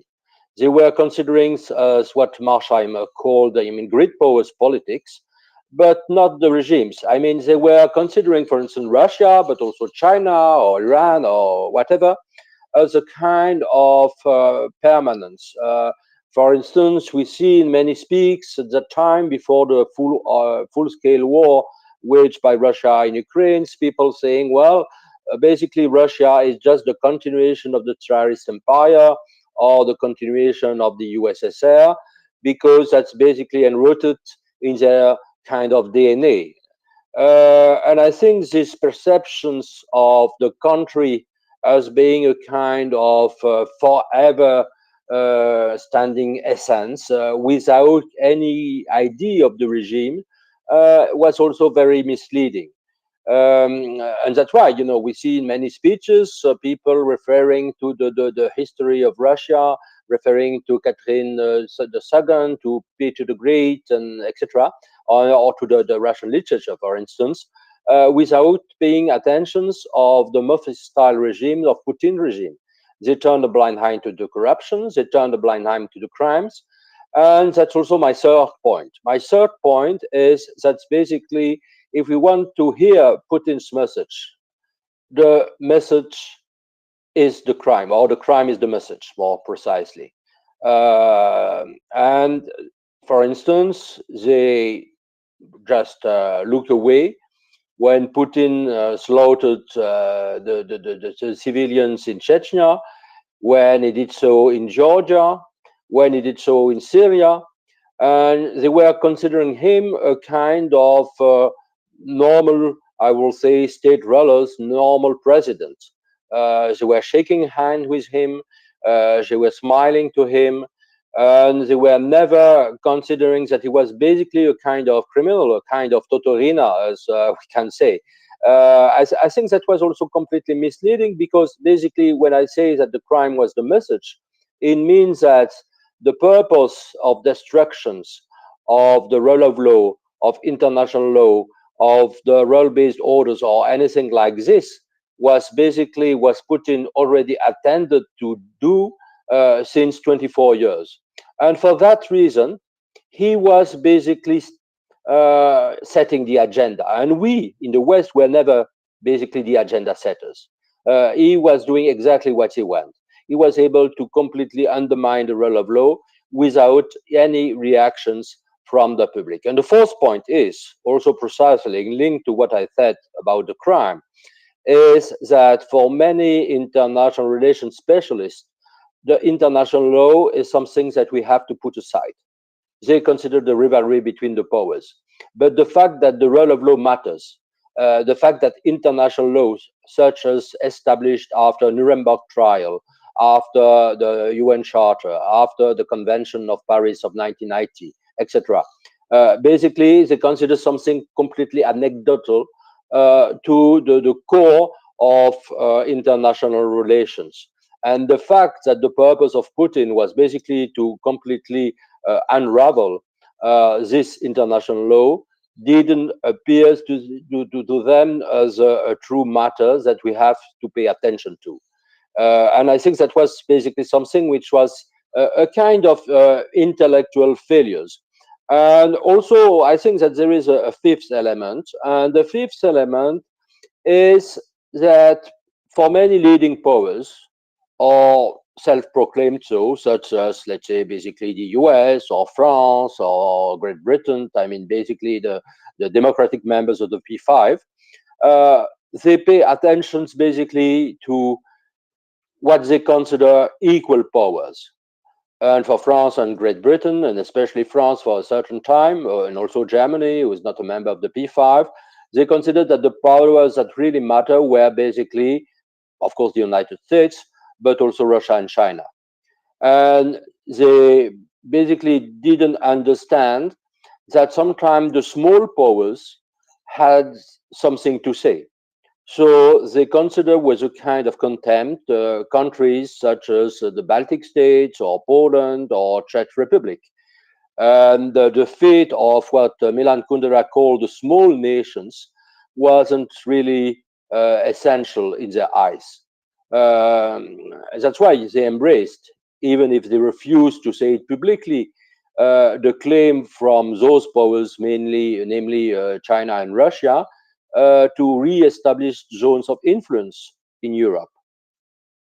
And one of the questions I have, and I will just stop with that, is, of course, they have changed their mind after February the 24th. But up to what point? And in fact, that's a true question, because basically, in terms of support to Ukraine, they remain halfway.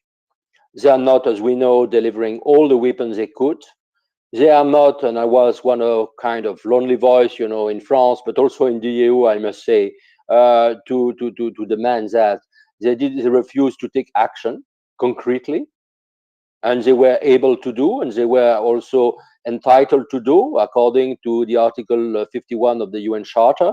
They refused to take action. They refused to consider that basically the fate of the Ukrainian people matters, and that if basically Ukraine doesn't win fully the war, and that if Russia is not fully defeated, then there will be their turn. Merci bien. This is a very, very good start to our discussion, and as expected. Nicola, the thing is, you highlighted international law and how it has been subjugated by people who discuss power rivalries. I think you could say that to an extent, maybe you agree or disagree, but to an extent, this was already seeded into the Nuremberg trial, because one of the nations at the trial holding court was the Soviet Union, which as such just had conducted a rape of about 2 million German women by going through the East, had raped and killed Poles, Balts, Romanians, Absolutely, and everybody else. And it was already an army which, by the way, together with the Nazis, started the Second World War. So as such, politics, army, and the likes, there was no real, shall we say, moral authority there. Whereas France was a victim of the attack in the West, whereas Britain was attacked and had to hold obviously steady with Poland, whereas the United States were attacked by the Axis, by Japan, and whereas the maritime democracies, France, Britain, America, Canada, had to fight for what is essentially a moral cause of freedom and democracy, the Soviet Union did not do that. And the rivalry, which Mearsheimer in his neorealist analysis constantly comes up with, is of course a simplification which comes right out of the seed of the Cold War. Is it inevitable that we have to tolerate these kind of simplifications? And you just highlighted this, that there is a lack of critical thinking and say more nuanced and more deeper thinking amongst many of the think tankers. Is it a consequence of our interpretation of the Cold War? Because we haven't really learned, have we? Yes, I think that's partly true. Because basically we had never the trial of the crimes committed by the Soviet Union. And I think that could be also some things which could be considered the seed of basically what happened next. Of course, if we come back to the situation at that time, it would have been very concretely, and then I would say realistically, possible to fight against the Soviet Union. Because I mean the armies, I mean the Western armies, the US Army, and were completely exhausted. And then they had, because probably at that time there was absolutely no other solutions, to break a deal with Stalin. Probably it was at that time unavoidable. But the main point is that after the fall of the wall, we didn't reconsider the history of that time. We didn't, even if we have that in the textbooks in the West, but how many knows about it? We didn't, I mean, put the attention, especially the world leaders, put the attentions to the complicity between Nazi Germany and Stalin's Soviet Union, with the Ribbentrop-Molotov agreement. And we didn't basically make, as I said, the trial of the victim of communism, of course, both Soviet communism and Chinese communism, in fact. And if we read the textbook, we were all focused, and rightly so, of course, on the crimes committed by the Nazis, but not of the crimes committed by the Soviet Union. And I remember, in the 1980s or 1970s, 1990s, still there was a lot of intellectuals in the West, both in Europe and in the US and Canada, basically trying to put a veil on those crimes and trying to rehabilitate communism. And for these reasons, I think they didn't pay attention to the fact that not the trial itself, but the history was completely truncated. That the only one evil was Germany, and it was, but it was not the Soviet Union or after 1989 China. 49, sorry. It's interesting, and thank you for highlighting this, that in 1990, it seemed that everybody was mentally exhausted, despite the fact that essentially it was the Soviet Union, which was yet again exhausted. The Nazis were already in 1942, 43 on the verge, whilst having won battles, they were on the verge of economic collapse. There was a clear pathway that they would never win. Yes. And the Allies said so. And fortunately, documentation bears that out. The Americans could have turned the tide even by themselves. Yes, it was easier with the Soviet army taking the brunt of the fighting on the Eastern Front. But still, if you think about it, essentially, the moral code of the war, of maritime democracies, fighting for what should be, if we believe in that, cultural progressive, in terms of taking a set of values and projecting them, democracy, freedom, freedom of speech, property rights, the things which people in France, as well as in Britain and in America, have enjoyed for a long time, had to fight for a long time. All of these values were simply cast aside. And I think this is where the seed comes from. And we have not accepted, by handing over the UN Security Council seat solely to Russia, we have not learned at all that some of the biggest kernels of the wars of the First World War and the Second World War, the tragedy of the 20th century, the eradication of so many wonderful vintages of young men, predominantly, but also women, of course, but in those wars, the Brits wear their poppies for a reason, because the fields of Flanders have been full. The fields of France, of Germany have been full of young men who should have been engineers, should have been inventors, should have been working, designing, teachers, professors, doctors, you name it. It wasn't to be, because the interest was different. But we have come to a rational explanation of this in the West. Now, at the same time, when we had this rational explanation and we were willing to fight, France, Britain, Germany, the US, in the Cold War, in the 1970s and 80s, despite all the Russian infiltration, they worked hard to project power. France has the force de frappe, and it shields a part of Europe. Germany doesn't have that. Poland would like to have it, but doesn't have it. Italy doesn't have it. So we know this posture of deterrence is necessary. Why, if we have these lessons, why did we vote in, as a public, politicians who happily mollycoddled us and told us we shouldn't worry, all will be fine? Where does this, is this a utopian dream, or what have the European nations been living in the last 3 decades? Well, I think that's a very important point. Basically, it was partly an utopian dream, and of course, we can refer, of course, to the very famous book of Francis Fukuyama, at that time published 1992. The end of history. And I think that most of the European leaders were dreaming this way.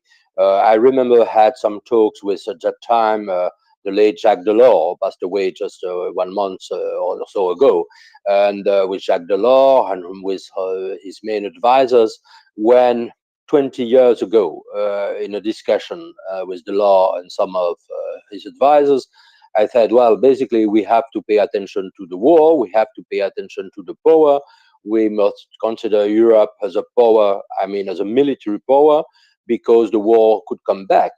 and they were considering me as a kind of warmonger, someone who was just not understanding what's the current situation. So it's basically economic progress, economic growth will create reconciliations between the people, that at the end of the day also Russia will have some aspirations, yearnings to liberty. I mean, that was I mean, the mindset of most of the European leaders at that time. And they were completely not considering that the war could come back.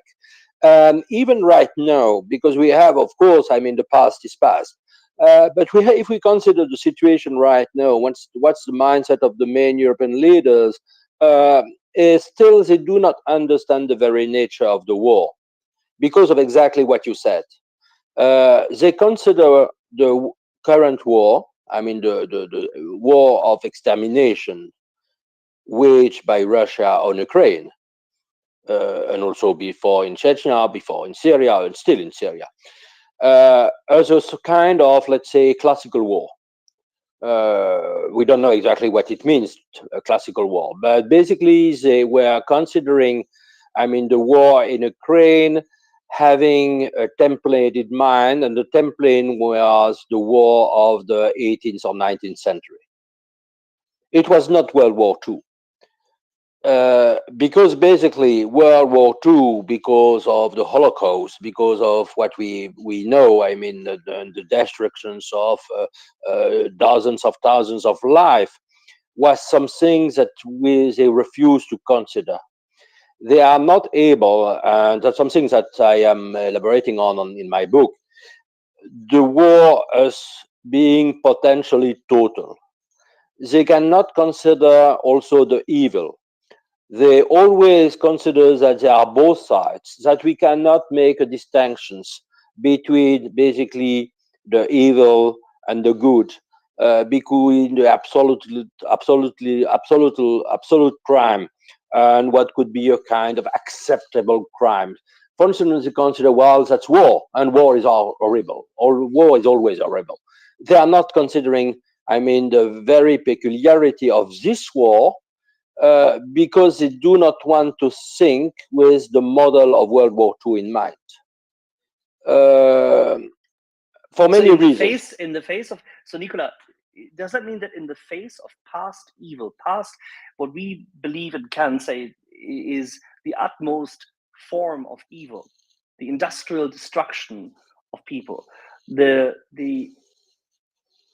unsurpassed level of industrial war at that point in time, caused and led by Nazi Germany, this evil therefore overshadowed or cast a shadow across each and every other cultural discussion, because Yuri Alexandrovich Bezmenov speaks about that. He speaks in his texts and his interviews after having converted to the Americans and having fled as a traitor, just like Vladimir Vetrov, who you had in France. Vetrov speaks about technology being stolen and then opens up and helps NATO to define a strategy as to how to deal with technology theft and safeguard itself and find out where the weaknesses of the Russians are in the 1980s.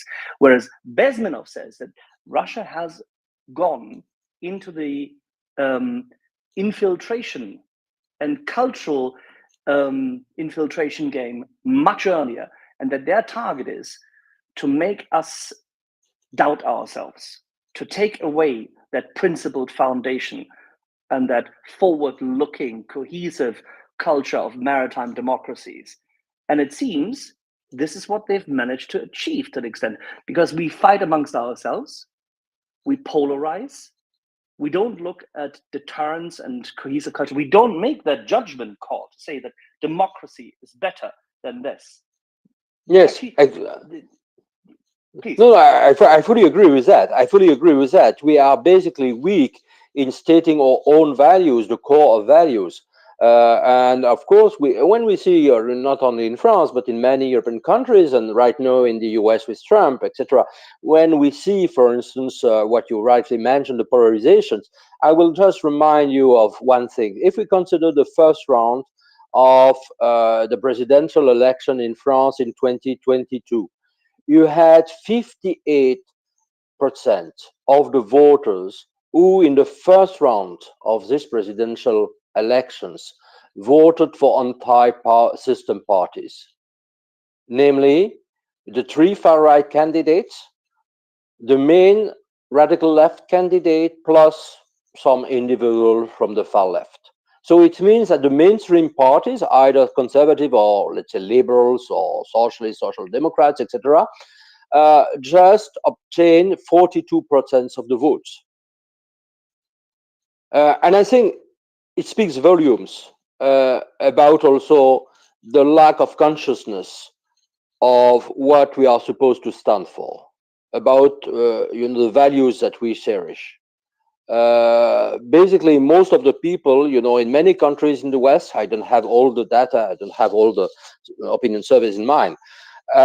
Basically, I'm not sure that they consider liberty or freedom, but also liberty is something, in our very heart of heart, as something that really matters. We can speak, could have a lot of philosophical considerations about that. We can speak about alienation, like Marx depicted it Entfremdung in German. But I think we have to consider that. The second thing is, as I really said, basically the fact that there could be a purpose of absolute destructions of the humankind, of the human beings, very concretely, as we witnessed, in Syria and Ukraine right now. Also, partly, of course, in Xinjiang, in China, and some other countries. It's something that the people do not grasp.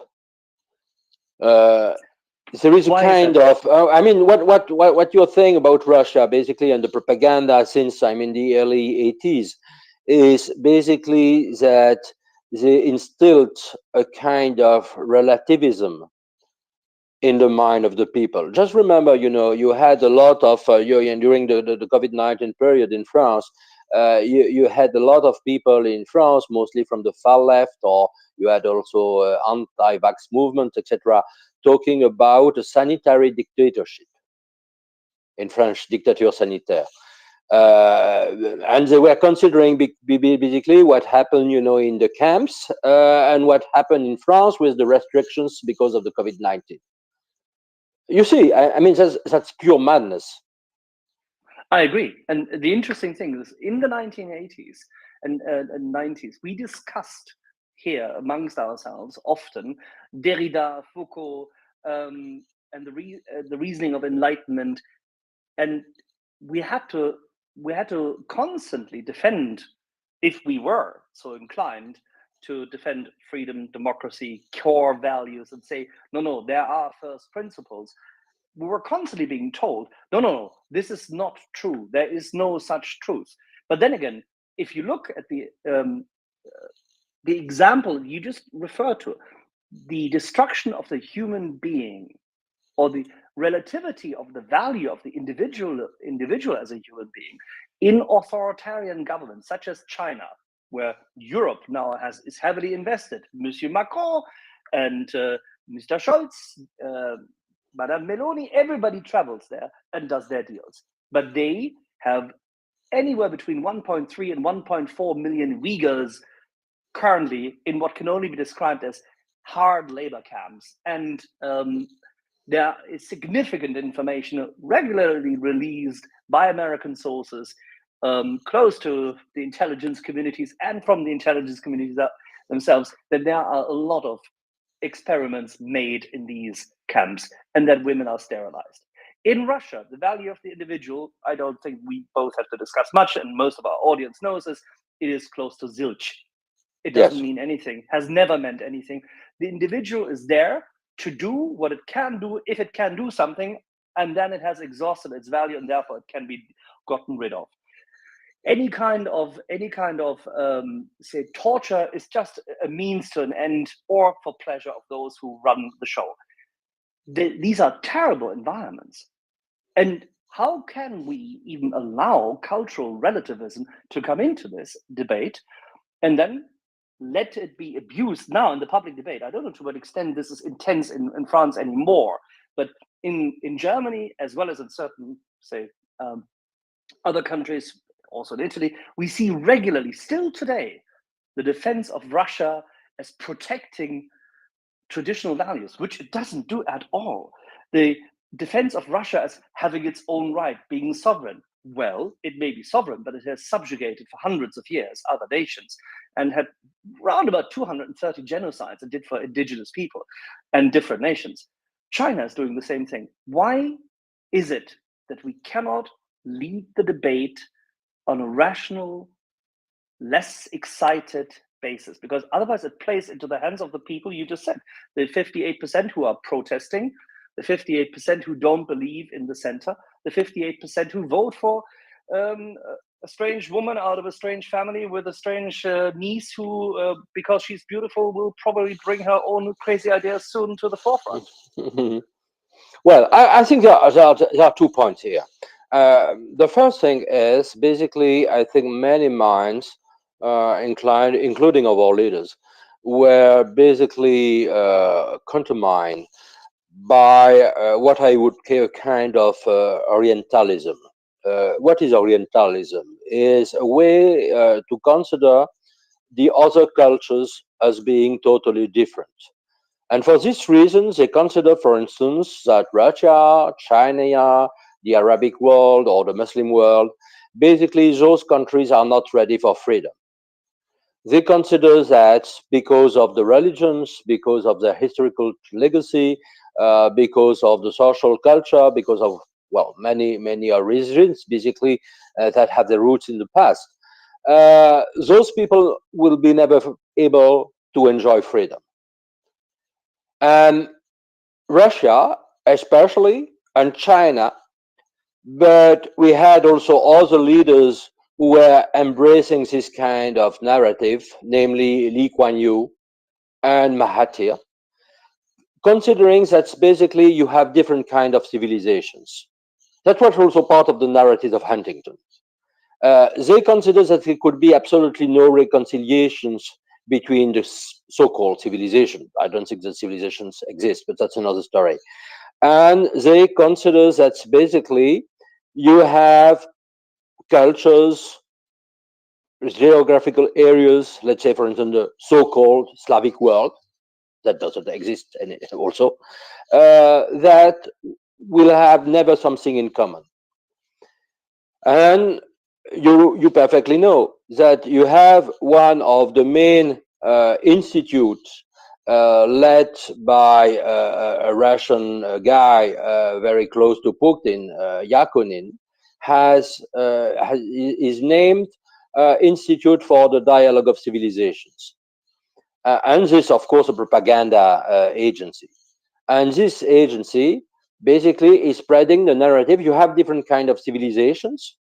Each culture is specific, and we cannot impose a kind of universalism of human rights, because that's basically a kind of Western's attempt to recolonize some countries. That's the way, I mean. That's a trick. Yes, of course, that's a full trick, and that's a full trick, and that's some things, you know, that I am emphasizing in my book also, because I make a lot of elaboration on this.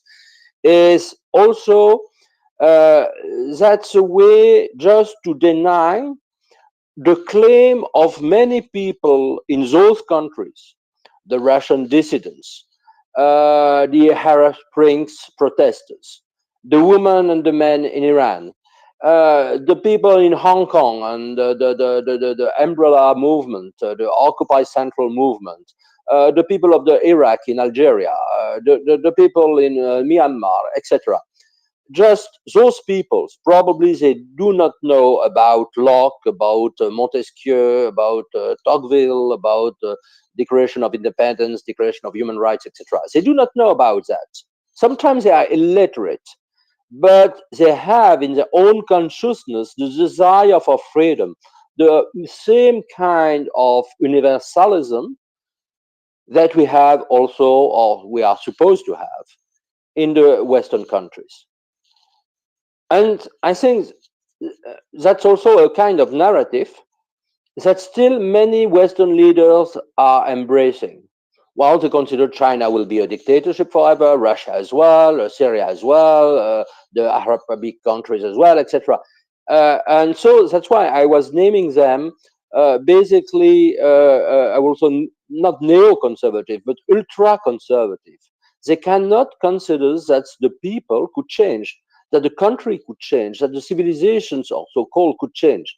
They consider the world as a kind of static world. And I think that's the first point. The second point is, I think about, you know, the or Western consciousness. I don't think that there are many debates right now as we had with Foucault, with Derrida, etc. But we still have. I mean, you have propagandists of this kind, namely Chomsky, for instance. Chomsky is basically someone who is embracing the same kind of narratives. Basically turning a blind hand to the massacres or to the genocide in Cambodia, in Syria, of course in Russia, etc., considering that the only one and real imperialism is the Western imperialism. And which is interesting that he, Nicola, it's interesting that he picked out, and you're right, he picked out Cambodia as an example to then create this supposed historic arc, whereas he completely denies the fact that Chinese leaders in their various empires across more than 2,500 years have constantly, literally burned down other civilizations. He has denied that the Russian Empire has done this for hundreds of years. So there is this, I don't know, there is this kneeling down in front of this multipolarity. And I'm very glad that you mentioned Yakunin, because the Russians have, you rightly say, embraced this because we gave them this opportunity. Now, what can we not, if we can't currently escape from this cultural, so to say, rope which is tied around us, this straitjacket, how about cutting the Gordian knot by action? L'audace, toujours l'audace. Why don't we actually act as a coalition and cut the knot in Ukraine? Because it's evident that the other side is actually weak. Otherwise, it wouldn't have to fight. Well, I couldn't agree more. As I recalled just a little bit earlier, you know, I was a lonely voice as basically to ask that we ourselves take actions, you know, in Ukraine. And actually, I say that already, you know, in 2014 and not only in 2022. I think we have certainly, I mean, to take resolute actions. We have to build not only, I mean, a kind of abstract coalitions of democracy. And you remember that President Biden, you know, was willing to create this kind of community of democracies or community for democracy, but basically the result was very poor, and it has absolutely there was absolutely no concrete action behind. And I think that we can do two things. Sorry to remember, that's basically the core of what I'm writing in my recent book. The two things is basically to continue or plea for actions. And basically to make also the Western leaders understand that not having taken action in Ukraine, and before that, at least in Syria, basically is a kind of guilt. And that's basically this kind of guilt must haunt of consciousness. The guilt for not having saved thousands of lives. Because that's something very concrete. And there are dozens of thousands of people that we can have saved. And at the same time, we would have strengthened basically our security. So basically there must be a consciousness. The second thing is that we have to debunk all the narrative, among them the ones that I was mentioning earlier. And the third thing maybe is that we have also to take action domestically against the people in the West, the citizens of France, the UK, Germany, the US, etc., who are basically pushing those propaganda narratives and are paid to do so. There are not enough investigations. Let's be very clear. And among them, of course, I cannot give the name publicly, but you have former presidents, former prime ministers, former ministers, former MPs, former MEPs, renowned intellectuals or journalists, etc. In each country, all of us know them. Why is there no action? We have to consider the war, or war, seriously. And that's why also we are in the middle of the way. We are in the middle of the way in the fight in Ukraine, and we are in the middle of the way in our fight domestically. It's interesting that you just highlighted this. It was the government of Gerhard Schröder and Josef, so-called Joschka Fischer, that is the guy who once hit with his motorcycle helmet a policeman on the ground at the beginning of the 1970s and still managed to get into public office in Germany, which still befuddles me as of today. But then there are people who say he made a change from Saulus to Paulus. I leave history to the side.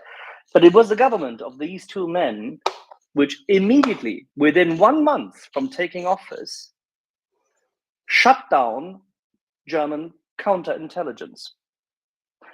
And they did so because they said, we would have to spy on our friends. Now, fortunately, France has never shut down its counterintelligence. You had a famous president who was once an intelligence officer in the Second World War. Mm-hmm. Britain has never shut down this. But we seem to have gone for either the soft version, the Delors and the Hollande, the bureaucrat with tendencies, let's put it this way, to the hardcore peacenik version of what Gerhard Schröder then represents. It is quite interesting. We've been scooting, quite literally, into a policy which has denied us the capability to actually even see what's happening. Yes, absolutely. And in fact, I remember also in France that during a certain period of time, not mentioning the Sarkozy-Fillon area, in which the relationship between Russia and France were very close, but also, more recently, anyone who was trying just to criticize the reset, let's say, between France and Russia, or the attempts to do so, were in a way completely sidelined.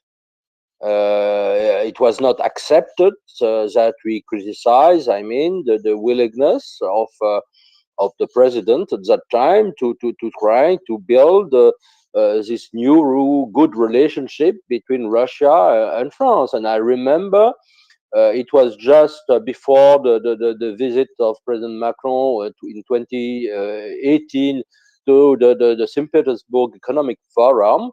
You had a kind of advertisement, broadcasted by the Ministry of Foreign Affairs at times. No, it has disappeared.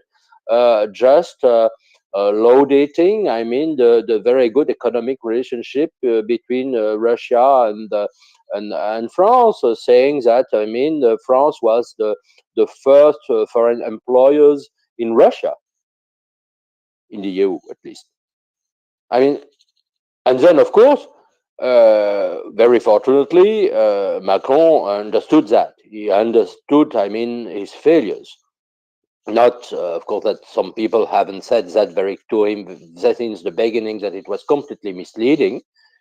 But the true issue is, was where the intellectual mistakes, the intellectual blunders, and the lack of, I will say, good advice among, the people around him, things that it was completely absurd to do so. And I think that there was a piece in Foreign Affairs very recently by I don't remember his name. Someone, a top former top civil servant, in the US, saying that basically you have a true decline of the expertise within the public administration. And it was, of course, mentioning the US, but we can mention also France or Germany, up to a certain point, maybe UK, even the MI6 is, I think, still very relevant and skillful. But there is a lack of understanding of this kind of considerations. And people also, as I said before, have loose, I mean, a kind of background of past history. For myself, I mean, it's always surprising, but I understand that. I said that's surprising for myself because, I mean, I had this legacy of the Second World War because my parents, who were quite old already when I was born, were in fact resistance. They were in the resistance. My father was in France. My mother was in Belgium. She was 20. My father was 26 at that time.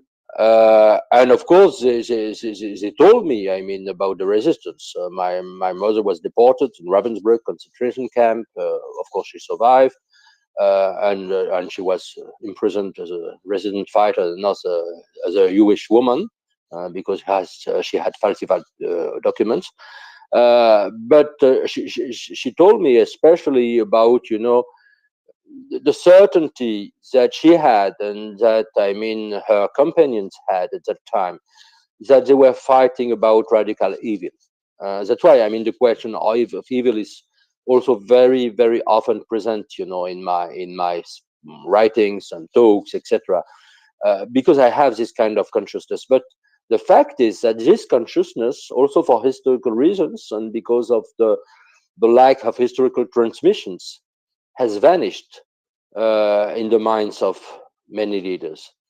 They don't have the feelings. They don't have, I mean, the kind of historical experience transmitted by their parents or grandparents about this war. And I think it could explain a lot of things. So that means essentially, like the last time, everything boils down to a few good people to take action. Without Winston Churchill writing constantly against what was at that point in time a clearly visible strategy of the Nazis, and writing against the appeasement in Britain. And they were called the wilderness years for a reason, because he was shunned by British society. He was derogated by certain administrations at that time.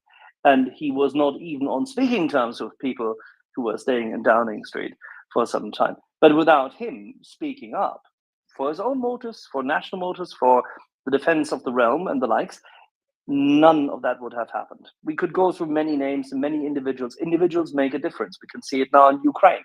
There are certain individuals in the administration and in the military and in civil society who have made a great difference. Whether it is Alexander Kamishin, who led the Ukrsaliznytsia, the Ukrainian state railways, the second biggest employer after the army, and made it the Iron Army, who now leads the Strategic Industries Department and seems to be quite successful.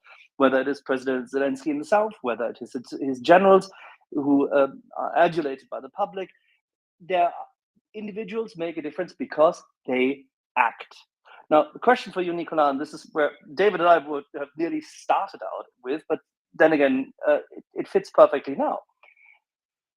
How can our coalition in Europe, knowing what we know now about the disintegration of the American willingness to use their own strength, because it seems that they have been sufficiently demoralized by the Russians and the Soviets. It seems that the culture wars in America continue to go, and they impair the capacity of this once and definitely still great nation, and with the biggest single 4 air forces on the planet. All of them, whether it's the Marines themselves, the US Navy, the US Army, or the US Air Force. Without their military and industrial might, without all their capacity being fully streamlined and in defense of freedom in the world, how can Europe, how can Britain, France, Germany, Italy, the Balts, the many nations who also participate now in the coalition for Ukraine, how can we get stronger without having to have one nation annoy the others? Britain, France, Germany, Italy, everybody wants to, in some shape or form, lead, albeit that Mr. Scholz doesn't want to lead anyone, of course. But can we not actually take heed of our strengths now. Is this the last moment which we have? Because evidently the other side wants to destroy us. And how would we do it? Well, I mean, basically, basically just to maybe to conclude. In fact, on this point, first of all, I think that we have no choice. The very idea that we could have choice to do it or not to do it is just absurd. If we do not want to disappear, we have to do it. And we can do it. I remember my president talking, it was in June 13th, 2022, about transforming the economies of the EU, I would add, of course, the UK and Norway, into war economy. And I think we didn't do it. We must do it right now. And I think we have, because of that, also to change of narratives. Already we have the good narratives in the Baltic states, actually. But in most of the Western countries, even if there are some very good progresses, I must say, even if the talks of Scholz or Macron, etc., we are not exactly to the point in which we are still basically realizing and making the people realizing it. We have to change our narratives. For instance, we must not say we are not at war with Russia. I am not saying that we have to state the contrary. We cannot say publicly we are at war with Russia, but we have to state we are at war. That we are in a state of war. And we have to dramatize the situations. Each and every day, the main Western leaders, Scholz, Macron, Sunak, Meloni, whoever, has to speak about the war and has also to talk about the crimes.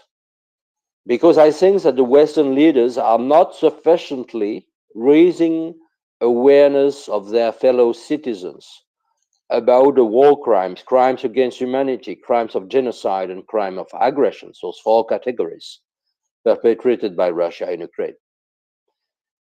Third, we have to devote all means, all our available means to the weapons productions, all kinds of weapons. We have to to be serious. And that's why we have, in face of the radical war waged by Russia, to start thinking radically as well, and to act radically even more.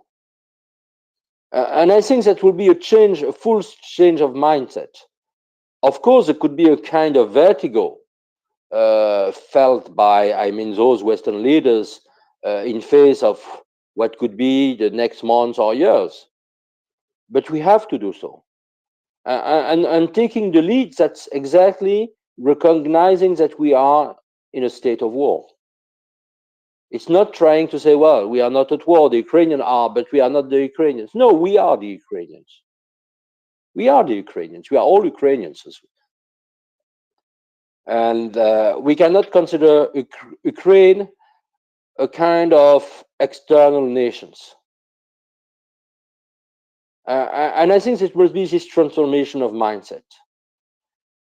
And when I hear some people talking about, well, the opinion fatigue about the war, I think it's mostly the fatigue of the Western leaders.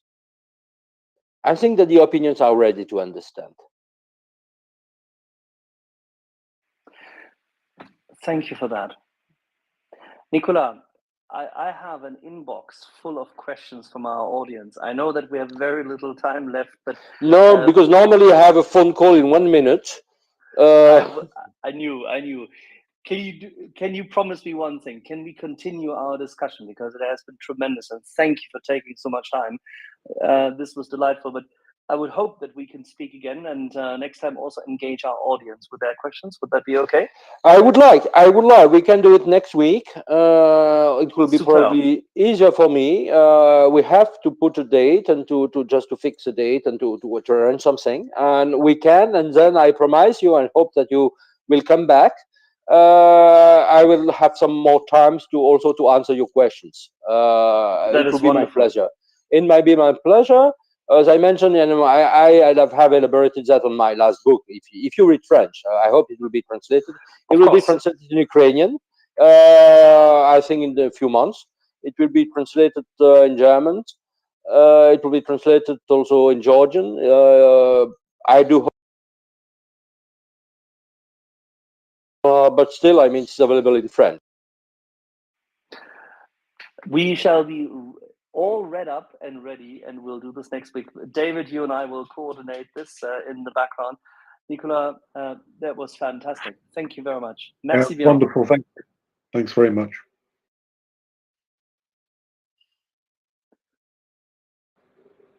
Okay, you're going to have to put up with me for questions if you've got. That is fantastic. Nicolas, merci bien. Au revoir. We'll see each other next. Hello. There was an interruption, probably because I received a text. Yeah, Sorry for that. Problem. So I was just saying, thank you. I thought you might have received a call. Nicolas, merci bien. It was tremendous. And we very much look forward to doing this next week. We'll sort out a date in the background with David and yourselves, and we'll take it from there. Yes, my pleasure, certainly. Merci. Thank you so much for everything.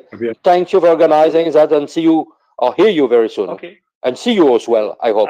We will do that. Thank you. Okay. Merci. Okay. Bye. Thank you. Goodbye. David, that was tremendous, wasn't it? Yeah, it's fantastic. I'm very interested that he, brought in the topic of Orientalism and this idea that there's a kind of validity to this other civilization. So the other poles, if you like, in the multipolar kind of concept.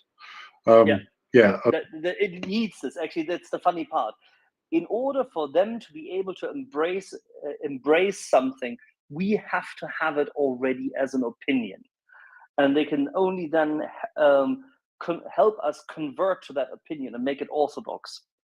And that's what they've done. And essentially, if you think about the simplification, fortunately, Nicola already at the very beginning spoke about the simplification, which is inherent to the neorealism of our friend Mearsheimer and his ilk. But it all boils down back to the same kind of simplification you saw with Mackinder and its heartland theory. It is the same thing, establishing very simple so-called truths instead of focusing on values. And only this way you can end up in a situation where you hand the enemy the possibility to determine the boundaries of your thinking and therefore your actions. Yeah, exactly that. You kind of surrender the possibility that you can have a Holocaust or you can have a genocide because it's okay because it's this other culture that's doing it, and this is just wrong-headed. Alrighty, so David, that was spiffing. I think we will be relieved here in a second by friends Tracy and Christopher. But let's have a little chat with Nicolas when he has time next week.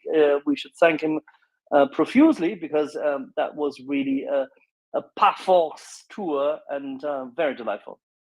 A very good segment during the late afternoon here.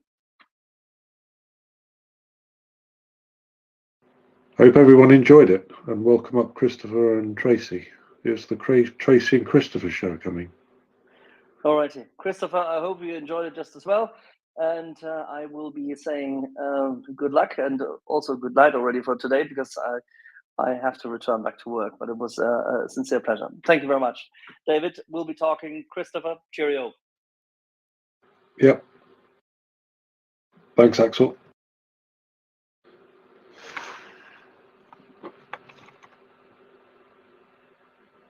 Okay, is there anyone who's got any questions that would want to put their hand up and come and speak, or we'll just carry on?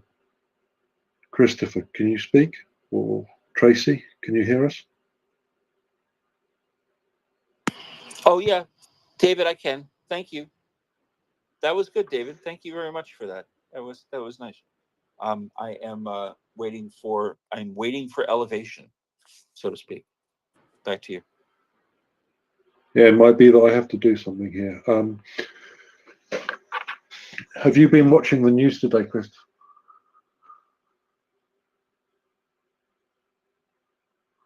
Yes, I have. I'm sorry. I was given the button to go to co-host, and I during can't speak. Yeah, Yeah, yeah, I sure. have. What part of it in particular?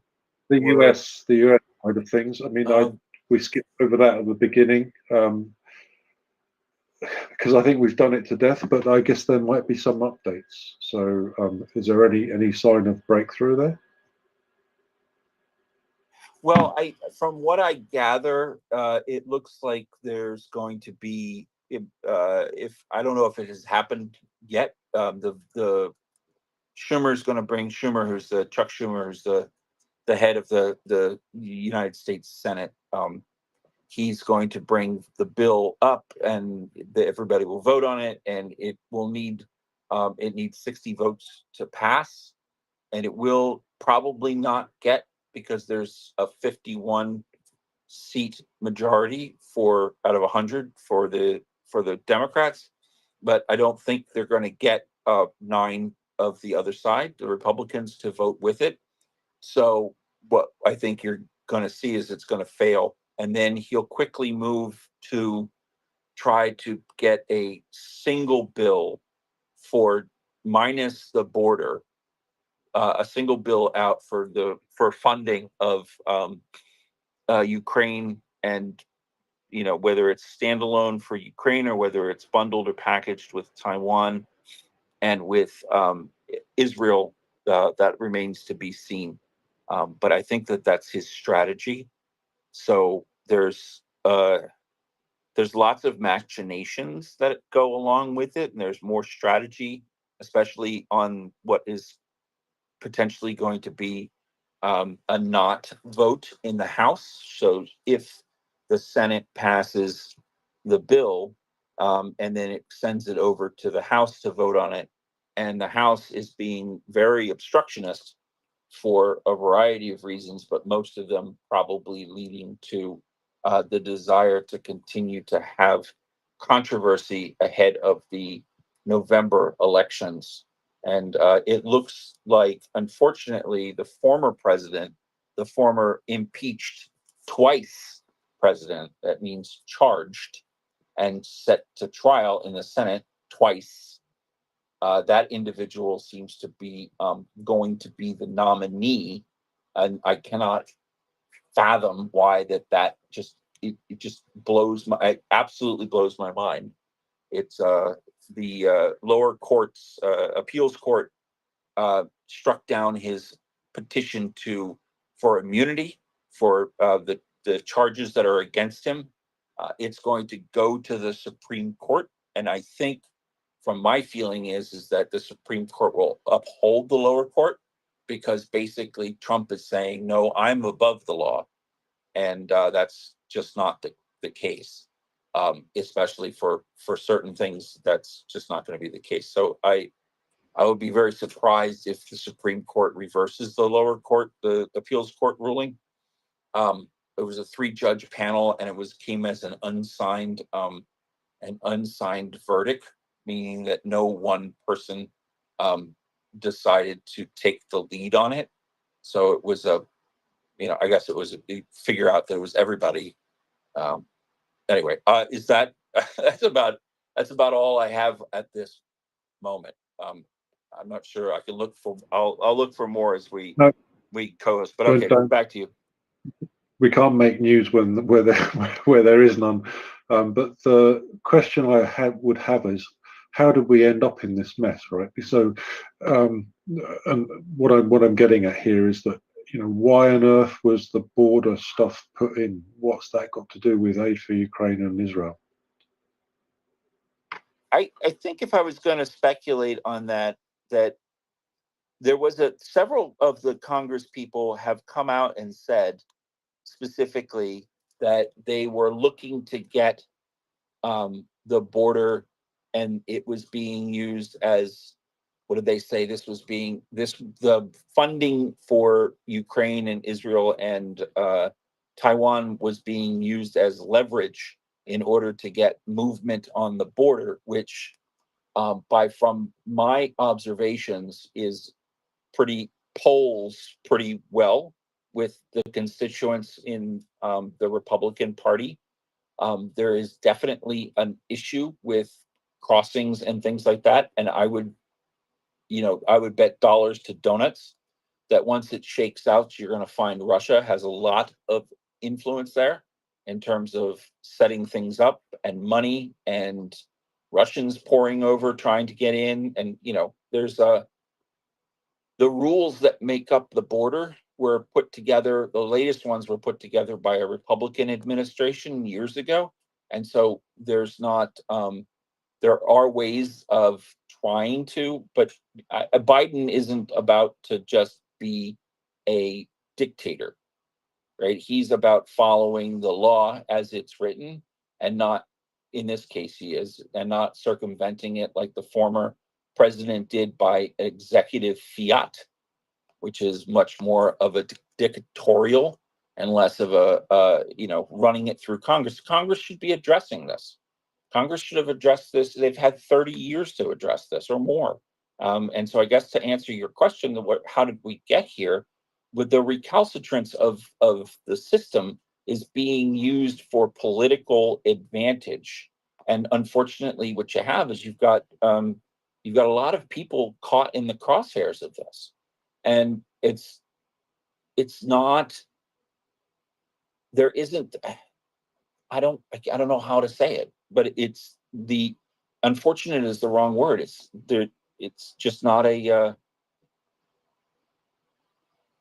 fact that some individuals would think that it's perfectly fine and okay to use the lives of others to their political advantage is disgusting. I mean, I guess. Yeah. I mean, it seems like a match made in heaven for the Russians, right? So, I mean, I think you're absolutely right that there's no doubt about it that Russia's got their dirty little fingers in creating refugee crisis at the southern border, just as they've got a dirty little fingers in creating refugee crises at the Finnish border and at the Greek border, and so on and so on and so on. It's just their playbook. And we know already that they have very strong connections with the cartels, and so it's not conspiratorial in any way to suggest that they've got their oar in somewhere there. And the thing that's shocking is that they also have their oar in apparently in the way legislation's put together in the United States, and that's kind of what I was asking, Chris. How do we get to combining those two things in one bill? Because it seems strange. Well, I guess maybe I should let me see if I can clarify it. So, because the border issue has been something that is a hot button, right?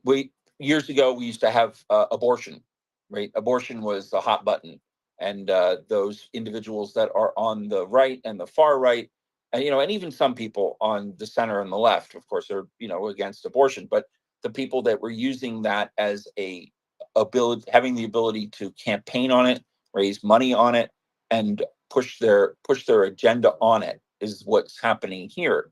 The border is polling extremely well as something that needs to get done. So everybody is now sort of agreeing that something in the border needs to get done. And for some reason, it needs to get done now, right? Even if it hasn't no one has been paying attention to it for 30 years or more. I think what you have also is you should look at the connections between Russian money in places like the NRA, National Rifle Association, that came up a few years ago. You should also look at the connections of money for the Heritage Foundation, which is a think tank here in the United States, and that pushes policies out, policy papers, helps draft and write legislation. And they are now very pro-Orban, very pro-Hungary, very pro-Putin. For some reason, there is a flip. They went from being very hawkish on Russia to being very, to being very supportive in many different ways. And some of those things in there are things like, quote, family values and Christians. Somehow they've got the idea that Russia represents those things, I think, from my readings. Now, again, this is all my readings and my interpretations and somewhat just being aware here. But I think that's where you get your, and of course, money coming directly into people through what the hole that was left. It's not a hole really, but Citizens United, the Supreme Court back in 2010 had a ruling that Citizens United was a corporation and that they are able to give. They basically ruled that corporations are people. I think I got that right. Corporations are people, and so the ability for corporations then was that they couldn't give money like this to campaigns.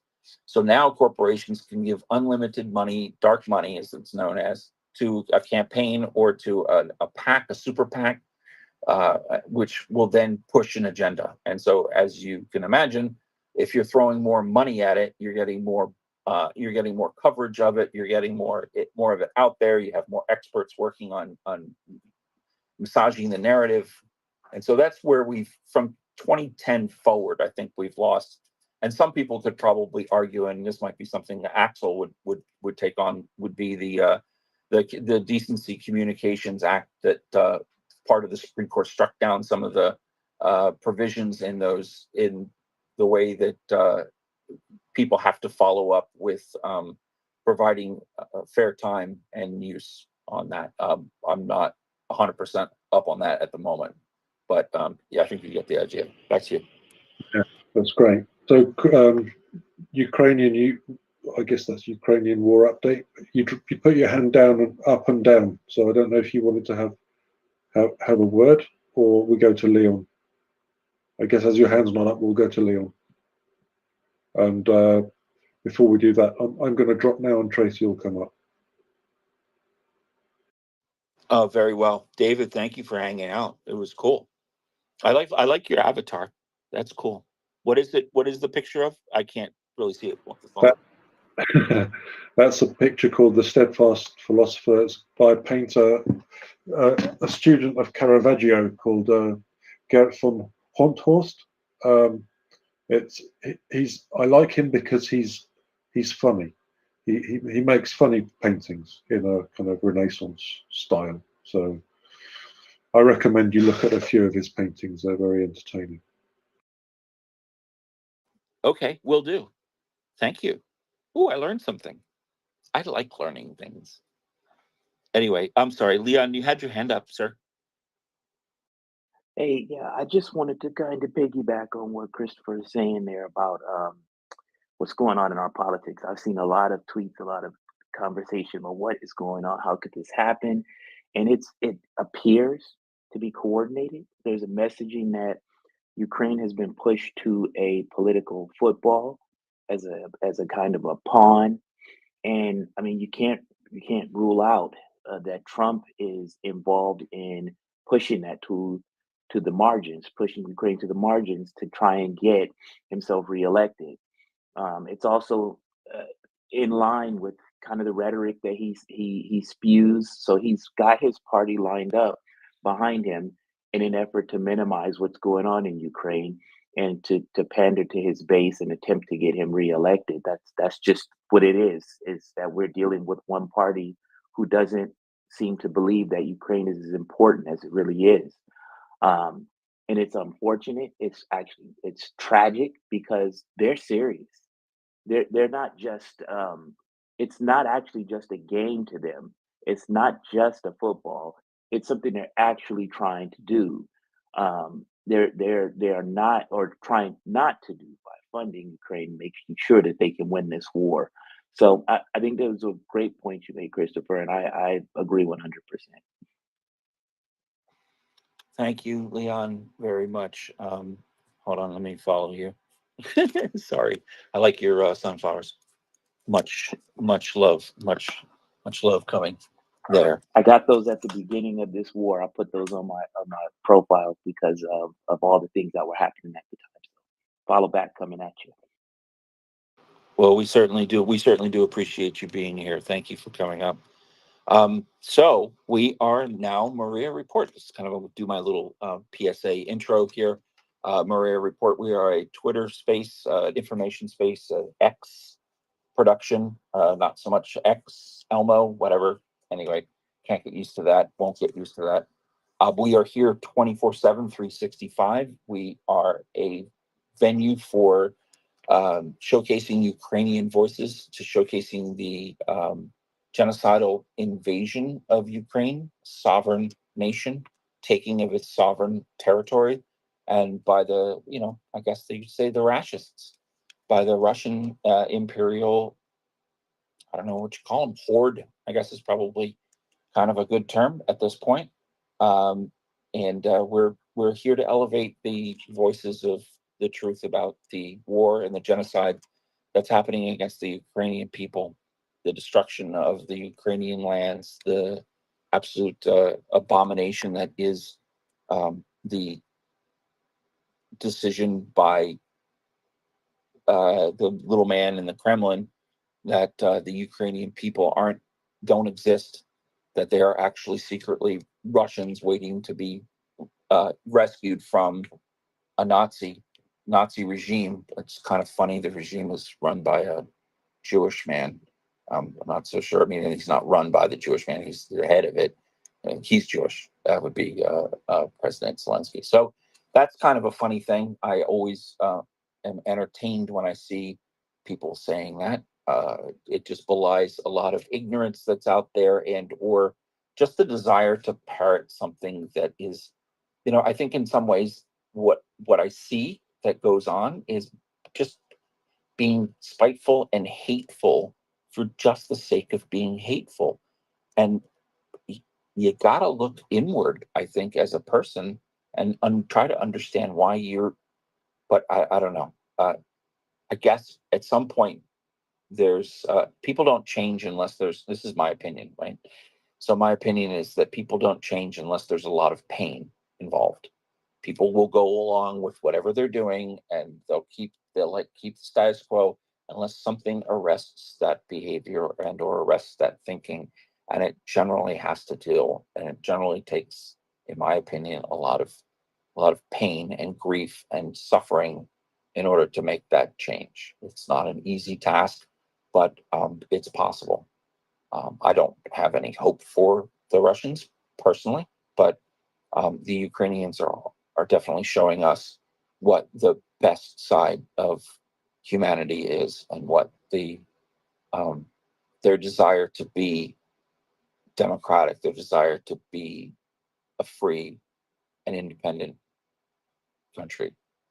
So I guess every Wednesday I have a conversation with Yevhenia, and she is a woman in Ukraine. Our conversation is so that she has an opportunity to practice English.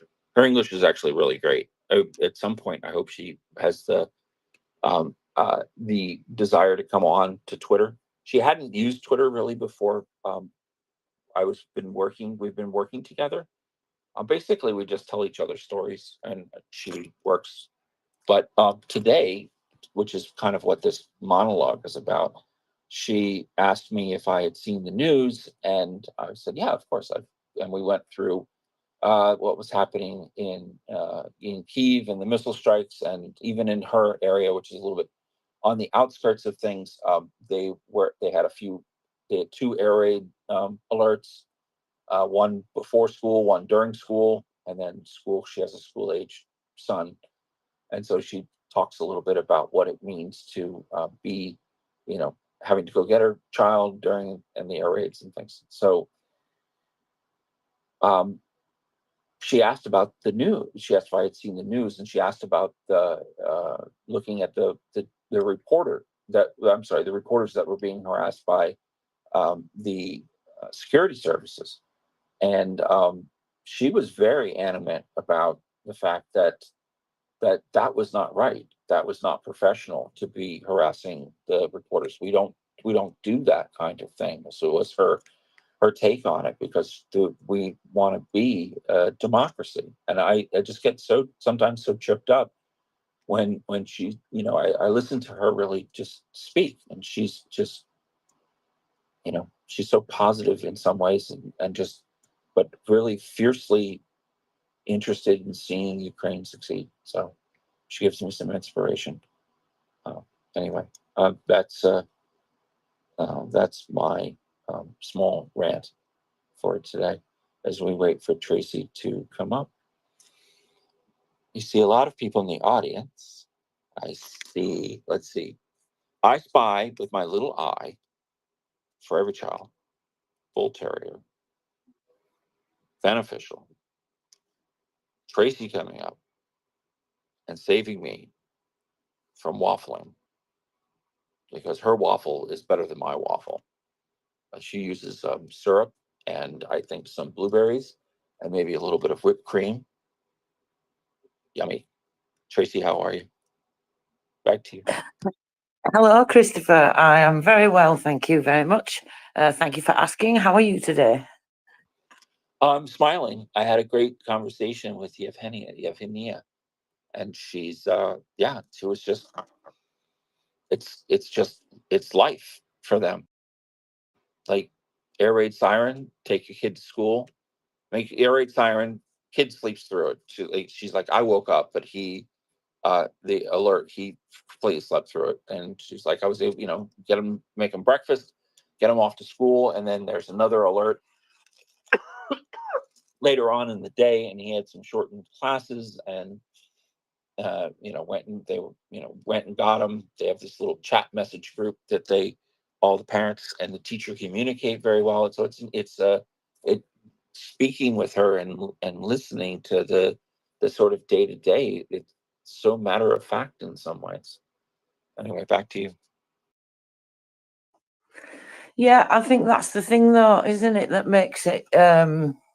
It's that human connection, and I think it's things like that that make these things so valuable, and especially to people that are struggling through trauma or tragedy, or or genocidal invasion, or anything terrible that happens to people in life. If you've ever suffered a trauma or a crisis or something like this, which most people do at some point throughout their lives, unfortunately, that's just life. And when these things happen, I think I've been in that position where I'm sometimes almost to the point of just sick of talking about what's happening in my life, and I'm just saying to my friends, "Oh, just tell me what you've been up to, or tell me what's happening with you." Or it's, I think, therapeutic in a way, and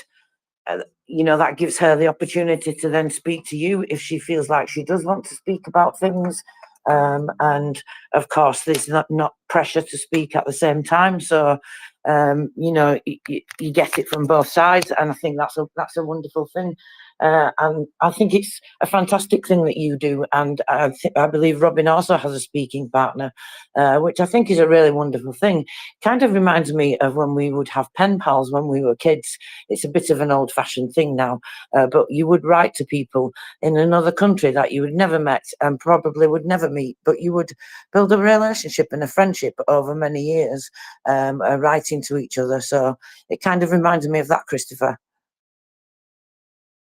Oh, it absolutely does. And one of the things that she shared is so cool. Oh my God. So there's a military monopoly game, right? And there's a picture of I'll post it in my timeline. There's Zelensky, and they've made him like super buff. And you've got Butinov, and you've got Zaluzhny. Zaluzhny's got a peace sign up. Zelensky looks pensive, like think and thoughtful, and Butinov in the background with just his normal. It's so cool. and she says she indicated that the young men, young boys, are really into the military games these days. So she says children, especially boys, love to play the military themed games. So I'm sorry, we've got a hand. I'll stop waffling now. I'll put it up on my timeline. Back to you.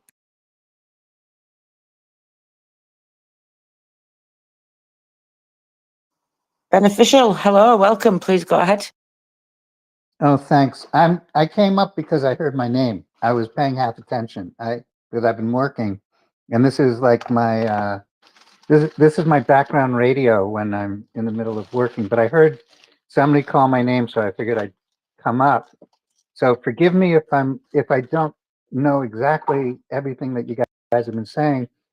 But I want to mention a woman, Anna, and you probably have seen her timeline. I don't have her handle in front of me, but she calls this murder. She's in Odessa. I don't know her, but she calls this murder theater. And it really is a good way of thinking about it. At least it helps me, because it is murder theater that happens every night when these things happen. And it's really terrible. And I just, so